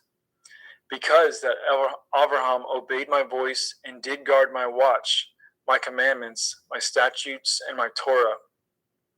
And Yitzchak dwelt in Gerar. And the men of the place asked him of his woman, and he said, She is my sister. For he feared to say, She is my woman, lest, said he, the men of the place should kill me for Rivkah, because she was fair to look upon. And it came to pass, when he had been there a long time, that Abimelech, king of the Pelishtim, looked out a window and saw, and behold, Yitzchak was sporting with Rivkah his woman. And Abimelech called Yitzchak and said, Behold, of a surety she is your woman, and how said you, She is my sister? And Yitzchak said unto him, Because I said, Lest I die for her. And Abimelech said, What is this you have done unto us? One of the people might lightly have lain with your woman, and you should have brought guiltiness upon us. And Abimelech charged all his people, saying, He that touches this man or his woman shall surely be put to death. Then Yitzchak sowed in that land, and received in the same year 100-fold, and Yahweh blessed him. And the man waxed great, and went forward, and grew until he became very great. For he had possession of flocks, and possession of herds, and great store of servants, and the Pelishtim envied him. For all the wells which his father's servants had dug in the days of Abraham his father, the Pelishtim had stopped them, and filled them with earth. And Abimelech said unto Yitzchak, Go from us, for you are much mightier than we. And Yitzchak departed thence, and pitched his tent in the valley of Gerar, and dwelt there. And Yitzchak dug the wells of water, which they had dug in the days of Abraham his father, for the Pelishtim had stopped them after the death of Abraham, and he called their names after the names by which his father had called them. And Yitzchak's servants dug in the valley, and found there a well of springing water. And the herdsmen of Gerar did strive with Yitzchak's herdsmen, saying, The water is ours. And he called the name of the well Esek, because they strove with him. And they dug another well, and strove for that also, and he called the name of it Sitnah. And he removed from thence, and dug another well, for that they strove not, and he called the name of it Rechoboth. And he said, For now Yahuwah has made room for us, and we shall be fruitful in the land. And he went up from thence to Beersheba, and Yahuwah appeared unto him the same night, and said, I am Elohai of Abraham your father. Fear not, for I am with you, and I will bless you, and multiply your seed for my servant Abraham's sake. And he built an altar there, and called upon the name of Yahuwah, and pitched his tent there, and there Yitzchak's servants dug a well. Then Abimelech went to him from Gerar, and Akuzath, one of his friends, and Pekol, the chief captain of his army. And Yitzchak said unto them, Wherefore come ye to me, seeing you hate me, and have sent me away from you? And they said, We saw certainly that Yahuwah was with you. And we said, Let there be now an oath betwixt us, even betwixt us and you, and let us cut a covenant with you, that ye will do us no hurt, as we have not touched you, and as we have done unto you nothing but good, and have sent you away in peace. You are now the blessed of Yahuwah. And he made them a feast, and they did eat and drink. And they rose up early in the morning, and swore to one another, and Yitzchak sent them away, and they departed from him in peace. And it came to pass the same day that Yitzchak's servants came, and told him concerning the well which they had dug, and said unto him, We have found water. And he called it Shavah. Therefore the name of the city is Beer Shavah unto this day. And Esau was 40 years old when he took to be his woman Yehudith, the daughter of Beri the Hittite, and Basmath, the daughter of Elon the Hittite, which were a grief of mind unto Yitzchak and to Rivkah.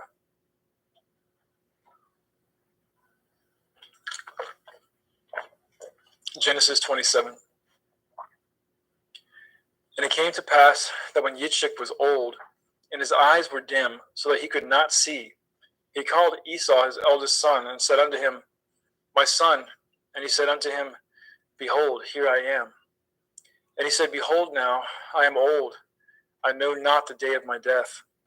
Now therefore take, I pray you, your weapons, your quiver, and your bow, and go out to the field, and take me some venison, and make me savory meat, such as I love, and bring it to me, that I may eat it, that my soul may bless you before I die.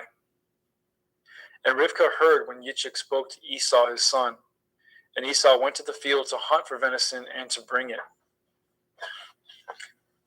And Rivkah spoke unto Yaakov her son, saying, Behold, I heard your father speak unto Esau your brother, saying, Bring me some venison, and make me savory meat, that I may eat and bless you before Yahuwah, before my death. Now therefore, my son, obey my voice according to that which I command you. Go now to the flock, and fetch me from thence 2 good kids of the goats, and I will make them savory meat for your father, such as he loves. And you shall bring it to your father, that he may eat, and that he may bless you before his death. And Yaakov said to Rivkah his mother, Behold, Esau my brother is a hairy man, and I am a smooth man. My father perchance will feel me, and I shall seem to him as a deceiver, and I shall bring a curse upon me, and not a blessing. And his mother said unto him, Upon me be your curse, my son. Only obey my voice and go fetch me them. And he went, and he fetched, and brought them to his mother. And his mother made savory meat, such as his father loved. And Rivkah took goodly raiment from her eldest son Esau, which were with her in the house, and put them upon Yaakov, her younger son. And she put the skins of the kids of the goats upon his hands and upon the smooth of his neck. And she gave the savory meat, the bread, which she had prepared, into the hand of her son Yaakov. And he came unto his father and said, My father. And he said, Here I am. Who are you, my son? And Yaakov said unto his father, I am Esau, your firstborn. I have done according as you bade me. Arise, I pray you. Sit and eat of my venison, that your soul may bless me. And Yitzchak said unto his son, How is it that you have found it so quickly, my son?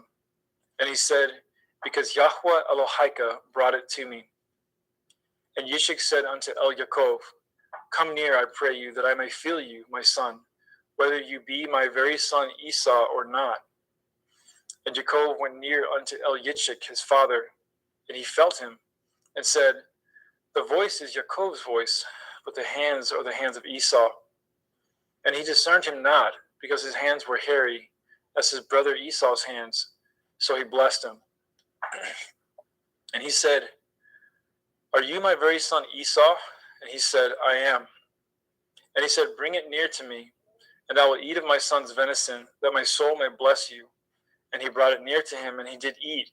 And he brought him wine, and he drank. And his father Yitzchak said unto him, Come near now, and kiss me, my son. And he came near and kissed him.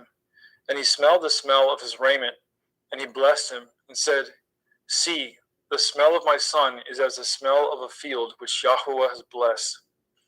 Therefore Elohim give you the dew of heaven, and the fatness of the earth, and plenty of grain and wine. Let people serve you, and nations bow down to you. Be Lord over your brethren, and let your mother's sons bow down to you. Cursed be everyone that curses you, and blessed be he that blesses you. And it came to pass, as soon as Yitzchak had made an end of blessing Yaakov, and Yaakov was yet scarce gone out from the presence of Yitzchak his father, that Esau his brother came in from his hunting. And he also made a savory meat, and brought it unto his father, and said unto his father, Let my father arise, and eat of his son's venison, that your soul may bless me. And Yitzchak his father said unto him, Who are you? And he said, I am your son, your firstborn Esau. And Yitzchak trembled very exceedingly, and said, Who? Where is he that has taken venison and brought it to me? And I have eaten of all before you came, and have blessed him. Yea, and he shall be blessed. And when Esau heard the words of his father, he cried with a great and exceeding bitter cry, and said unto his father, Bless me, even me also, O my father. And he said, Your brother came with subtlety, and has taken away your blessing.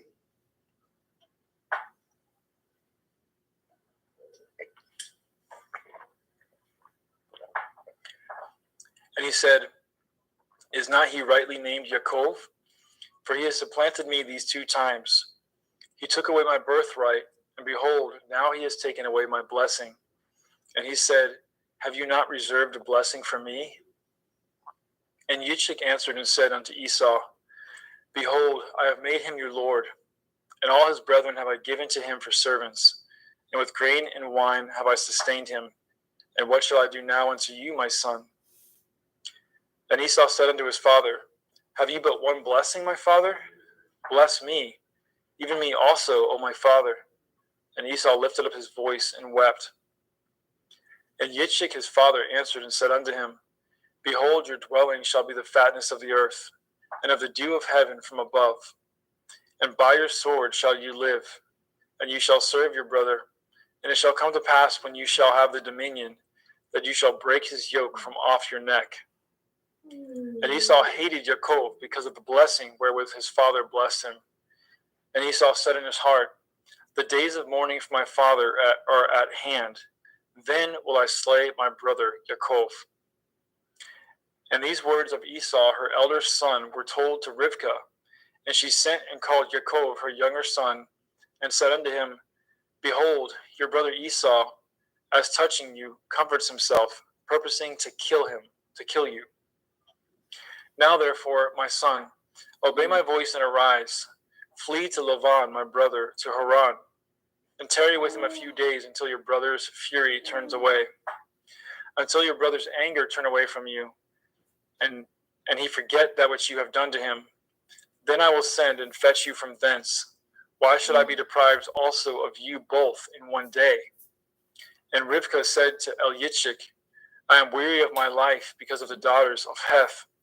If Yaakov take a woman of the daughters of Heth, such as these which are of the daughters of the land, what good shall my life do to me? Genesis 28. And Yitzchak called Yaakov and blessed him, and charged him, and said unto him, You shall not take a woman of the daughters of Canaan. Arise, go to Paddan Aram, to the house of Bethuel your mother's father, and take you a woman from thence of the daughters of Laban your mother's brother.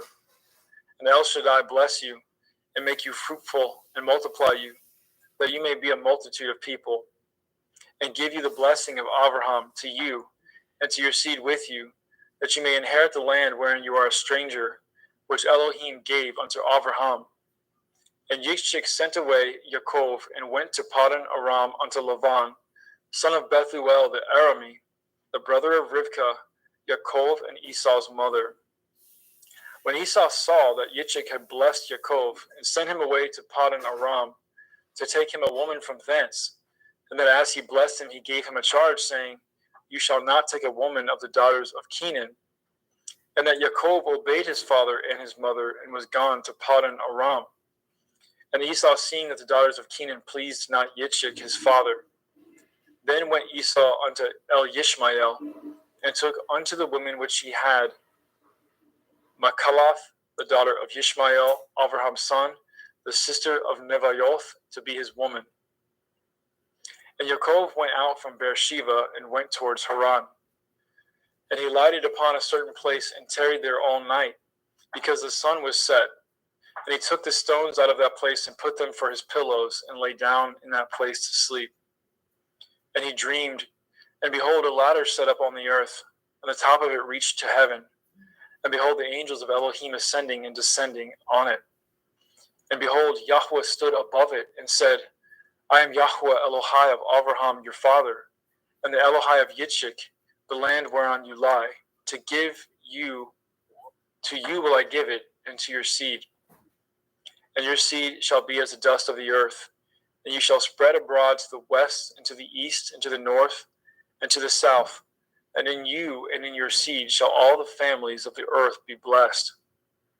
And behold, I am with you, and will guard you in all places whither you go, and will bring you again into this land, for I will not leave you until I have done that which I have spoken to you of. And Yaakov awoke out of his sleep, and he said, Surely Yahweh is in this place, and I knew it not. And he was afraid, and said, How dreadful is this place! This is none other but the house of Elohim, and this is the gate of heaven. And Yaakov rose up early in the morning, and took the stone that he had put for his pillows, and set it up for a pillar, and poured oil upon the top of it. And he called the name of that place Beit El, but the name of that city was called Luz at the first. And Yaakov vowed a vow, saying, If Elohim will be with me, and will guard me in this way that I go, and will give me bread to eat and raiment to put on, so that I come again to my father's house in peace, then shall Yahweh be my Elohim. And this stone, which I have set for a pillar, shall be Elohim's house. And of all that you shall give me, I will surely give the 10th unto you. Genesis 29.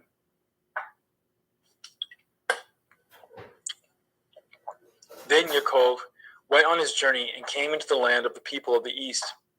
And he looked, and behold, a well in the field, and lo, there were 3 flocks of sheep lying by it. For out of that well they watered the flocks, and a great stone was upon the well's mouth. And thither there were all the flocks gathered. And they rolled the stone from the well's mouth, and watered the sheep, and put the stone again upon the well's mouth in his place. And Yaakov said unto them, My brethren, Whence be ye? And they said, Of Haran are we. And he said unto them, Know ye Lavan the son of Nachor? And they said, We know him. And he said unto them, Is he well? And they said, He is well. And behold, Rachel his daughter comes with the sheep. And he said, Lo, it is yet high day, neither is it time that the cattle should be gathered together. Water ye the sheep, and go and feed them. And they said, We cannot, until all the flocks be gathered together, until they roll the stone from the well's mouth. Then we water the sheep. And while he yet spoke with them, Rachel came with her father's sheep, for she kept them. And it came to pass, when Yaakov saw Rachel, the daughter of Lavan his mother's brother, and the sheep of Lavan his mother's brother, that Yaakov went near, and rolled the stone from the well's mouth, and watered the flock of Lavan his mother's brother. And Yaakov kissed Rachel, and lifted up his voice, and wept. And Yaakov told Rachel that he was her father's brother, and that he was Rivkah's son. And she ran and told her father. And it came to pass, when Lavan heard the tidings of Yaakov his sister's son, that he ran to meet him, and embraced him, and kissed him, and brought him to his house. And he told Lavan all these things. And Laban said to him, Surely you are a bone in my flesh. And he abode with him in the space of a month. And Laban said to Yaakov, Because you are my brother, should you therefore serve me for naught? Tell me, what shall your wages be?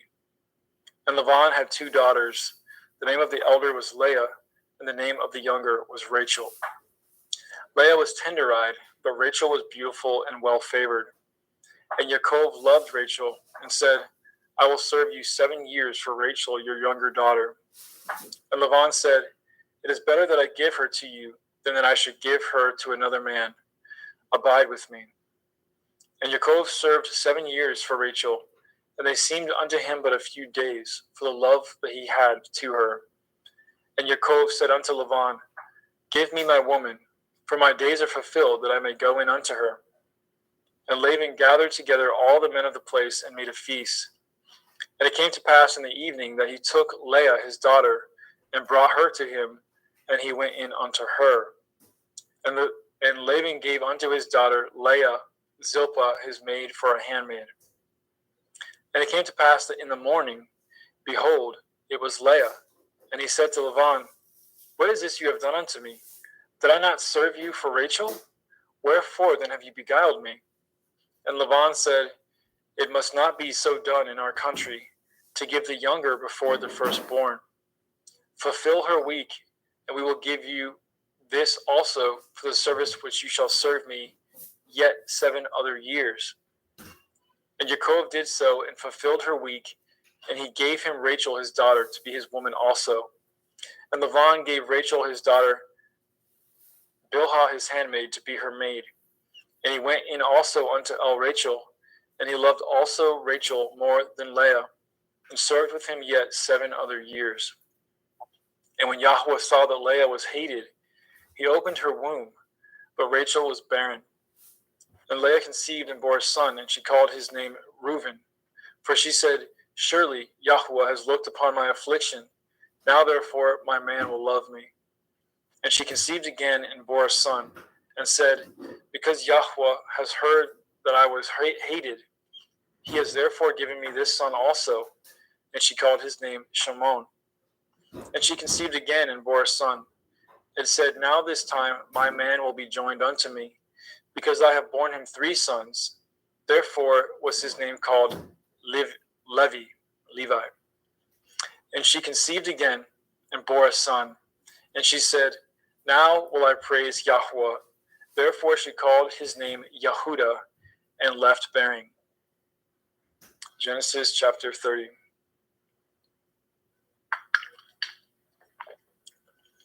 And when Rachel saw that she bore Yaakov no children, Rachel envied her sister, and said unto Yaakov, Give me children, or else I die.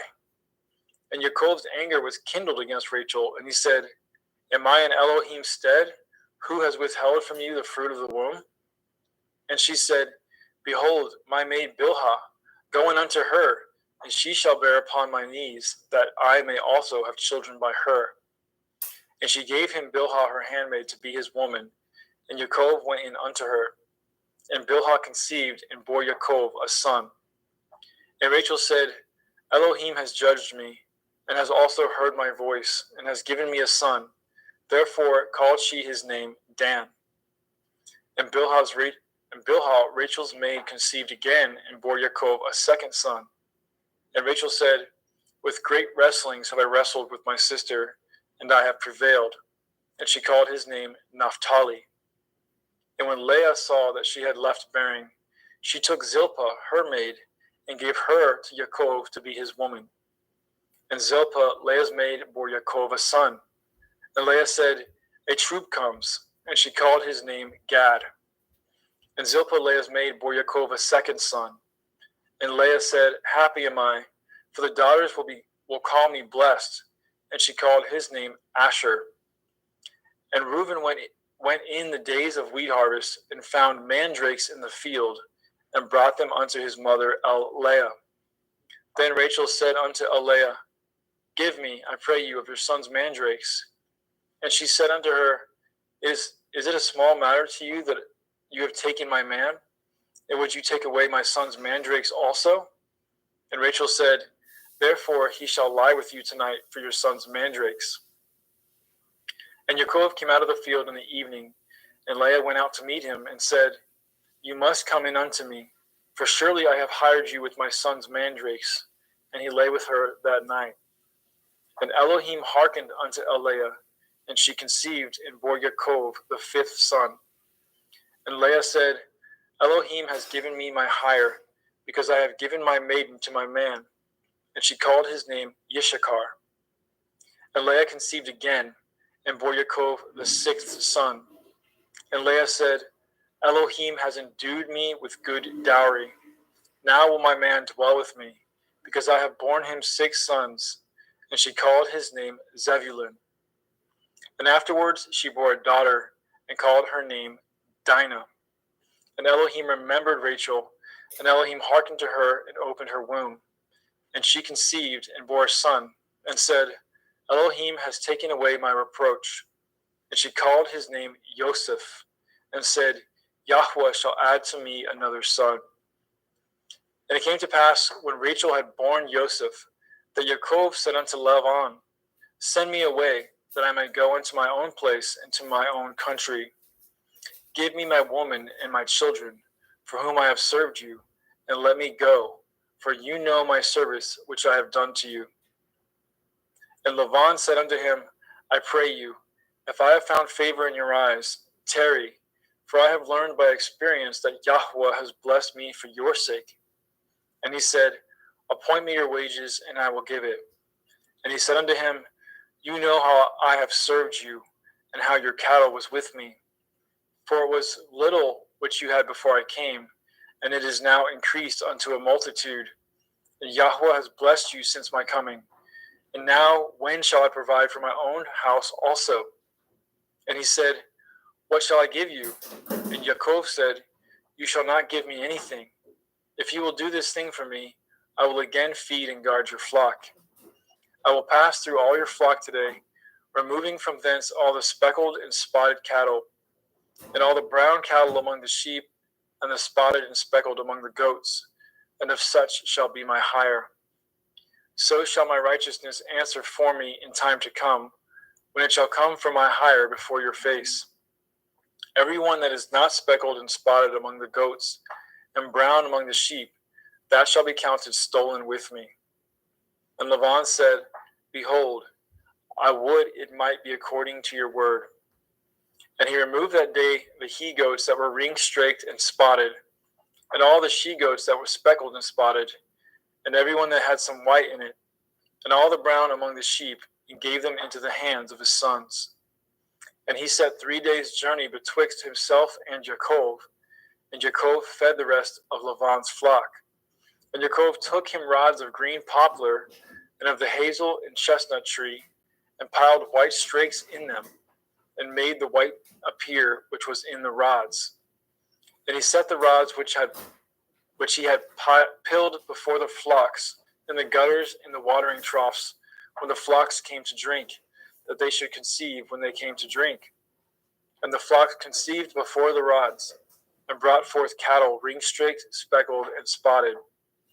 And Yaakov did separate the lambs, and set the faces of the flocks towards the ring-streaked, and all the brown in the flock of Lavan. And he put his own flocks by themselves, and put them not unto Lavan's cattle. And it came to pass, whensoever the stronger cattle did conceive, that Yaakov laid the rods before the eyes of the cattle in the gutters, that they might conceive among the rods. But when the cattle were feeble, he put them not in. So the feebler were Lavan's, and the stronger Yaakov's. And the man increased exceedingly, and had much cattle, and maidservants, and manservants, and camels, and asses. Thank you, brother. Praise Yah. Praise Yah. Brother Justin McRoberts, pick up at chapter 31.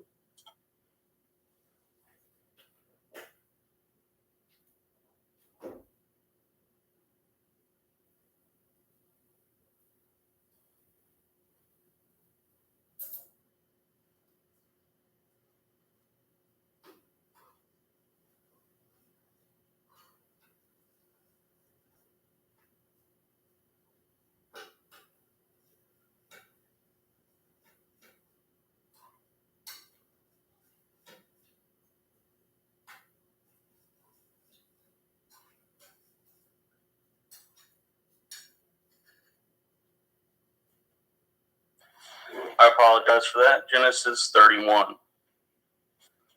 And he heard the words of Laban's son, saying, Yaakov has taken away all was our father's, and of that which was our father's has he gotten, and of all his glory. And Yaakov beheld the countenance of Laban, and behold, it was not toward him as before. And Yahweh said unto Yaakov, Return unto the land of your fathers, and to your kindred, and will be with you. And Yaakov sent and called Rachel and Leah to the field unto his flock, and said unto them, I seeth your father's countenance, that it is not toward me as before, but the Elohim of my father has been with me.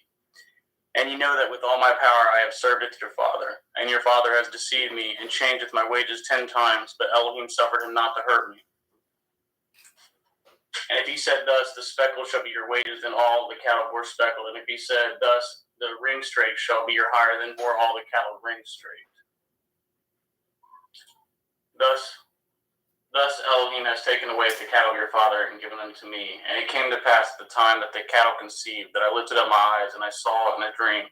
And behold, the rams which leaped upon the cattle were ring-streaked, speckled, and grizzled. And the angel of Elohim spoke unto me in a dream, saying, Yaakov. And I said, Here am I. And he said, Lift up now your eyes, and see, all the rams which leap upon the cattle are ring-streaked, speckled, and grizzled. For I have seen all that Laban does unto you. And he said, And I am the Elohim of Bedel, which you anointed the pillar, and were vowed a vow unto me. Now arise, get you out from this land, and return unto the land of your kindred. And Rachel and Leah answered and said unto him, Is there yet any portion or inheritance for us in your father's house? Are we not counted of him strangers? For he has told us, and has quite devoured also our money. For all the riches which Elohim has taken from our father, that is ours, and our children's. Now then, whatsoever Elohim has said unto you, do. Then Yaakov rose up and said unto his sons, with his women upon camels, and he carried away all his cattle and all his goods which he had gotten, the cattle of his getting, which he had gotten in Paddan Aram, for to go to Yitzhak his father in the land of Canaan. And Laban went to shear at the sheep, and Rachel had stolen the teraphim that were her father's. And Yaakov stole away unawares to Laban the Aramean, in that he had told him not that he fled. So he fled with all that he had, and he rose up and passed over the river, and setteth his face toward Mount Gilead. And it was told Laban on the third day that Yaakov was fled. And he tooketh his brethren with him, and pursued after him 7 days' journey, and they overtook him in Mount Gilead. And Elohim came to Laban the Aramean in the dream by night, and said unto him, Take heed that you speak not to Yaakov, neither good or bad. Then Laban overtooketh Yaakov. Now Yaakov had pitched his tent in the mount, and Laban with his brethren pitched the mount of Gilead. And Laban said to Yaakov, What have you done that you have stolen away unawares to me, and carried away my daughters and captives, taken with the sword? Wherefore did you flee away secretly and steal away from me, and did not tell me, that I might have sent you away with mirth and with songs, with tabret and harp? and have not suffered me to kiss my sons and my daughters. You have now done foolishly in so doing. Is it in the power of my hand to do you hurt? But the Elohim of your father spoke unto me yesternight, saying, Take heed that you speak not to Yaakov, either good or bad. And now, though you would needs be gone, because you sore longed after your father's house, yet wherefore have you stolen my Elohim? And Yaakov answered and said to Laban, Because I was afraid, for I said, Perchance you would take by force your daughters from me. With whomsoever you findeth your Elohim, let him not live. Before our brethren, discern what is yours with me, and take it to you. For Yaakov knew not that Rachel had stolen them. And Laban went into Yaakov's tent, and into Leah's tent, and into the two maiden servants' tents, but he found them not. Then went he out of Laban's tent, and entered into Rachel's tent. Now Rachel had taken at the teraphim, and put them in the camel's furniture, and sat upon them. And Laban searched all the tent, but he found them not. And she said to her father, Let it not displease my lord, that I cannot rise up before you. For the custom of women is upon me. And he searched, but found not the teraphim. And Yaakov was wroth, and showed with Laban. And Yaakov answered and said to Laban, What is my transgression? What is my sin, that you have hotly pursued after me? Whereas you have searched with all my stuff, what have you found of all your household stuff? Set it here before my brethren and your brethren, that they may be judged betwixt us both. This 20 years have I been with you. Your ewes and your she-goats have not cast their young, and the rams of your flock have I not eaten. That which was torn of beasts I brought not unto you. I bore the loss of it. Of my hand did you require it, whether stolen by day or stolen by night. And thus I was in the day that the drought consumed me, and the frost by night, and my sleep departed from my eyes. Thus have I been 20 years in your house. I served you 14 years for your 2 daughters, and 6 years for your cattle, and you have changed my wages 10 times. Except the Elohai of my father, the Elohai of Abraham, and the fear of Yitzhak had been with me, surely you had sent me away now empty. Elohim has seen my affliction at the labor of my hands, and rebuked you yesternight. And Laban answered and said unto Yaakov, These daughters are my daughters, and these children are my children, and these cattle are my cattle, and all that you see is mine. And what can I do this day unto these my daughters, or unto these children which they have borne? Now therefore, let us cut a covenant, I and you, and let it be for a witness between me and you. And Yaakov took a stone and set it up for a pillar, and Yaakov set it unto his brethren Gasher stones, and they took stones and made a heap, and they did eat there upon the heap. And Laban called it Yegar Sahudutha, but Yaakov called it Gal-Aid. And Laban said, This heap is a witness between me and you this day. Therefore was the name of it called Galeed. And Mitzpah, for he said, Yahweh watch between me and you when we are absent one from another. If you shall afflicteth my daughters, or if you shall take other women besides my daughters, no man is with us. See Elohim is witness betwixt me and you. And Laban said to Yaakov, Behold this heap, and behold this pillar which I have cast betwixt me and you.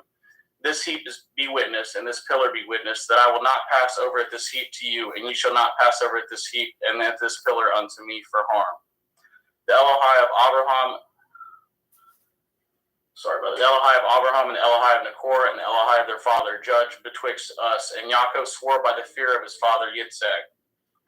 Then Yaakov offered sacrifice upon the mountain, called his brethren to eat bread, and they did eat bread and tarried all night in the mount. And early in the morning Laban rose up and kissed his sons and his daughters and blessed them, and Laban departed and returned unto his place.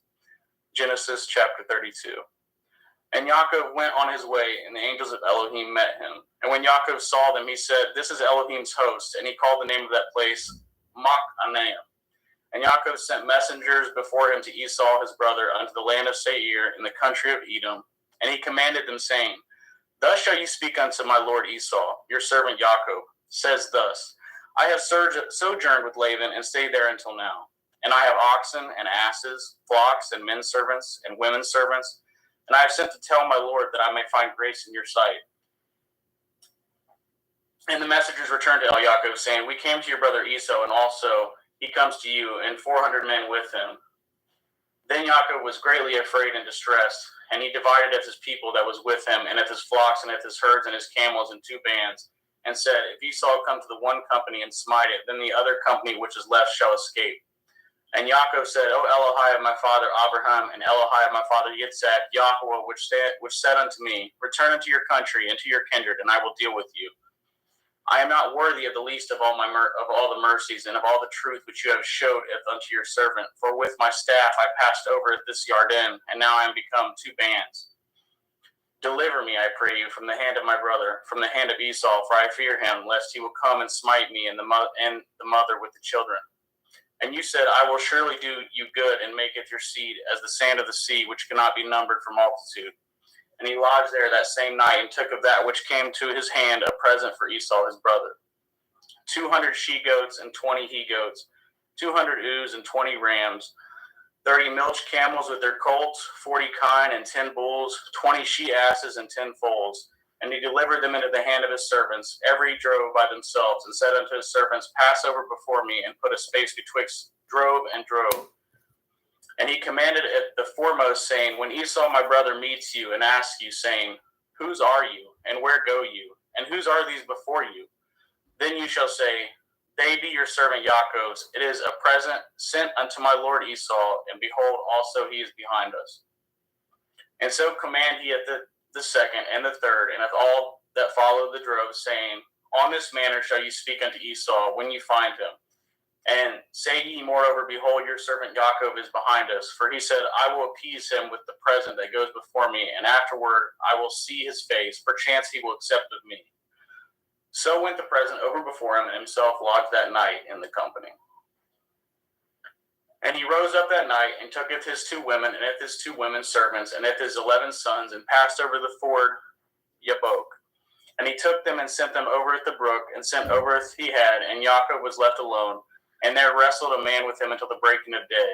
And when he had saw that he prevailed not against him, he touched the hollow of his thigh, and the hollow of Yaakov's thigh was out of joint as he wrestled with him. And he said, Let me go, for the day breaks. And he said, I will not let you go, except you bless me. And he said unto him, What is your name? And he said, Yaakov. And he said, Your name shall be called no more Yaakov, but Yashrael. For as a prince have you power with Elohim and with men, and have prevailed. And Yaakov asked him and said, Tell me, I pray you, your name. And he said, Wherefore is it that you do ask after my name? And he blessed him there. And Yaakov called the name of that place Penuel, for I have seen Elohim face to face, and my life is preserved. As he passed over Penuel, the sun rose upon him, and he halted upon his thigh. Therefore the children of Yashrael eat not of the sinew which shrank, which is upon the hollow of the thigh unto this day, but because he touched the hollow of Yaakov's thigh and the sinew that shrank. Genesis 33. And Yaakov lifted up his eyes and looked, and behold, Esau came, and with him 400 men. And he divided the children unto Leah, and unto Rachel, and unto the 2 handmaids.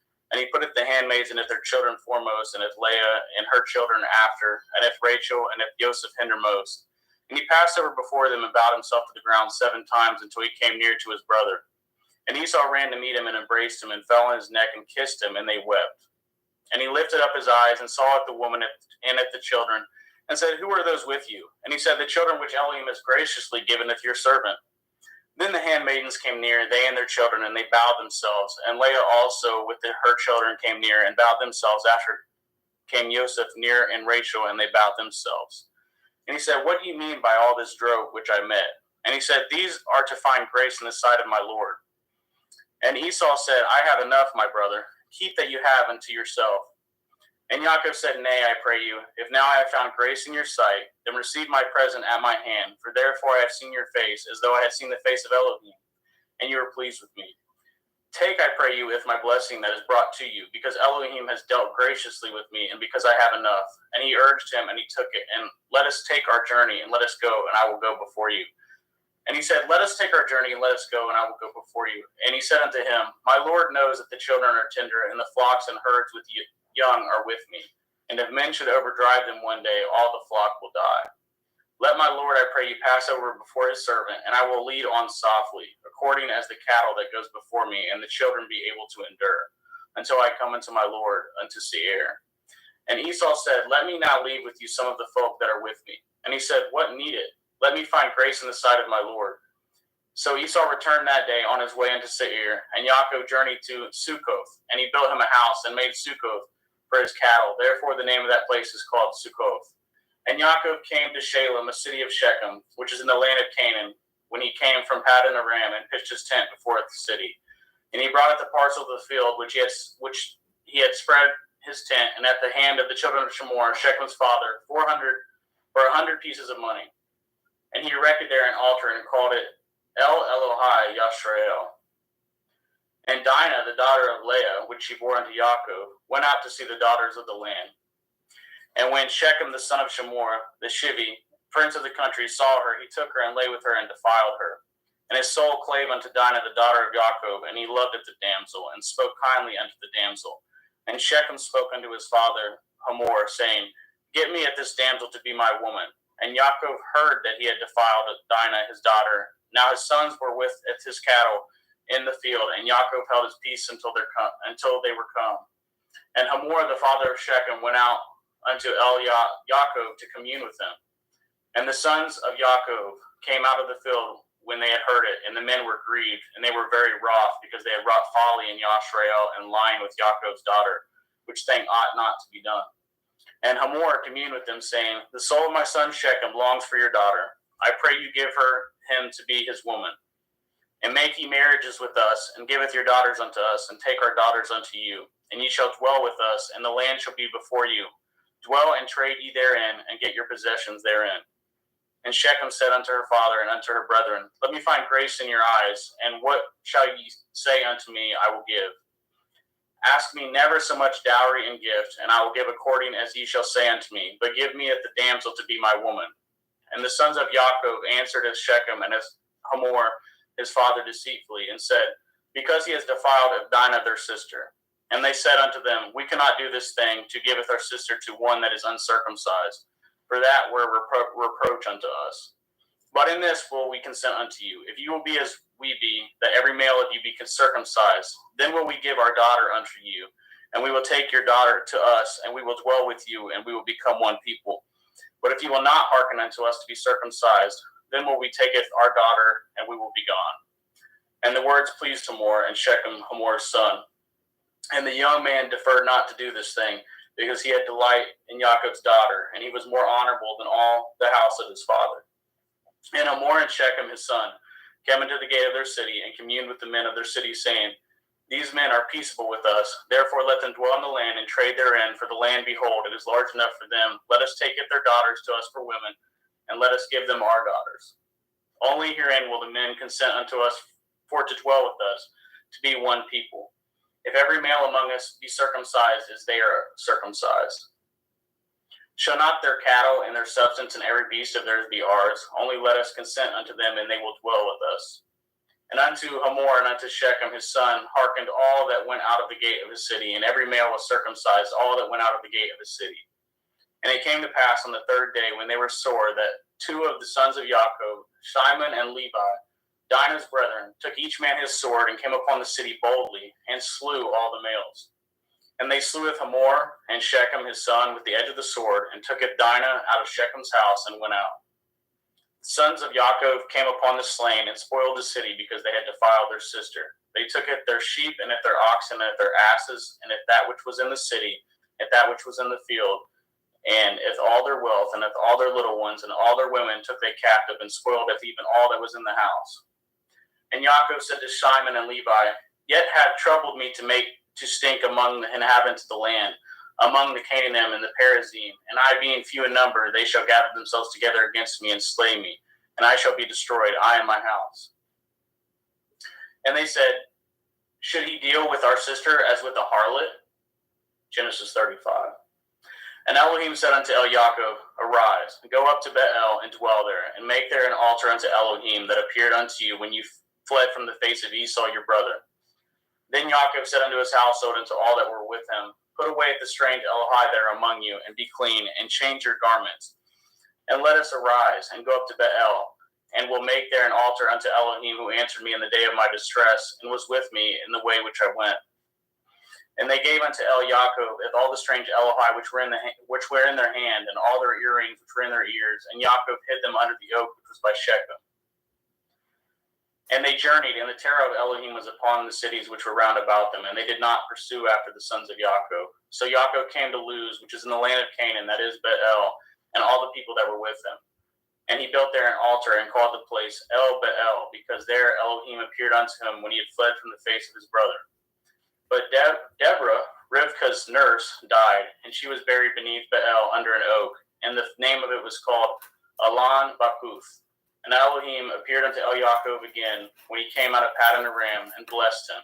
And Elohim said unto him, Your name is Yaakov. Your name shall not be called any more Yaakov, but Yashrael shall be your name. And he calleth his name Yashrael. And Elohim said unto him, I am El Shaddai. Be fruitful and multiply. A nation and a company of nations shall be of you, and kings shall come out of your loins. And that the land which I gave Abraham and Yitzhak, to you I will give it, and to your seed after you will I give it the land. And Elohim went up from him in the place where he talked with him. And Yaakov set up a pillar in the place where he talked with him, even a pillar of stone. And he poured a drink offering thereon, and he poured oil thereon. And Yaakov called it the name of the place where Elohim spoke with him, Beel. And they journeyed from Beel, and there was but a little way to come to Ephrath. And Rachel travailed, and she had hard labor. And it came to pass, when she was in hard labor, that the midwife said unto her, Fear not, you shall have this son also. And it came to pass, as her soul was in departing, for she died, that she called his name Benoni, but his father called him Benjamin. And Rachel died, and she was buried in the way of Ephrath, which is in Bethlehem. And Yaakov set a pillar upon her grave, and that is the pillar of Rachel's grave unto this day. And Yashrael journeyed and spread his tent beyond Migdal Eder. And it came to pass, when Yashrael dwelt in that land, that Reuben went and lay with Bilhah, his father's concubine, and Yashrael heard it. Now the sons of Yaakov were 12. The sons of Leah, Reuben, Yaakov's firstborn, and Shimon, and Levi, and Yehuda, and Issachar, and Zebulun. The sons of Rachel, Joseph, and Benjamin. And the sons of Bilhah and Rachel's handmaid, Dan and Naphtali. And the sons of Zilpah, Leah's handmaid, Gad and Asher. These are the sons of Yaakov, which were born to him in Paddan Aram. And Yaakov came unto El Yitzhak, his father, unto Mamre, unto Kiart Arba, which is Chevron, where Abraham and Yitzhak sojourned. And the days of Yitzhak were 180 years. And Yitzhak gave up his ruach and died, and was gathered unto his people, being old and full of days. And his sons Esau and Yaakov buried him. Genesis 36. Now these are the generations of Esau, who is Edom. Esau tooketh his woman of the daughters of Canaan, Eth Adah, the daughter of Elon the Hittite, and Eth Oholibamah, the daughter of Anah, the daughter of Tizb on the Hivi, and Eth Basmath, Ishmael's daughter, sister of Naboth. And Adah bore to Esau Eth Eliphaz, and Basmath bore Eth Reuel, and Oholibamah bore Eth Yeish, and Eth Ya'alam, and Eth Korach. These are the sons of Esau, which were born unto him in the land of Canaan. And Esau tooketh his woman, and his sons, and his daughters, and all the persons of his house, and his cattle, and all his beasts, and all his substance which he had got in the land of Canaan, and went into the country from the face of his brothers Yaakov. For the riches were more than that they might dwell together, and the land wherein they were strangers could not bear them both because of their cattle. Thus dwelt Esau in Mount Seir, and Esau is Edom. And these are the generations of Esau, the father of the Edom, in Mount Seir. These are the names of Esau's sons: Eliphaz, the son of Adah, the woman of Esau; Reuel, the son of Basmath, the woman of Esau. And the sons of Eliphaz were Taman, Omar, Sapho, and Gatam, and Kenaz. And Timnah was concubine to Eliphaz, Esau's son, and she bore to Eliphaz Amalek. And these were the sons of Adah, Esau's woman. And these are the sons of Reuel, Nakath, and Zerach, Shema, and Mizah. These were the sons of Basmath, Esau's woman. And these were the sons of Oholibamah, the daughter of Anah, the daughter of Tizivon, Esau's woman. And she bore to Esau Eth Yeish, and Eth Ya'alam, and Eth Korach.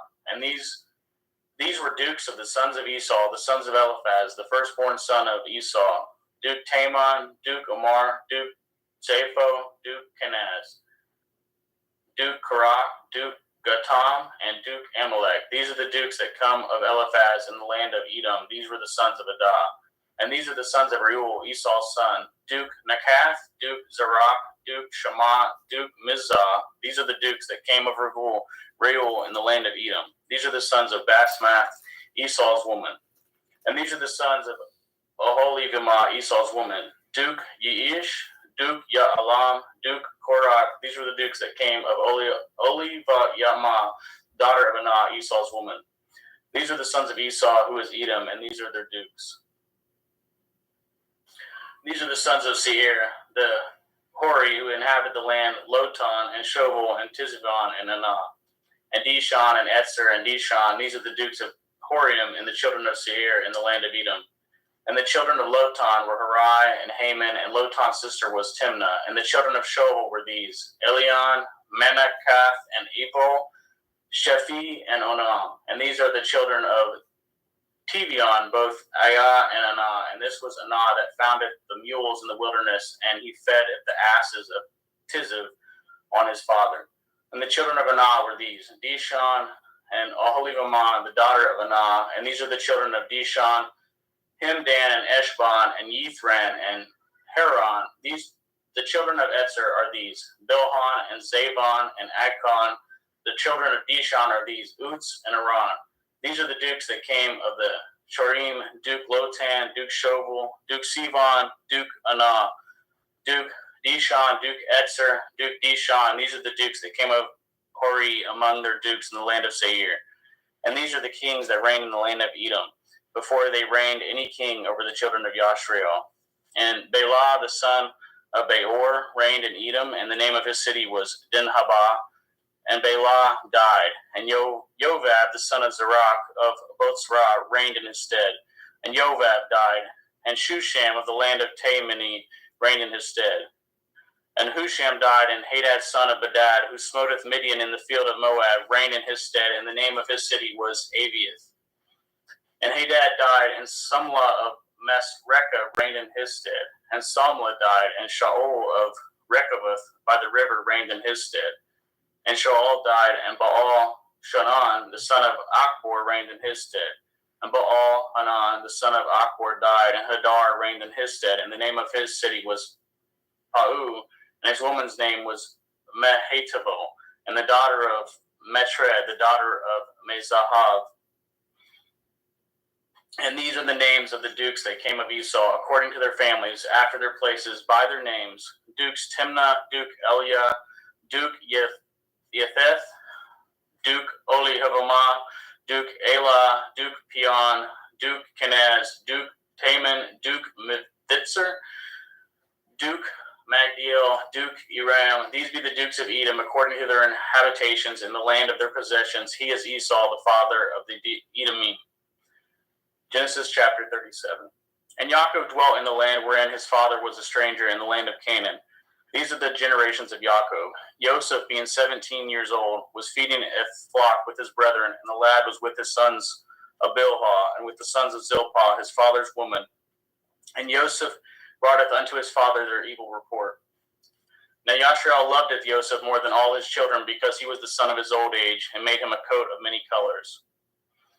And when his brethren saw that their father loved him more than all his brethren, they hated him, and could not speak peaceably unto him.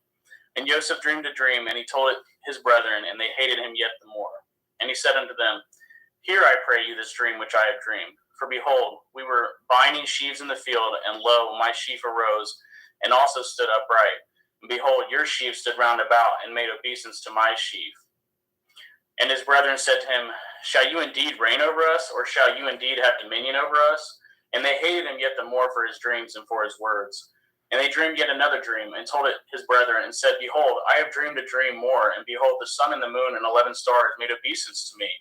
And he told it to his father and to his brethren, and his father rebuked him, and said unto him, What is this dream that you have dreamed? Shall I and your mother and your brethren indeed come bow down ourselves to you, to the earth? And his brethren envied him, but his father observed this saying. And his brethren went to feed their father's flock in Shechem. And Yashrael said unto Elioseph, Do not your brethren feed the flock in Shechem?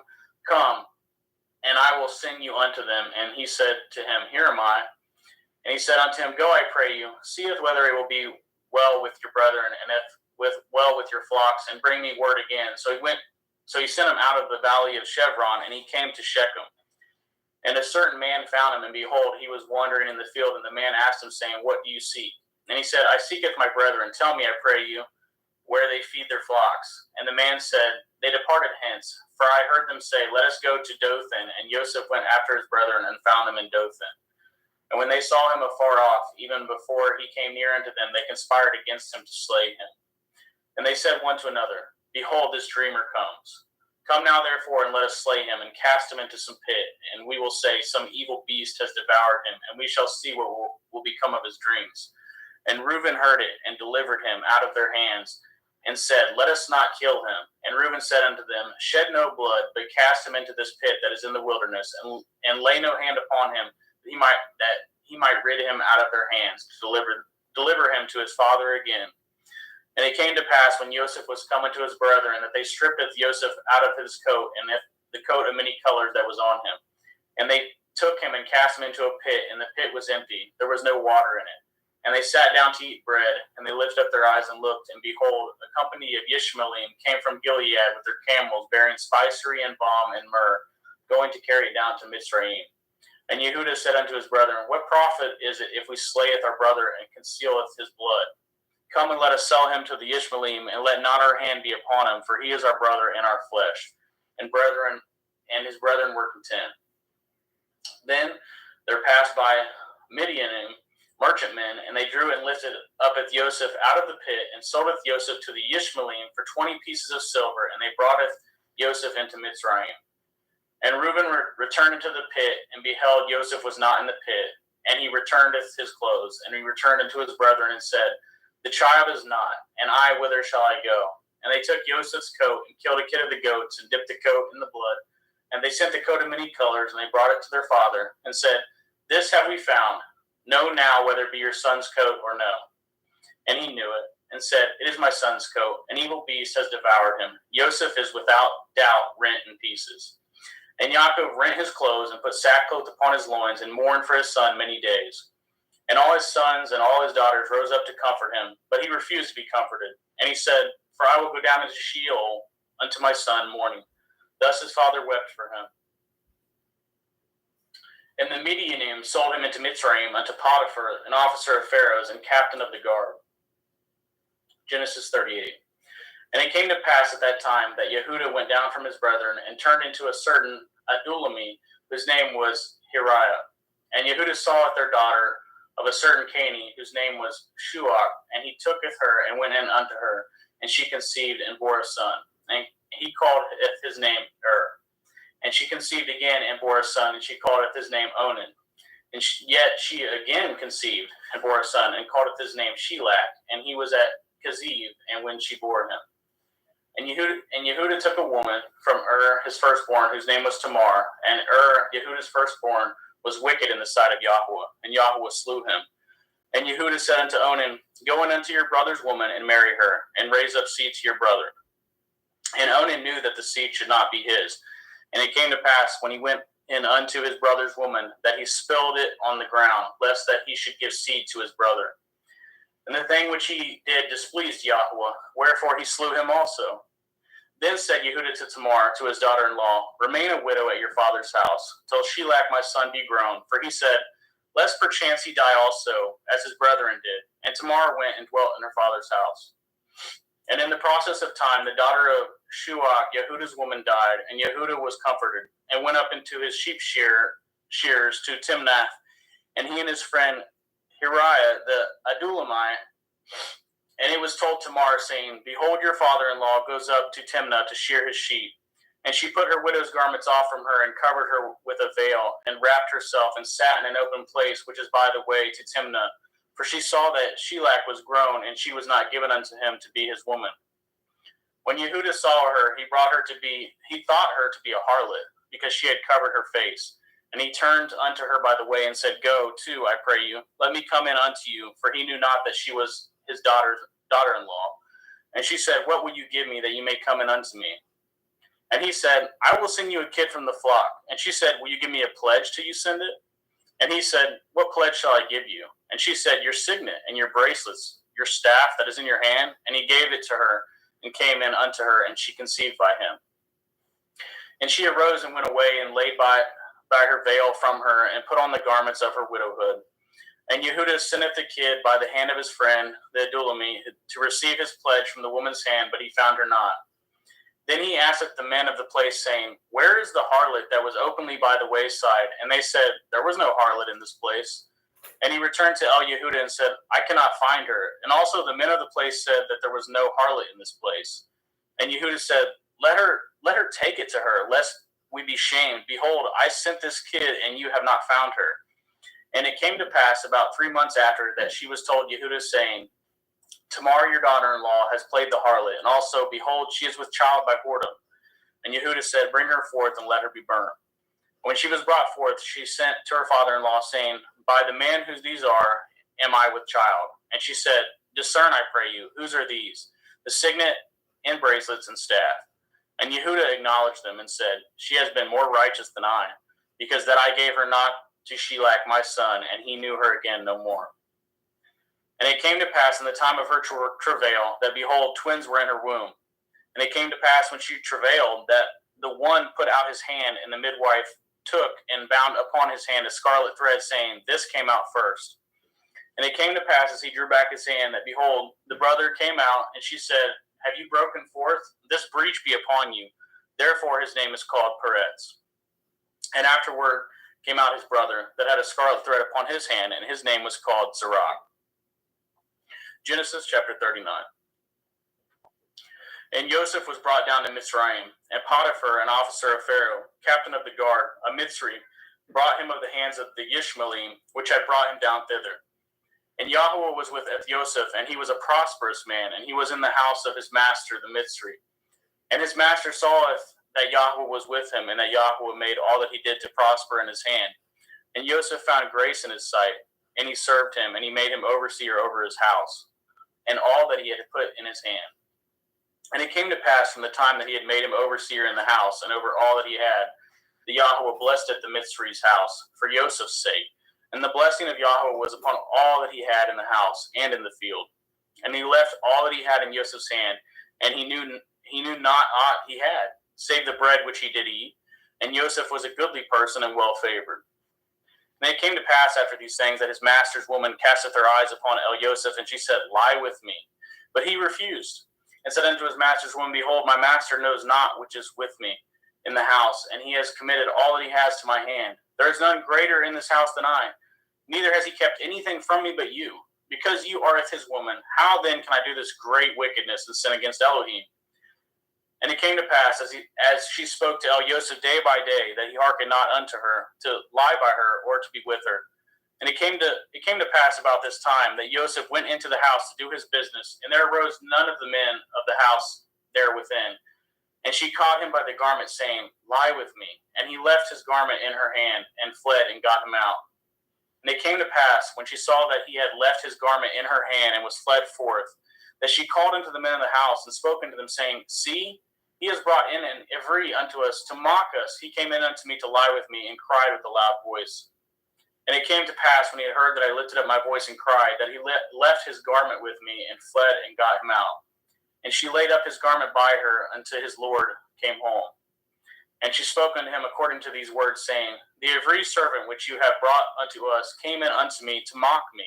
And it came to pass, as I lifted up my voice and cried, that he left his garment with me, and fled out. And it came to pass, when his master heard the words of his woman, which she spoke unto him, saying, After this manner did your servant to me, that his wrath was kindled. And Joseph's master took him, and put him in the prison, a place where the king's prisoners were bound, and he was there in prison. But Yahweh was with Joseph, and showed him mercy, and gave him favor in the sight of the keeper of the prison. And the keeper of the prison committed to Joseph's hand all the prisoners that were in the prison, and that whatsoever they did there, he was the doer of it. The keeper of the prison looked as not to anything that was under his hand, because Yahweh was with him, and that which he did, Yahweh made him to prosper. Genesis chapter 40. And it came to pass after these things, that the butler of the king of Mitzrayim and his baker had offended the Lord, the king of Mitzrayim. And the Pharaoh was wroth against two of his officers, against the chief of his butlers, and against the chief of his bakers. And he put them in ward in the house of the captain of the guard, into the prison, the place where Joseph was bound. And the captain of the guard was charged at Joseph with him, and he served them, and they continued to season and award. And they dreamed a dream, both of them, each man his dream in one night, each man according to the interpretation of his dream, the butler and the baker of the king of Mitzrayim, which were bound in the prison. And Joseph came in unto them in the morning and looked upon them, and behold, they were sad. And he asked of Pharaoh's officers that were with him in the ward of the Lord's house, saying, Wherefore look ye so sadly today? And they said unto him, We have dreamed a dream, and there is no interpreter of it. And Joseph said unto them, Do not interpretations belong to Elohim? Tell me them, I pray you. And the chief butler tooketh his dream to Joseph, and said to him, In my dream, behold, a vine was before me. And in the vine were 3 branches, and it was as though it budded.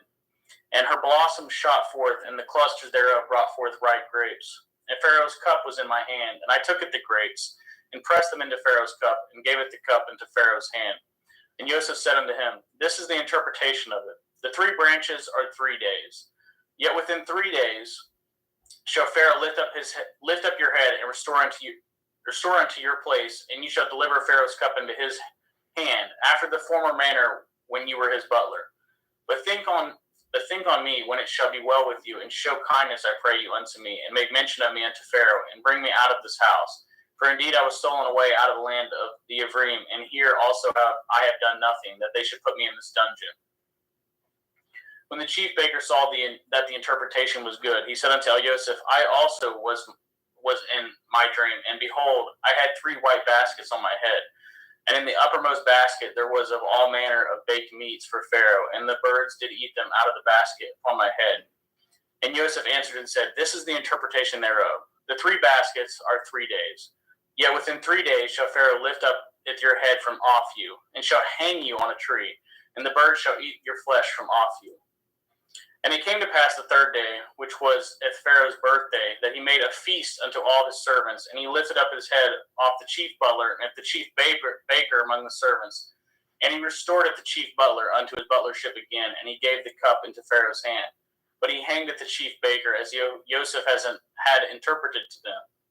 Yet did not the chief butler remember Joseph, but forgot him. Genesis chapter 41. And it came to pass at the end of the 2 full years that Pharaoh dreamed, and beheld, he stood by the river. And behold, there came up out of the river 7 well-favored kine and fat-fleshed, and they fed in a meadow. And behold, 7 other kine come up after them out of the river, ill-favored and lean-fleshed, and stood by the other kine upon the bank of the river. And the ill-favored and the lean-fleshed kine did eat up at the 7 well-favored and fat kine. So Pharaoh awoke.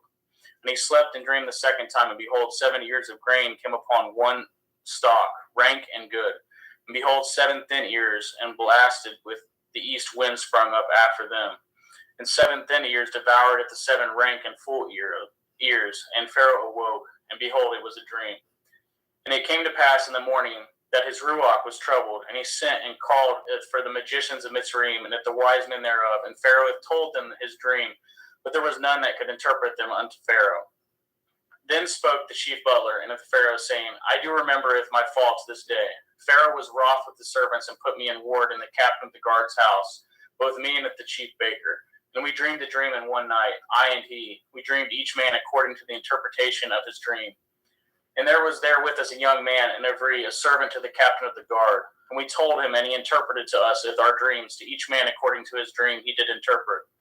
And it came to pass, as he interpreted to us, so it was. Me he restored into my office, and him he hanged. Then Pharaoh sent and called Joseph, and they brought him hastily out of the dungeon, and shaved himself, and changed his raiment, and came in unto Pharaoh. And Pharaoh said unto Joseph, I have dreamed a dream, and there is none that can interpret it. I have heard say of you that you can understand a dream to interpret it. And Joseph answered the Pharaoh, saying, It is not in me. Elohim shall give Pharaoh an answer of peace. And Pharaoh said unto Joseph, In my dream, behold, I stood upon the bank of the river, and behold, there came up out of the river 7 kine fat-fleshed and well-favored, and they fed in a meadow. And behold, 7 other kine came up after them, poor and very ill-favored and lean-fleshed, such as I had never saw in the land of Mitzrayim for badness. And the lean and the ill-favored kine did eat up the first 7 fat kine. And when they had eaten them up, it could not be known that they had eaten them, but they were still ill-favored as at the beginning. So I awoke. And I saw in my dream, and behold, 7 ears came up in one stalk, full and good. And behold, 7 ears withered thin, and blasted with the east wind sprung up after them. And the thin ears devoured it, the 7 good ears. And I told this unto the magicians, but there was none that could declare it unto me. And Joseph said unto Pharaoh, the dream of Pharaoh it is one. Elohim has showed Pharaoh what he is about to do. The 7 kine are 7 years, and the 7 good ears are 7 years. The dream is one. And the 7 thin and ill-favored kine that come up after them are 7 years, and the 7 empty ears blasted with the east wind shall be 7 years of famine. This is the thing which I have spoken unto Pharaoh. Oh, what Elohim is about to do, he shows it unto Pharaoh. Behold, there come 7 years of great plenty throughout all the land of Mitzrayim, and there shall rise after them 7 years of famine, and all the plenty shall be forgotten in the land of Mitzrayim. And the famine shall consumeth the land. And the plenty shall not be known in the land by the reason of the famine following, for it shall be very grievous. And for that the dream was doubled unto Pharaoh twice. It is because the thing is established by Elohim, and Elohim will shortly bring it to pass. Now therefore let Pharaoh look out a man discreet and wise, and set him over the land of Mitzrayim. Let Pharaoh do this, and let him appoint officers over the land to take up a 5th part of the land of Mitzrayim in the 7 plenteous years. And let them gather all the food of those good years that come, and lay up grain under the hand of Pharaoh, and let them guard food in the cities, and that food shall be for store to the land against the 7 years of famine, which shall be in the land of Mitzrayim, that the land perish not through the famine. And the thing was good in the eyes of Pharaoh and in the eyes of his servants. And Pharaoh said unto his servants, can we find such a one as this, a man in whom the Ruach Elohim is? And Pharaoh said unto Joseph, for as much as Elohim has showed you with all this, there is none so discreet and wise as you are. You shall be over my house, and according to your word shall all my people be ruled. Only in the throne will I be greater than you. And Pharaoh said unto Joseph, see, I have set over you all the land of Mitzrayim. And Pharaoh took off his ring from his hand, and put it upon Joseph's hand, and arrayed him in vestures of fine linen, and put a gold chain about his neck. And he made him to ride in the 2nd chariot which he had, and they cried before him, bowed the knee. And he made him ruler over all the land of Mitzrayim. And Pharaoh said unto Joseph, I am Pharaoh, and without you shall no man lift up this hand, and at this foot in all the land of Mitzrayim. And Pharaoh called Joseph's name Sophath-Panach, and he gave him to be his woman, Asenath, the daughter of Potiphar's priest of On. And Joseph went out over all the land of Mitzrayim. And Joseph was 30 years old when he stood before Pharaoh, king of Mitzrayim. And Joseph went out from the presence of Pharaoh, and went throughout all the land of Mitzrayim. And in the 7 plenteous years the earth brought forth by handfuls. And he gathered up all the food of the 7 years which were in the land of Mitzrayim, and laid up the food in the cities, and the food of the field which was round about every city laid he up in the same. And Joseph gathered grain as the sand of the sea, very much, until he left numbering, for it was without number. And unto Joseph were born 2 sons before the years of famine came, which Asenath, the daughter of Potiphar, priest of On, bore unto him. And Joseph called up the name of the firstborn Manasseh, for Elohim said, he has made me forget my toil in all my father's house. And at the name of the second he called Ephraim, for Elohim has called me to be fruitful in the land of my affliction. And the 7 years of plenteous that was in the land of Mitzrayim were ended, and the 7 years of famine began to come, according as Joseph had said. And the famine was in all the lands, but in all the land of Mitzrayim there was bread. And when all the land of Mitzrayim was famished, the people cried to Pharaoh for bread. And Pharaoh said unto all the Mitzrayim, go unto Joseph, what he says to you do. And the famine was over all the face of the earth. And Joseph opened all the storehouses, and sold unto the Mitzrayim. And the famine was waxed sore in the land of Mitzrayim. And all the countries came into Mitzrayim to Joseph to buy grain, because that the famine was so sore in all the lands. Genesis 42. Now when Yaakov saw that there was grain in Mitzrayim, Yaakov said unto his sons, why do you look one upon another? And he said, behold, I have heard that there is grain in Mitzrayim. Get you down thither, and buy for us from thence, that we may live and not die. And Joseph's 10 brethren went down to buy grain in Mitzrayim. But if Benjamin, Joseph's brother, Yaakov sent not with his brethren, for he said, lest perchance mischief befall him. And the sons of Yashriel came to buy grain among those that came, for the famine was in the land of Canaan. And Joseph was the governor over the land, and he it was that sold all the people of the land. And Joseph's brethren came and bowed down themselves before him with their faces to the earth. And Joseph saweth his brethren, and he knew them, but made himself strange unto them, and spoke roughly unto them. And he said unto them, Whence come ye? And they said, From the land of Canaan to buy food. And Joseph knew of his brethren, and they knew him not. And Joseph remembered the dreams which he dreamed of them, and he said unto them, Ye are spies, to see if the nakedness of the land ye are come. And they said unto him, Nay, my lord, but to buy food are your servants come. We are all one man's sons. We are true men. Your servants are no spies. And he said unto them, Nay, but to see the nakedness of the land ye are come. And they said, Your servants are 12 brethren, the sons of one man, in the land of Canaan. And behold, the youngest is this day with our father, and one is not. And Joseph said unto them, This is that I spoke unto you, saying, Ye are spies. Hereby ye shall be proved. By the life of Pharaoh ye shall not go forth hence, except your youngest brother come hither. Send one of you, and let him fetcheth your brother, and ye shall be kept in prison, that your words may be proved, whether there be any truth in you, or else by the life of Pharaoh surely ye are spies. And he put them all together intoward 3 days, and Joseph said unto them the third day, This do and live, for I feareth Elohim. If ye be true men, let one of your brethren be found in the house of your prison. Go ye carry grain for the famine of your houses. But bringeth your youngest brother unto me, so shall your words be verified, and ye shall not die. And they did so.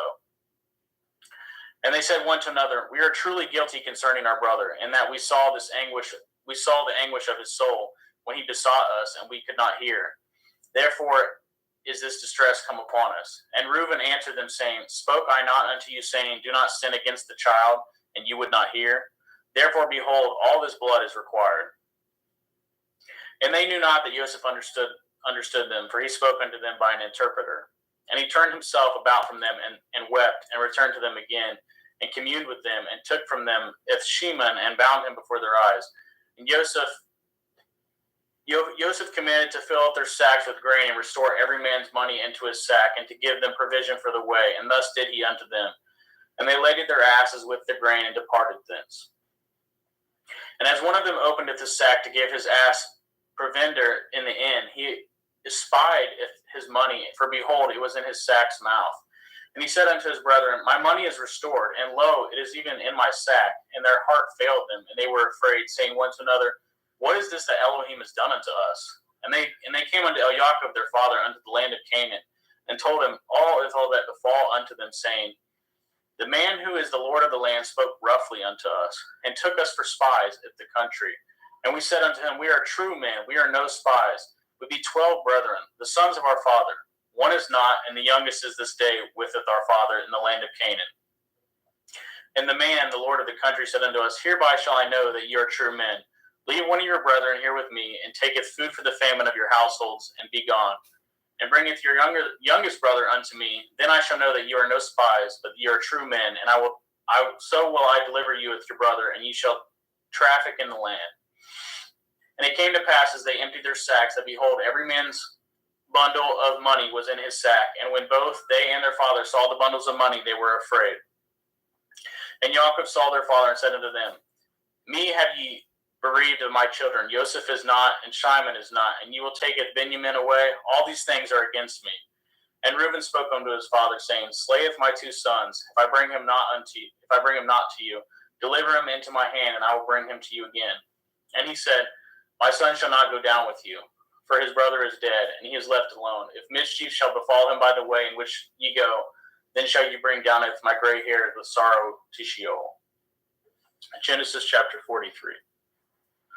And the famine was sore in the land. And it came to pass, when they had eaten up at the grain which they had brought out of Mitzrayim, their father said unto them, Go again, buy us a little food. And Yehudah spoke unto him, saying, The man did solemnly protest unto us, saying, Ye shall not see my face, except your brother be with you. If you will sendeth our brother with us, we will go down and buy you food. But if you will not send him, we will not go down. For the man said unto us, Ye shall not see my face, except your brother be with you.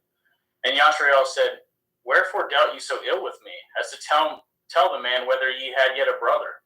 And they said, The man asked us strangely of our state and of our kindred, saying, Is your father yet alive? Have ye another brother? And we told him according to the tenor of these words. Do we certainly know that he would say, Bringeth your brother down? And Yehudah said unto Yashrael his father, Send the lad with me, and we will arise and go, that we may live and not die, both we and you, and also our little ones. I will be surety for him. Of my hand shall you require him. If I bring him not unto you, and set him before you, then let me bear the blame forever. For example, we had lingered, surely now we had returned the second time. And their father Yashriel said unto them, If it must be so now, do this. Take of the best fruits in the land in your vessels, and carry down the man a present, a little balm, a little honey, spices and myrrh, nuts and almonds. And take a double money in your hand, and the money that was brought again in the mouth of your sacks. Carry it again in your hand, and perchance it was an oversight. Taketh your brother, and arise, go again unto the man. And El Shaddai give you mercy before the man, that he may send away to your other brother, and of Benjamin, if I be bereaved of my children, I am bereaved. And the men took that present, and they took double money in their hand, and Benjamin and rose up and went down to Mitzrayim and stood before Joseph. And when Joseph saw Benjamin with them, he said to the ruler of the house, Bring these men home and slay, and make ready, for if these men shall dine with me at noon. And the men did as Joseph bade, and the man brought the men into Joseph's house. And the men were afraid, because they were brought into Joseph's house. And they said, Because of the money that was returned in our sacks at the first time are we brought in, that he may seek occasion against us, and fall upon us, and take us for bondmen and our asses. And they came near to the steward of Joseph's house, and they communed with him at the door of the house, and said, O sir, we came indeed down at the first time to buy food. And it came to pass, when we came to the inn, that we opened our sacks, and behold, every man's money was in the mouth of his sack, and our money is full weight, and we have brought it again in our hand. And other money have we brought down in our hand to buy food. We cannot tell who put our money in our sacks. And he said, Peace be to you. Fear not. Your Elohim and the Elohim of your father has given you the treasure in your sacks. I had your money, and he brought it Shimon out unto them. And the man brought the men into Joseph's house, and gave them water, and they washed their feet, and he gave their asses provender. And they made ready at the present against Joseph, came at noon, for they had heard that they should eat bread there. And when Joseph came home, they brought of him the present which was in their hand into the house, and bowed themselves to him in the earth. And he asked them of their welfare, and said, Is your father well? The old man of whom you spoke, is he yet alive? And they answered, Your servant our father is in good health. He is yet alive. And they bowed down their heads and made obeisance. And he lifted up his eyes and saw his brother, Benjamin, and his mother, and said, Is this your younger brother of whom you spoke unto me? And he said, Elohim be gracious unto you, my son. And Joseph made haste, for his heart did yearn upon his brother, and he sought where to weep. And he entered into his chamber and wept there. And he washed his face and went out and refrained himself, and said, Set on bread. And they set on for him by himself, and for them by themselves, and for the Mitzrayim which did eat with him by themselves, because the Mitzrayim might not eat bread with the Ephraim, for that is an abomination unto the Mitzrayim. And they sat before him, the firstborn according to his birthright, and the youngest according to his youth. And the men marveled one at another. And he took and sent messes unto them from before him. But Benjamin's mess was 5 times so much as any of theirs. And they drank and were merry with them. Genesis 44. And he commanded at the steward of the house, saying, Fill up the men's sacks with food, and as much as they can carry, and put every man's money in his sack's mouth. And putteth my cup, the silver cup, in the sack's mouth of the youngest, and with his grain money, and he did according to the word that Joseph had spoken. As soon as the morning was light, the men were sent away, they and their asses. And when they were gone out of the city, and not yet afar off, Joseph said unto his stewards, Follow after the men, and when you do overtake them, say unto them, Wherefore have you rewarded evil for good? Is not this it which my Lord drinks, and whereby indeed he divines? Ye have done evil in so doing. And he overtook them, and he spoke unto them at these same words. And they said unto him, Wherefore says my Lord these words? Far be it that your servants should do according to this thing. Behold the money which we found in our sacks' mouths, we brought again unto you out of the land of Canaan. How then should we steal out of your Lord's house silver or gold? With whomsoever of your servants it be found, both let him die, and we also will be my Lord's bondmen. And he said, Now also let it be according to your words. He with whom it is found shall be my servant, and ye shall be blameless. Then they speedily took down every man at his sack to the ground, and opened every man his sack. And he searched and began at the eldest, and left at the youngest. And the cup was found in Benjamin's sack. Then they rent their clothes and laded every man his asses and returned to the city. And Yehuda and his brethren came to Joseph's house, for he was yet there, and they fell before him on the ground. And Joseph said unto them, What deed is this that ye have done? Know ye not that such a man as I can certainly divine? And Yehuda said, What shall we say unto my Lord? What shall we speak? Or how shall we clear ourselves? Elohim has found out the iniquity of your servants. Behold, we are my Lord's servants, both we and he also with whom the cup is found. And he said, Far be it that I should do so. But the man in whose hand the cup is found, he shall be my servant. And as for you, get up in peace unto your father. Then Yehuda came near unto him and said, O my Lord, let your servant, I pray you, speak a word in my Lord's ears, and let not your anger burn against your servant, for you are even as Pharaoh. My Lord asketh his servant, saying, Have ye a father or a brother? And we said unto my Lord, We have a father, and an old man, and a child of his old age, a little one, and his brother is dead, and he is alone, left of his mother, and his father loves him. And you said unto your servants, Bring down unto me, that I may set my eyes upon him. And we said unto my Lord, The lad cannot leaveth his father, for if he should leaveth his father would die. And you said unto your servants, Except your youngest brother come down with you, ye shall see my face no more. And it came to pass, when we came up unto your servant my father, we told him the words of my Lord. And our father said, Go again, and buy us a little food. And we said, We cannot go down. If our youngest brother be with us, then we will go down, for we may not see the man's face, except our youngest brother be with us. And your servant my father said unto us, Ye know that my woman bore me 2 sons, and the one went out from me, and I said, Surely he is torn in pieces, and I saw him not since. If ye take this also from me, and mischief befall him, ye shall bring downeth my gray hairs with sorrow to Sheol. Now therefore, when I come to your servant my father, and the lad be not with us, seeing that his life is bound up in the lad's life, it shall come to pass, when he sees that the lad is not with us, he will die. And your servant shall bring down at the gray hairs of your servant our father with sorrow to Sheol. For your servant became surety for the lad unto my father, saying, If I bring him not unto you, then I shall bear the blame to my father forever. Now therefore I pray you, let your servant abide instead of the lad in a bondman to my Lord, and let the lad go up with his brethren. For how shall I go up to my father, and the lad be not with me, lest perchance I see the evil that should come on my father? Genesis 45. Then Joseph could not refrain himself before all them that stood by him, and he cried, caused every man to go out from me. And there stood no man with him, while Joseph made himself known unto his brethren. And he wept aloud, and the Mitzrayim in the house of Pharaoh heard.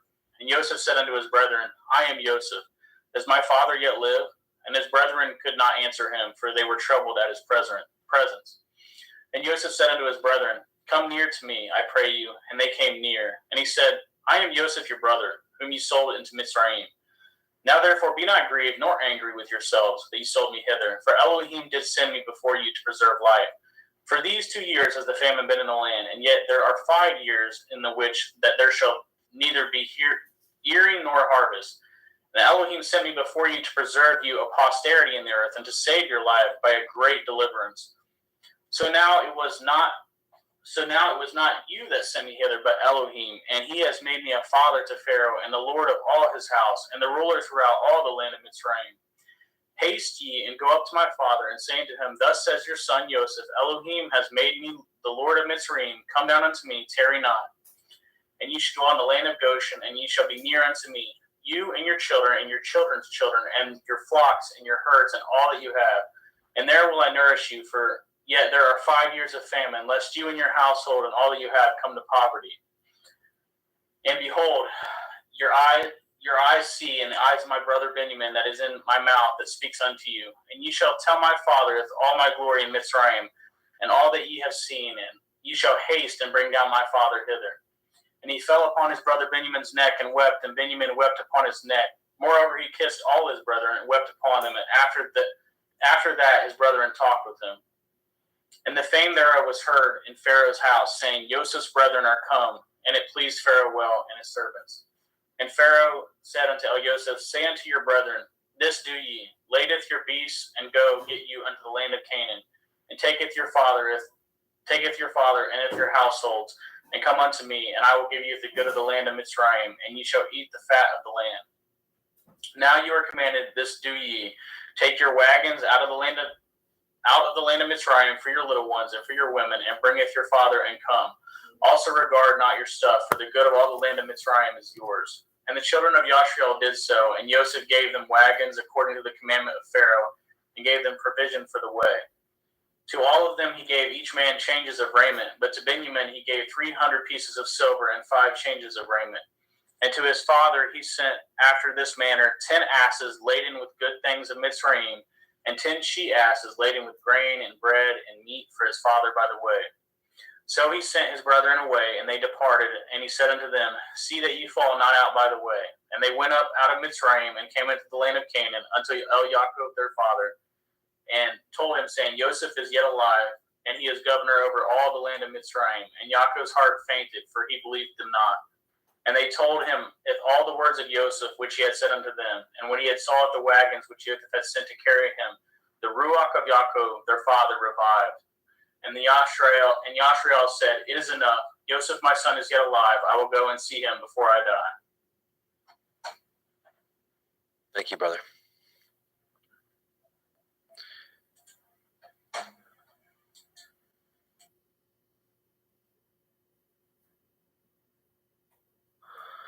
Genesis 46.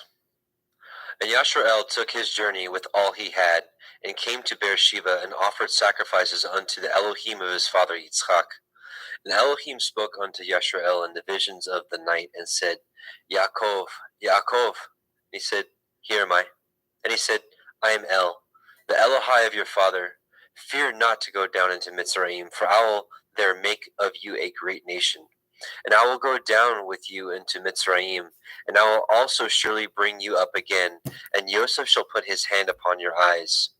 And Yaakov rose up from Beersheba, and the sons of Yashrael carried Yaakov their father, and their little ones, and their women, in the wagons which Pharaoh had sent to carry him. And he took their cattle and their goods, which they had gotten in the land of Canaan, and came into Mitzrayim, Yaakov and all his seed with him. His sons and his sons' sons with him, his daughters and his sons' daughters, and all his seed brought he with him into Mitzrayim. And these are the names of the children of Yashrael, which came into Mitzrayim, Yaakov and his sons, Reuben, Yaakov's firstborn. And the sons of Reuben, Hanok, and Palu, and Chetzron, and Carmi. And the sons of Shimon, Yemuel, Yamin, Ohad, and Yakin, and Sochar, and Shaul, the son of a Canaanite woman. And the sons of Levi, Gershon, Kohath, and Merari. And the sons of Yehuda, and Onan, and Shelach, and Peretz, and Zerach. But and Onan died in the land of Canaan. And the sons of Peretz were Chetzron and Hamul. The sons of Yisachar, Tola, Pua, and Yov, and Shimron. The sons of Zebulun, Sered, and Elyon, and Yachael. These be the sons of Leah, which she bore unto Yaakov in Padan Aram, with his daughter Dinah. All the souls of his sons and daughters were 33. And the sons of Gad, Siphon, Chagai, Shunai, and Etzbon, and Eri, and Arodai, and Arelai. The sons of Asher, Yimna, Yitzchav, and Yishvai, and Berai, and Serach, their sister. The sons of Beriah, Hever, and Malkiel.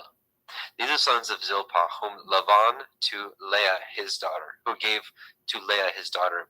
And these she bore unto Yaakov, even 16 souls. The sons of Rachel, Yaakov's woman, Joseph and Benjamin. And unto Joseph in the land of Mitzrayim were born Manasseh and Ephraim, with Asenath, the daughter of Potiphera, priest of On, bore unto him. And the sons of Benjamin were Bela, Becher, Ashbel, Gera, Naaman, Echai, Rosh, Mupim, and Shupim, and Ard. These are the sons of Rachel, which were born unto Yaakov. All the souls were 14. And the sons of Dan, Cushim. And the sons of Naphtali, Yachzeel, and Gunai, and Yetzer, and Shilem.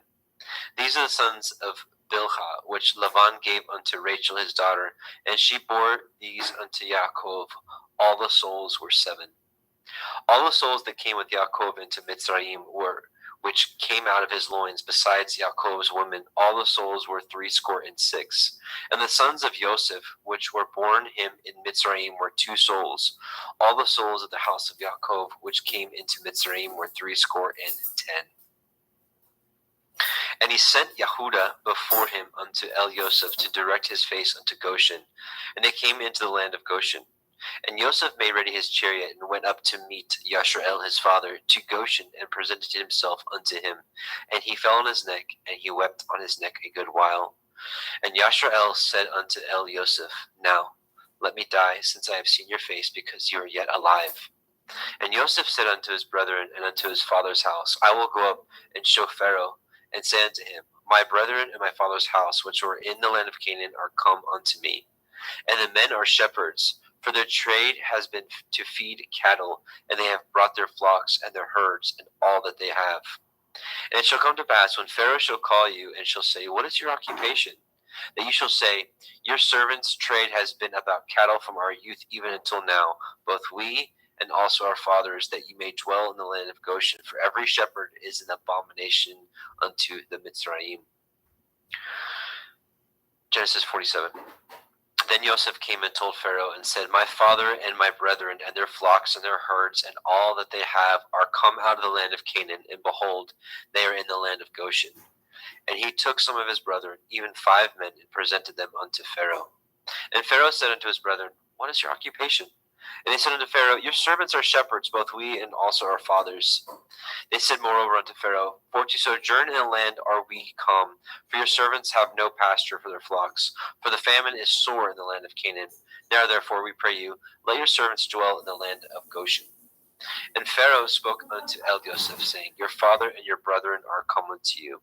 The land of Mitzrayim is before you. In the best of the land make your father and your brethren to do well. In the land of Goshen let them dwell. And if you know any men of activity among them, then make them rulers over my cattle. And Joseph brought in Yaakov his father, and set him before Pharaoh, and Yaakov blessed Pharaoh. And Pharaoh said unto Yaakov, How old are you? And Yaakov said unto Pharaoh, The days of the years of my pilgrimage are 130 years. Few and evil have the days of the years of my life been, and have not attained unto the days of the years of the life of my fathers, in the days of their pilgrimage. And Yaakov blessed Pharaoh, and went out from before Pharaoh. And Joseph placed his father and his brethren, and gave them a possession in the land of Mitzrayim, in the best of the land, in the land of Ramesses, as Pharaoh had commanded. And Joseph nourished his father and his brethren, and all his father's household, with bread according to their families. And there was no bread in all the land, for the famine was very sore, so that the land of Mitzrayim and all the land of Canaan fainted by reason of the famine. And Joseph gathered all the money that was found in the land of Mitzrayim and in the land of Canaan for the grain which they bought. And Joseph brought the money into Pharaoh's house. And when money failed in the land of Mitzrayim and in the land of Canaan, all the Mitzrayim came unto El-Yosef and said, Give us bread, for why should we die in your presence? For the money fails. And Joseph said, Give your cattle, and I will give you for your cattle if money fail. And they brought their cattle unto El-Yosef, and Joseph gave them bread in exchange for horses, and for the flocks, and for the cattle of the herds, and for asses.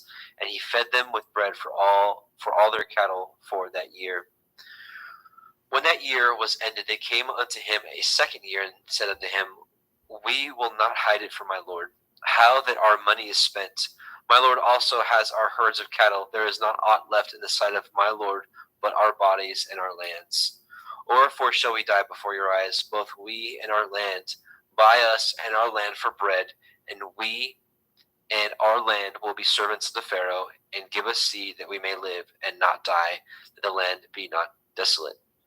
And Joseph bought all the land of Mitzrayim for Pharaoh, and the Mitzrayim sold every man his field, because of the famine prevailed over them. So the land became Pharaoh's. And as for the people, he removed them to cities from one end of the borders of Mitzrayim, even to the other end thereof. Only the land of the priests bought he not, for the priests had a portion assigned them of Pharaoh, and did eat their portion which Pharaoh gave them. Wherefore they sold not their lands. Then Joseph said unto the people, Behold, I have bought you this day and your land for Pharaoh. Lo, Here is seed for you, and ye shall sow the land. And it shall come to pass in the increase that you will give the fifth part unto Pharaoh, and 4 parts shall be your own, for seed of the field, and for your food, and for them of your household, and for food for your little ones. And they said, You have saved our lives. Let us find grace in the sight of my Lord, and we will be Pharaoh's servants. And Joseph made it a law over the land of Mitzrayim unto this day, that Pharaoh should have a 5th part, except the land of the priests only, which became not Pharaoh's. And Yashrael dwelt in the land of Mitzrayim, in the country of Goshen, and they had possessions therein, and grew and multiplied exceedingly. And Yaakov lived in the land of Mitzrayim 17 years. So the whole age of Yaakov was 147 years. And the time drew nigh that Yashrael must die.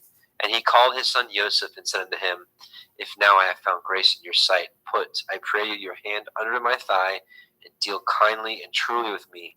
Bury me not, I pray you, in Mitzrayim. But I will lie with my fathers, and ye shall carry me out of Mitzrayim, and bury me in their burying place. And he said, I will do as you have said. And he said, Swear unto me. And he swore unto him. And Yashrael bowed himself upon the bed's head. Genesis 48. And it came to pass after these things, that one told Joseph, Behold, your father is sick. And he took him with him his 2 sons, Manasseh and Ephraim. And one told Yaakov and said, Behold, your son Joseph comes unto you. And Yashrael strengthened himself and sat upon the bed.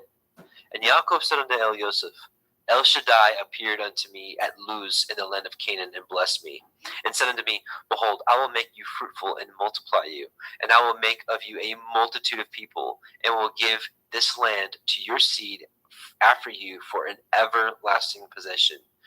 And now your 2 sons, Ephraim and Manasseh, which were born unto you in the land of Mitzrayim, before I came unto you in Mitzrayim, are mine.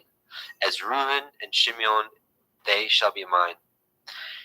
And your issue, which you beget after them, shall be yours, and shall be called after the name of their brethren in their inheritance. And as for me, when I came from Padan Aram, Rachel died by me in the land of Canaan in the way, when yet there was but a little way to come unto Ephratah.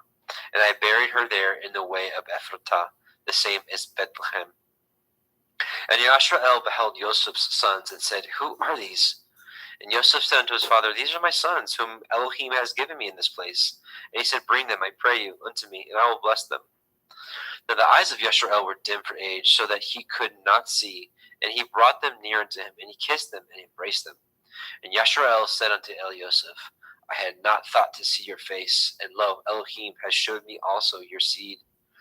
And Joseph brought them out from between his knees, and he bowed himself with his face to the earth. And Joseph took them both, Ephraim in his right hand toward Yashrael's left hand, and Manasseh in his left hand toward Yashrael's right hand, and brought them near unto him. And Yashrael stretched out his right hand and laid it upon Ephraim's head, who was the younger, and his left hand on Manasseh's head, guiding his hands wittingly, for Manasseh was the firstborn. And he blessed Joseph and said, Elohim, before whom my fathers Abraham and Yitzchak did walk, the Elohim which fed me all my life long until this day, the angel which redeemed me from all evil, bless the lads, and let my name be named on them, and the name of my fathers Abraham and Yitzchak, and let them grow into a multitude in the midst of the earth. And when Joseph saw that his father had laid his right hand upon the head of Ephraim, it displeased him. And he held up his father's hand to remove it from Ephraim's head unto Manasseh's head. And Joseph said unto his father, Not so, my father, for this is the firstborn. Put your right hand upon his head. And his father refused and said, I know it, my son, I know it. He shall also become a people, and he also shall be great. But truly his younger brother shall be greater than he, and his seed shall become a multitude of nations. And he blessed them that day, saying, In you shall Yashrael bless, saying, Elohim make you as Ephraim and as Manasseh. And he set Ephraim before Manasseh. And Yashrael said unto El Yosef, Behold, I die, but Elohim shall be with you, and bring you again into the land of your fathers. Moreover, I have given to you one portion above your brethren, which I took out of the hand of the Emori with my sword and with my bow. Genesis 49.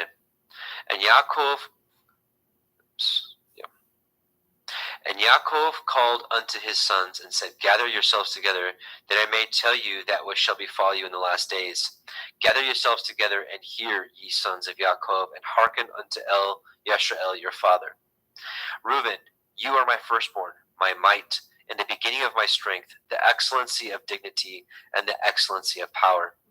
Unstable as water, you shall not excel, because you went up to your father's bed, then defiled it. He went up to my couch. Shimon and Levi are brethren. Instruments of cruelty are in their habitations. O my soul, come not into their secret, unto their assembly. My honor be not united. For in their anger they slew a man, and in their self-will they dug down a wall. Cursed be their anger, for it was fierce, and their wrath, for it was cruel. I will divide them in Yaakov, and scatter them in Yashrael. Yehuda, you are he whom your brethren shall praise. Your hand shall be in the necks of your enemies. Your father's children shall bow down before you. Yehuda is a lion's whelp. From the prey, my son, you are gone up. He stooped down. He couched as a lion, and as an old lion. Who shall rouse him up? The scepter shall not depart from Yehuda, nor a Torah giver from between his feet, until Shiloh come, and unto him shall the gathering of the people be. Binding his foal unto the vine, and his ass's colt unto the choice vine, he washed his garments in wine, and his clothes in the blood of grapes. His eyes shall be red with wine, and his teeth white with milk. Zebulun shall dwell at the haven of the sea. He shall be a haven for ships, and his border shall be undecided. Issachar is a strong asses couching down between two burdens. And he saw that rest was good, and the land that it was pleasant, and bowed his shoulder to bear, and became a servant unto tribute. Dan shall judge his people as one of the tribes of Yashrael. Dan shall be a serpent by the way, an adder in the path that bites the horse's heels, so that his rider shall fall backwards. I have waited for your Yeshua, O Yahweh. Gad, a troop shall overcome him, but he shall overcome at the last. Out of Asher his bread shall be fat. He shall yield royal dainties. Naphtali is a hind let loose. He gives goodly words. Joseph is a fruitful bough, even a fruitful bough by a well, whose branches run over the wall. The archers have sorely grieved him, and shot at him, and hated him. But his bow abode in strength, and the arms of his hands were made strong by the hands of the mighty Elohim of Yaakov. From thence the shepherd, the stone of Yashrael. Even by the Elohim of your father, who shall help you, and by El Shaddai, who shall bless you with blessings of heaven above, blessings of the deep that lies under, blessings of the breasts and the womb.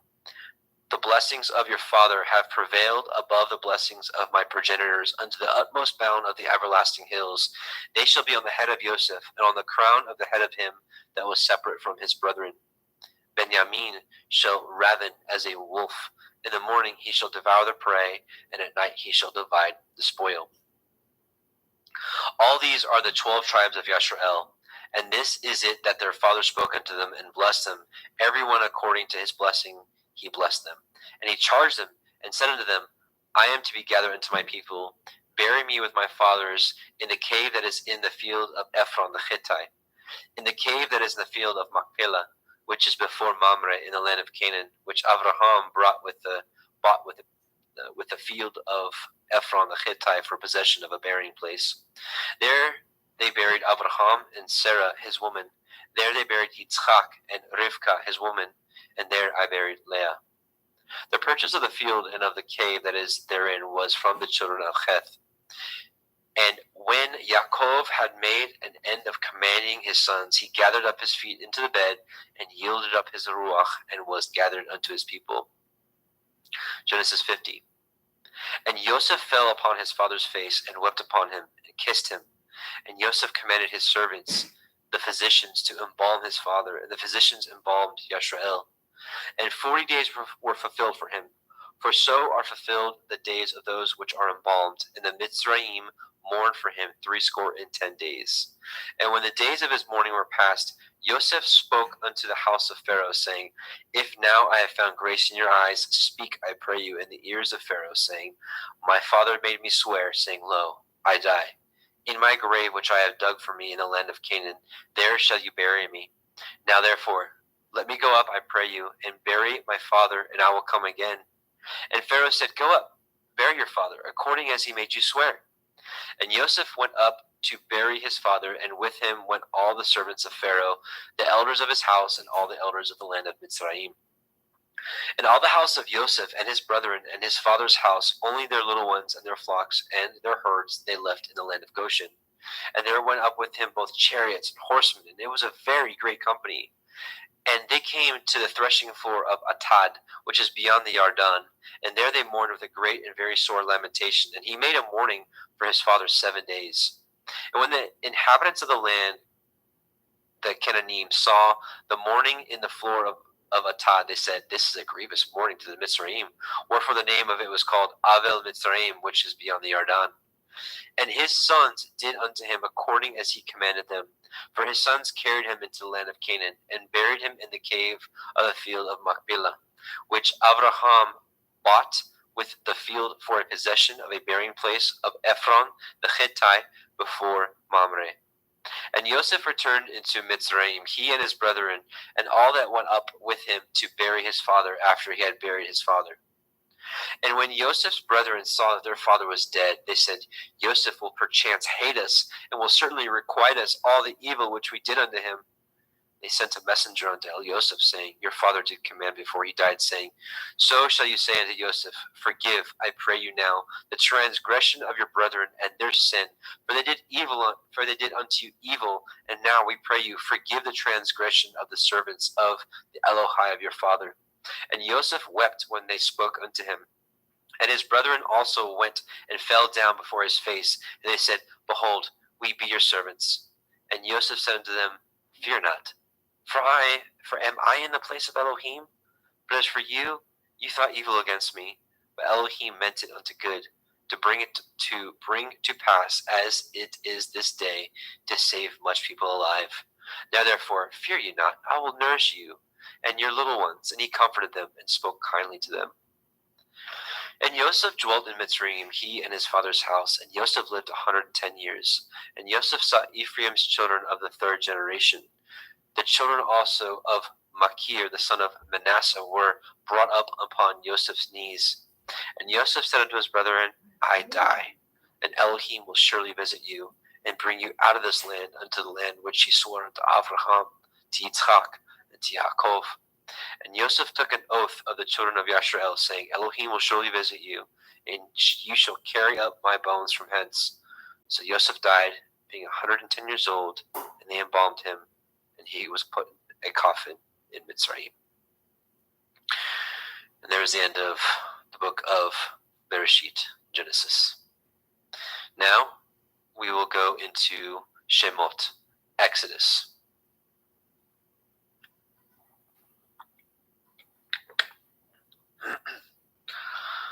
Exodus 1:1. Now these are the names of the children of Yashrael, which came into Mitzrayim. Every man in his household came with Yaakov: Reuben, Shimon, Levi, Yehuda, Issachar, Zebulun, and Benjamin, Dan, Naphtali, Gad, and Asher. And all the souls that came out of the loins of Yaakov were 70 souls. For Joseph was in Mitzrayim already. And Joseph died, and all his brethren, and all that generation. And the children of Yashrael were fruitful and increased abundantly and multiplied and waxed exceedingly mighty, and the land was filled with them. Now there arose up a new king over Mitzrayim, which knew not Joseph. And he said unto his people, Behold, the people of the children of Yashrael are more and mightier than we. Come on, let us deal wisely with them, and lest they multiply. And it come to pass that when there falls out any war, they join also unto our enemies and fight against us, and so get them up out of the land. Therefore they did set over them taskmasters to afflict them with their burdens. And they built for Pharaoh treasure cities, Pithom and Ramesses. But the more they afflicted them, the more they multiplied and grew, and they were grieved because of the children of Yashrael.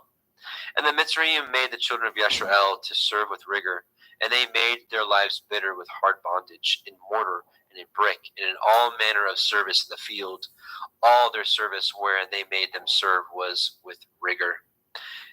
And the king of Mitzrayim spoke to the Ivri midwives, of which the name of the one was Shifra, and the name of the other was Pua. And he said, When you do the office of a midwife to the Ivrith women, and see them upon the stools. If it be a son, then ye shall kill him. But if it be a daughter, then she shall live. But the midwives feared Elohim, and did not as the king of Mitzrayim commanded them, but saved the men children alive. And the king of Mitzrayim called for the midwives, and said unto them, Why have ye done this thing, and have saved the men children alive? And the midwives said unto Pharaoh, Because the Ivrith women are not as the Mitzri women, for they are lively, and are delivered before the midwives come in unto them. Therefore Elohim dealt well with the midwives, and the people multiplied and waxed very mighty. And it came to pass, because the midwives feared Elohim, that he made them houses. And Pharaoh charged all his people, saying, Every son that is born ye shall cast into the river, and every daughter ye shall save alive. Exodus 2. There went a man of the house of Levi, and took to be his woman a daughter of Levi. And the woman conceived, and bore a son. And when she saw him that he was a goodly child, she hid him 3 months. And when she could no longer hide him, she took for him an ark of bulrushes, and daubed it with slime and with pitch, and put the child therein, and she laid it in the reeds by the river's brink. And his sister stood afar off, to wit what would be done to him. And the daughter of Pharaoh came down to wash herself at the river, and her maidens walked along the riverside. When she saw the ark among the reeds, she sent her maid to fetch it. And when she had opened it, she saw the child, and behold, the babe wept. And she had compassion on him, and said, This is one of the Ephraim children. Then said his sister to Pharaoh's daughter, Shall I go and call to you a nurse of the Evrith woman, that she may nurse the child for you? And Pharaoh's daughter said to her, Go. And the maid went and called the child's mother. And Pharaoh's daughter said unto her, Take this child away, and nurse it for me, and I will give you your wages. And the woman took the child and nursed it. And the child grew, and she brought him unto Pharaoh's daughter, and became her son. And she called his name Moshe. And she said, Because I drew him out of the water. And it came to pass in those days, when Moshe was grown, that he went out unto his brethren, and looked on their burdens. And he spied a Mitzri smiting an Ivri, one of his brethren. And he looked this way and that way. And when he saw that there was no man, he slew the Mitzri, and hid him in the sand. And when he went out the second day, behold, 2 men of the Ephraim strove together. And he said unto him that did wrong, Wherefore smite you your fellow? And he said, Who made you a prince and a judge over us? Intend you to kill me as you did the Mitzri? And Moshe feared and said, Surely this thing is known. Now when Pharaoh heard this thing, he sought to slay Moshe. But Moshe fled from the face of Pharaoh, and dwelt in the land of Midian. And he sat down by a well. Now the priest of Midian had 7 daughters, and they came and drew water, and filled the troughs to water their father's flock. And the shepherds came and drove them away, but Moshe stood up and helped them, and watered the flock. And when they came to Reuel, their father, he said, How is it that you are come so soon today? And they said, A Mitzri delivered us out of the hand of the shepherds, and also drew water enough for us, and watered the flock. And he said to his daughters, Where is he? Why is it that ye have left the man? Call him, that he may eat bread. And Moshe was content to dwell with the man. And he gave Moshe Zipporah his daughter. And she bore him a son, and he called his name Gershom, for he said, I have been a stranger in a strange land. And it came to pass in the process of time that the king of Mitzrayim died, and the children of Yashrael sighed by reason of the bondage, and they cried, and their cry came up unto Elohim by reason of the bondage. And Elohim heard their groaning, and Elohim remembered his covenant with Avraham, and with Yitzchak, and with Yaakov. And Elohim looked upon the children of Yashrael, and Elohim had respect unto them. Exodus chapter 3. Now, Moshe kept the flock of Yithro, his father-in-law, the priest of Midian, and he led the flock to the backside of the desert, and came to the mountains of Elohim, even to Horeb.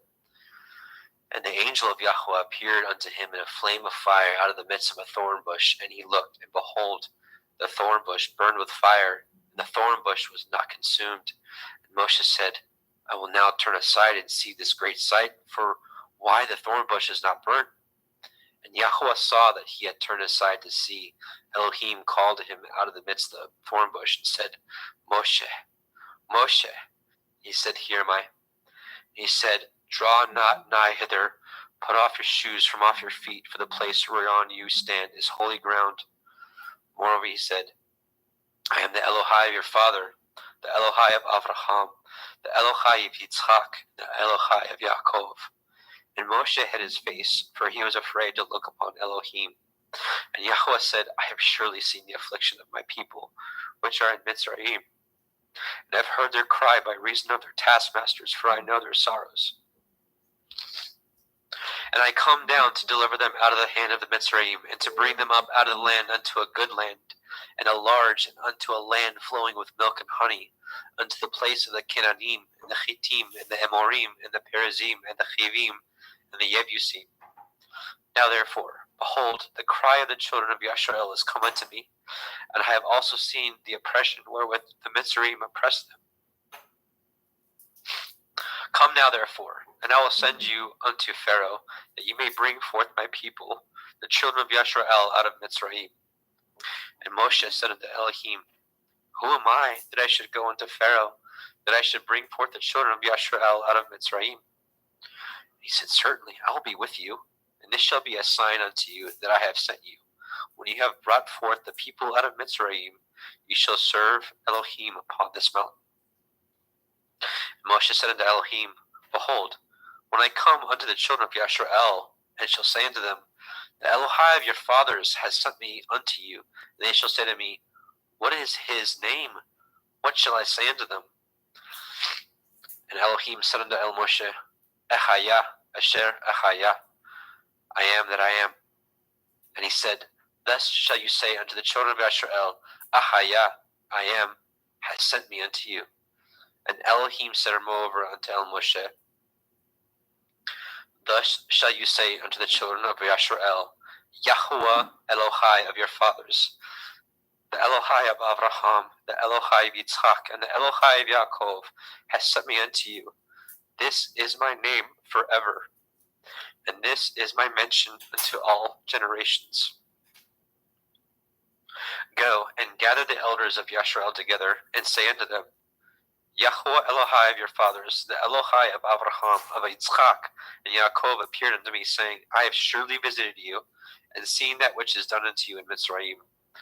And I have said, I will bring you up out of the affliction of the Mitzrayim unto the land of the Canaanim, and the Chittim, and the Amorim, and the Perizim, and the Chivim, and the Yebusim, unto a land flowing with milk and honey. And they shall hearken to your voice, and ye shall come, you and the elders of Yashrael, unto the king of Mitzrayim, and ye shall say unto him, Yahuwah Elohai of the Ivrim has met with us. And now, let us go, we beseech you, 3 days' journey into the wilderness.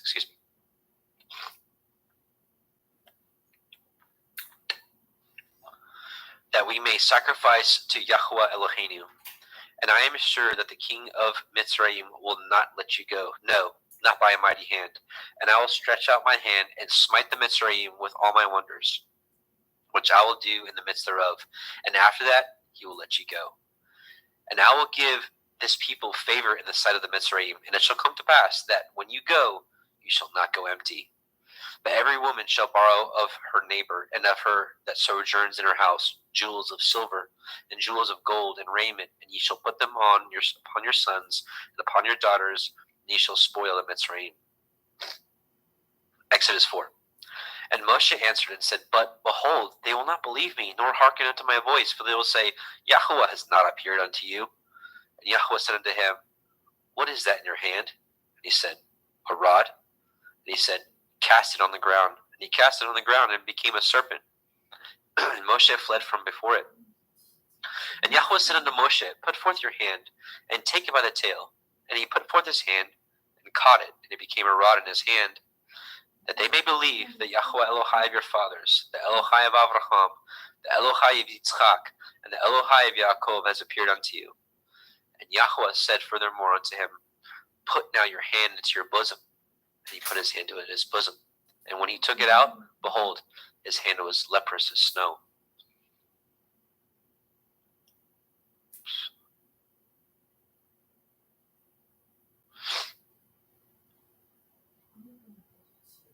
And he said, Put your hand into your bosom again. And he put his hand into his bosom again, and plucked it out of his bosom. And behold, it was turned again after his other flesh. And it shall come to pass, if they will not believe you, neither hearken to the voice of the first sign, that they will believe the voice of the latter sign. And it shall come to pass, if they will not believe also these two signs, neither hearken unto your voice, that you should take of the water of the river and pour it upon the dry land, and the water which you take out of the river shall become blood upon the dry land. And Moshe said unto Yahweh, O my Adonai, I am not eloquent, neither heretofore, nor since you have spoken unto your servant, but I am of slow speech, and of a slow tongue. And Yahweh said unto him, Who has made man's mouth? Or who makes the dumb, or the deaf, or the seeing, or the blind? Have not I, Yahweh? Now therefore go, and I will be with your mouth, and teach you what to say, what you shall say. And he said, O my Adonai, send, I pray you, by the hand of him whom you will send. And the anger of Yahweh was kindled against Moshe, and he said, Is not Aharon the Levi your brother? I know that he can speak well. And also, behold, he comes forth to meet you, and when he sees you, he will be glad in his heart. And you shall speak unto him, and put the words in his mouth, and I will be with your mouth, and with his mouth, and I will teach you what you shall do. And he shall be your spokesman unto the people, and he shall be even as he shall be to you instead of a mouth, and ye shall be to him instead of Elohim. And ye shall take this rod in your hand, wherewith you shall do signs. And Moshe went and returned to Yithro his father-in-law, and said unto him, Let me go, I pray you, and return unto my brethren which are in Mitzrayim, and see whether they yet be alive. And Yithro said to Moshe, Go in peace. And Yahweh said unto Moshe in Midian, Go, return into Mitzrayim, for all the men are dead which sought your life. And Moshe took his woman and his sons, and set them upon an ass, and returned to the land of Mitzrayim. And Moshe took the rod of Elohim in his hand. And Yahweh said unto Moshe, When you go to return into Mitzrayim, say that you do all those wonders before Pharaoh, which I have put in your hand. But I will harden his heart, that he shall not let the people go. And ye shall say unto Pharaoh, Thus says Yahweh, Yashrael is my son, even my firstborn. And I say unto you, Let my son go, that he may serve me. And if you refuse to let him go, behold, I will slay your son, even your firstborn. And it came to pass by the way in the inn, that Yahweh met him and sought to kill him. Then Zipporah took a sharp stone and cut off the foreskin of her son, and cast it at his feet, and said, Surely a bloody man you are to me. So he let him go. Then she said, A bloody man you are, because of the circumcision. And Yahweh said unto Aharon, Go into the wilderness to meet Moshe. And he went, and he met him in the mount of Elohim, and kissed him.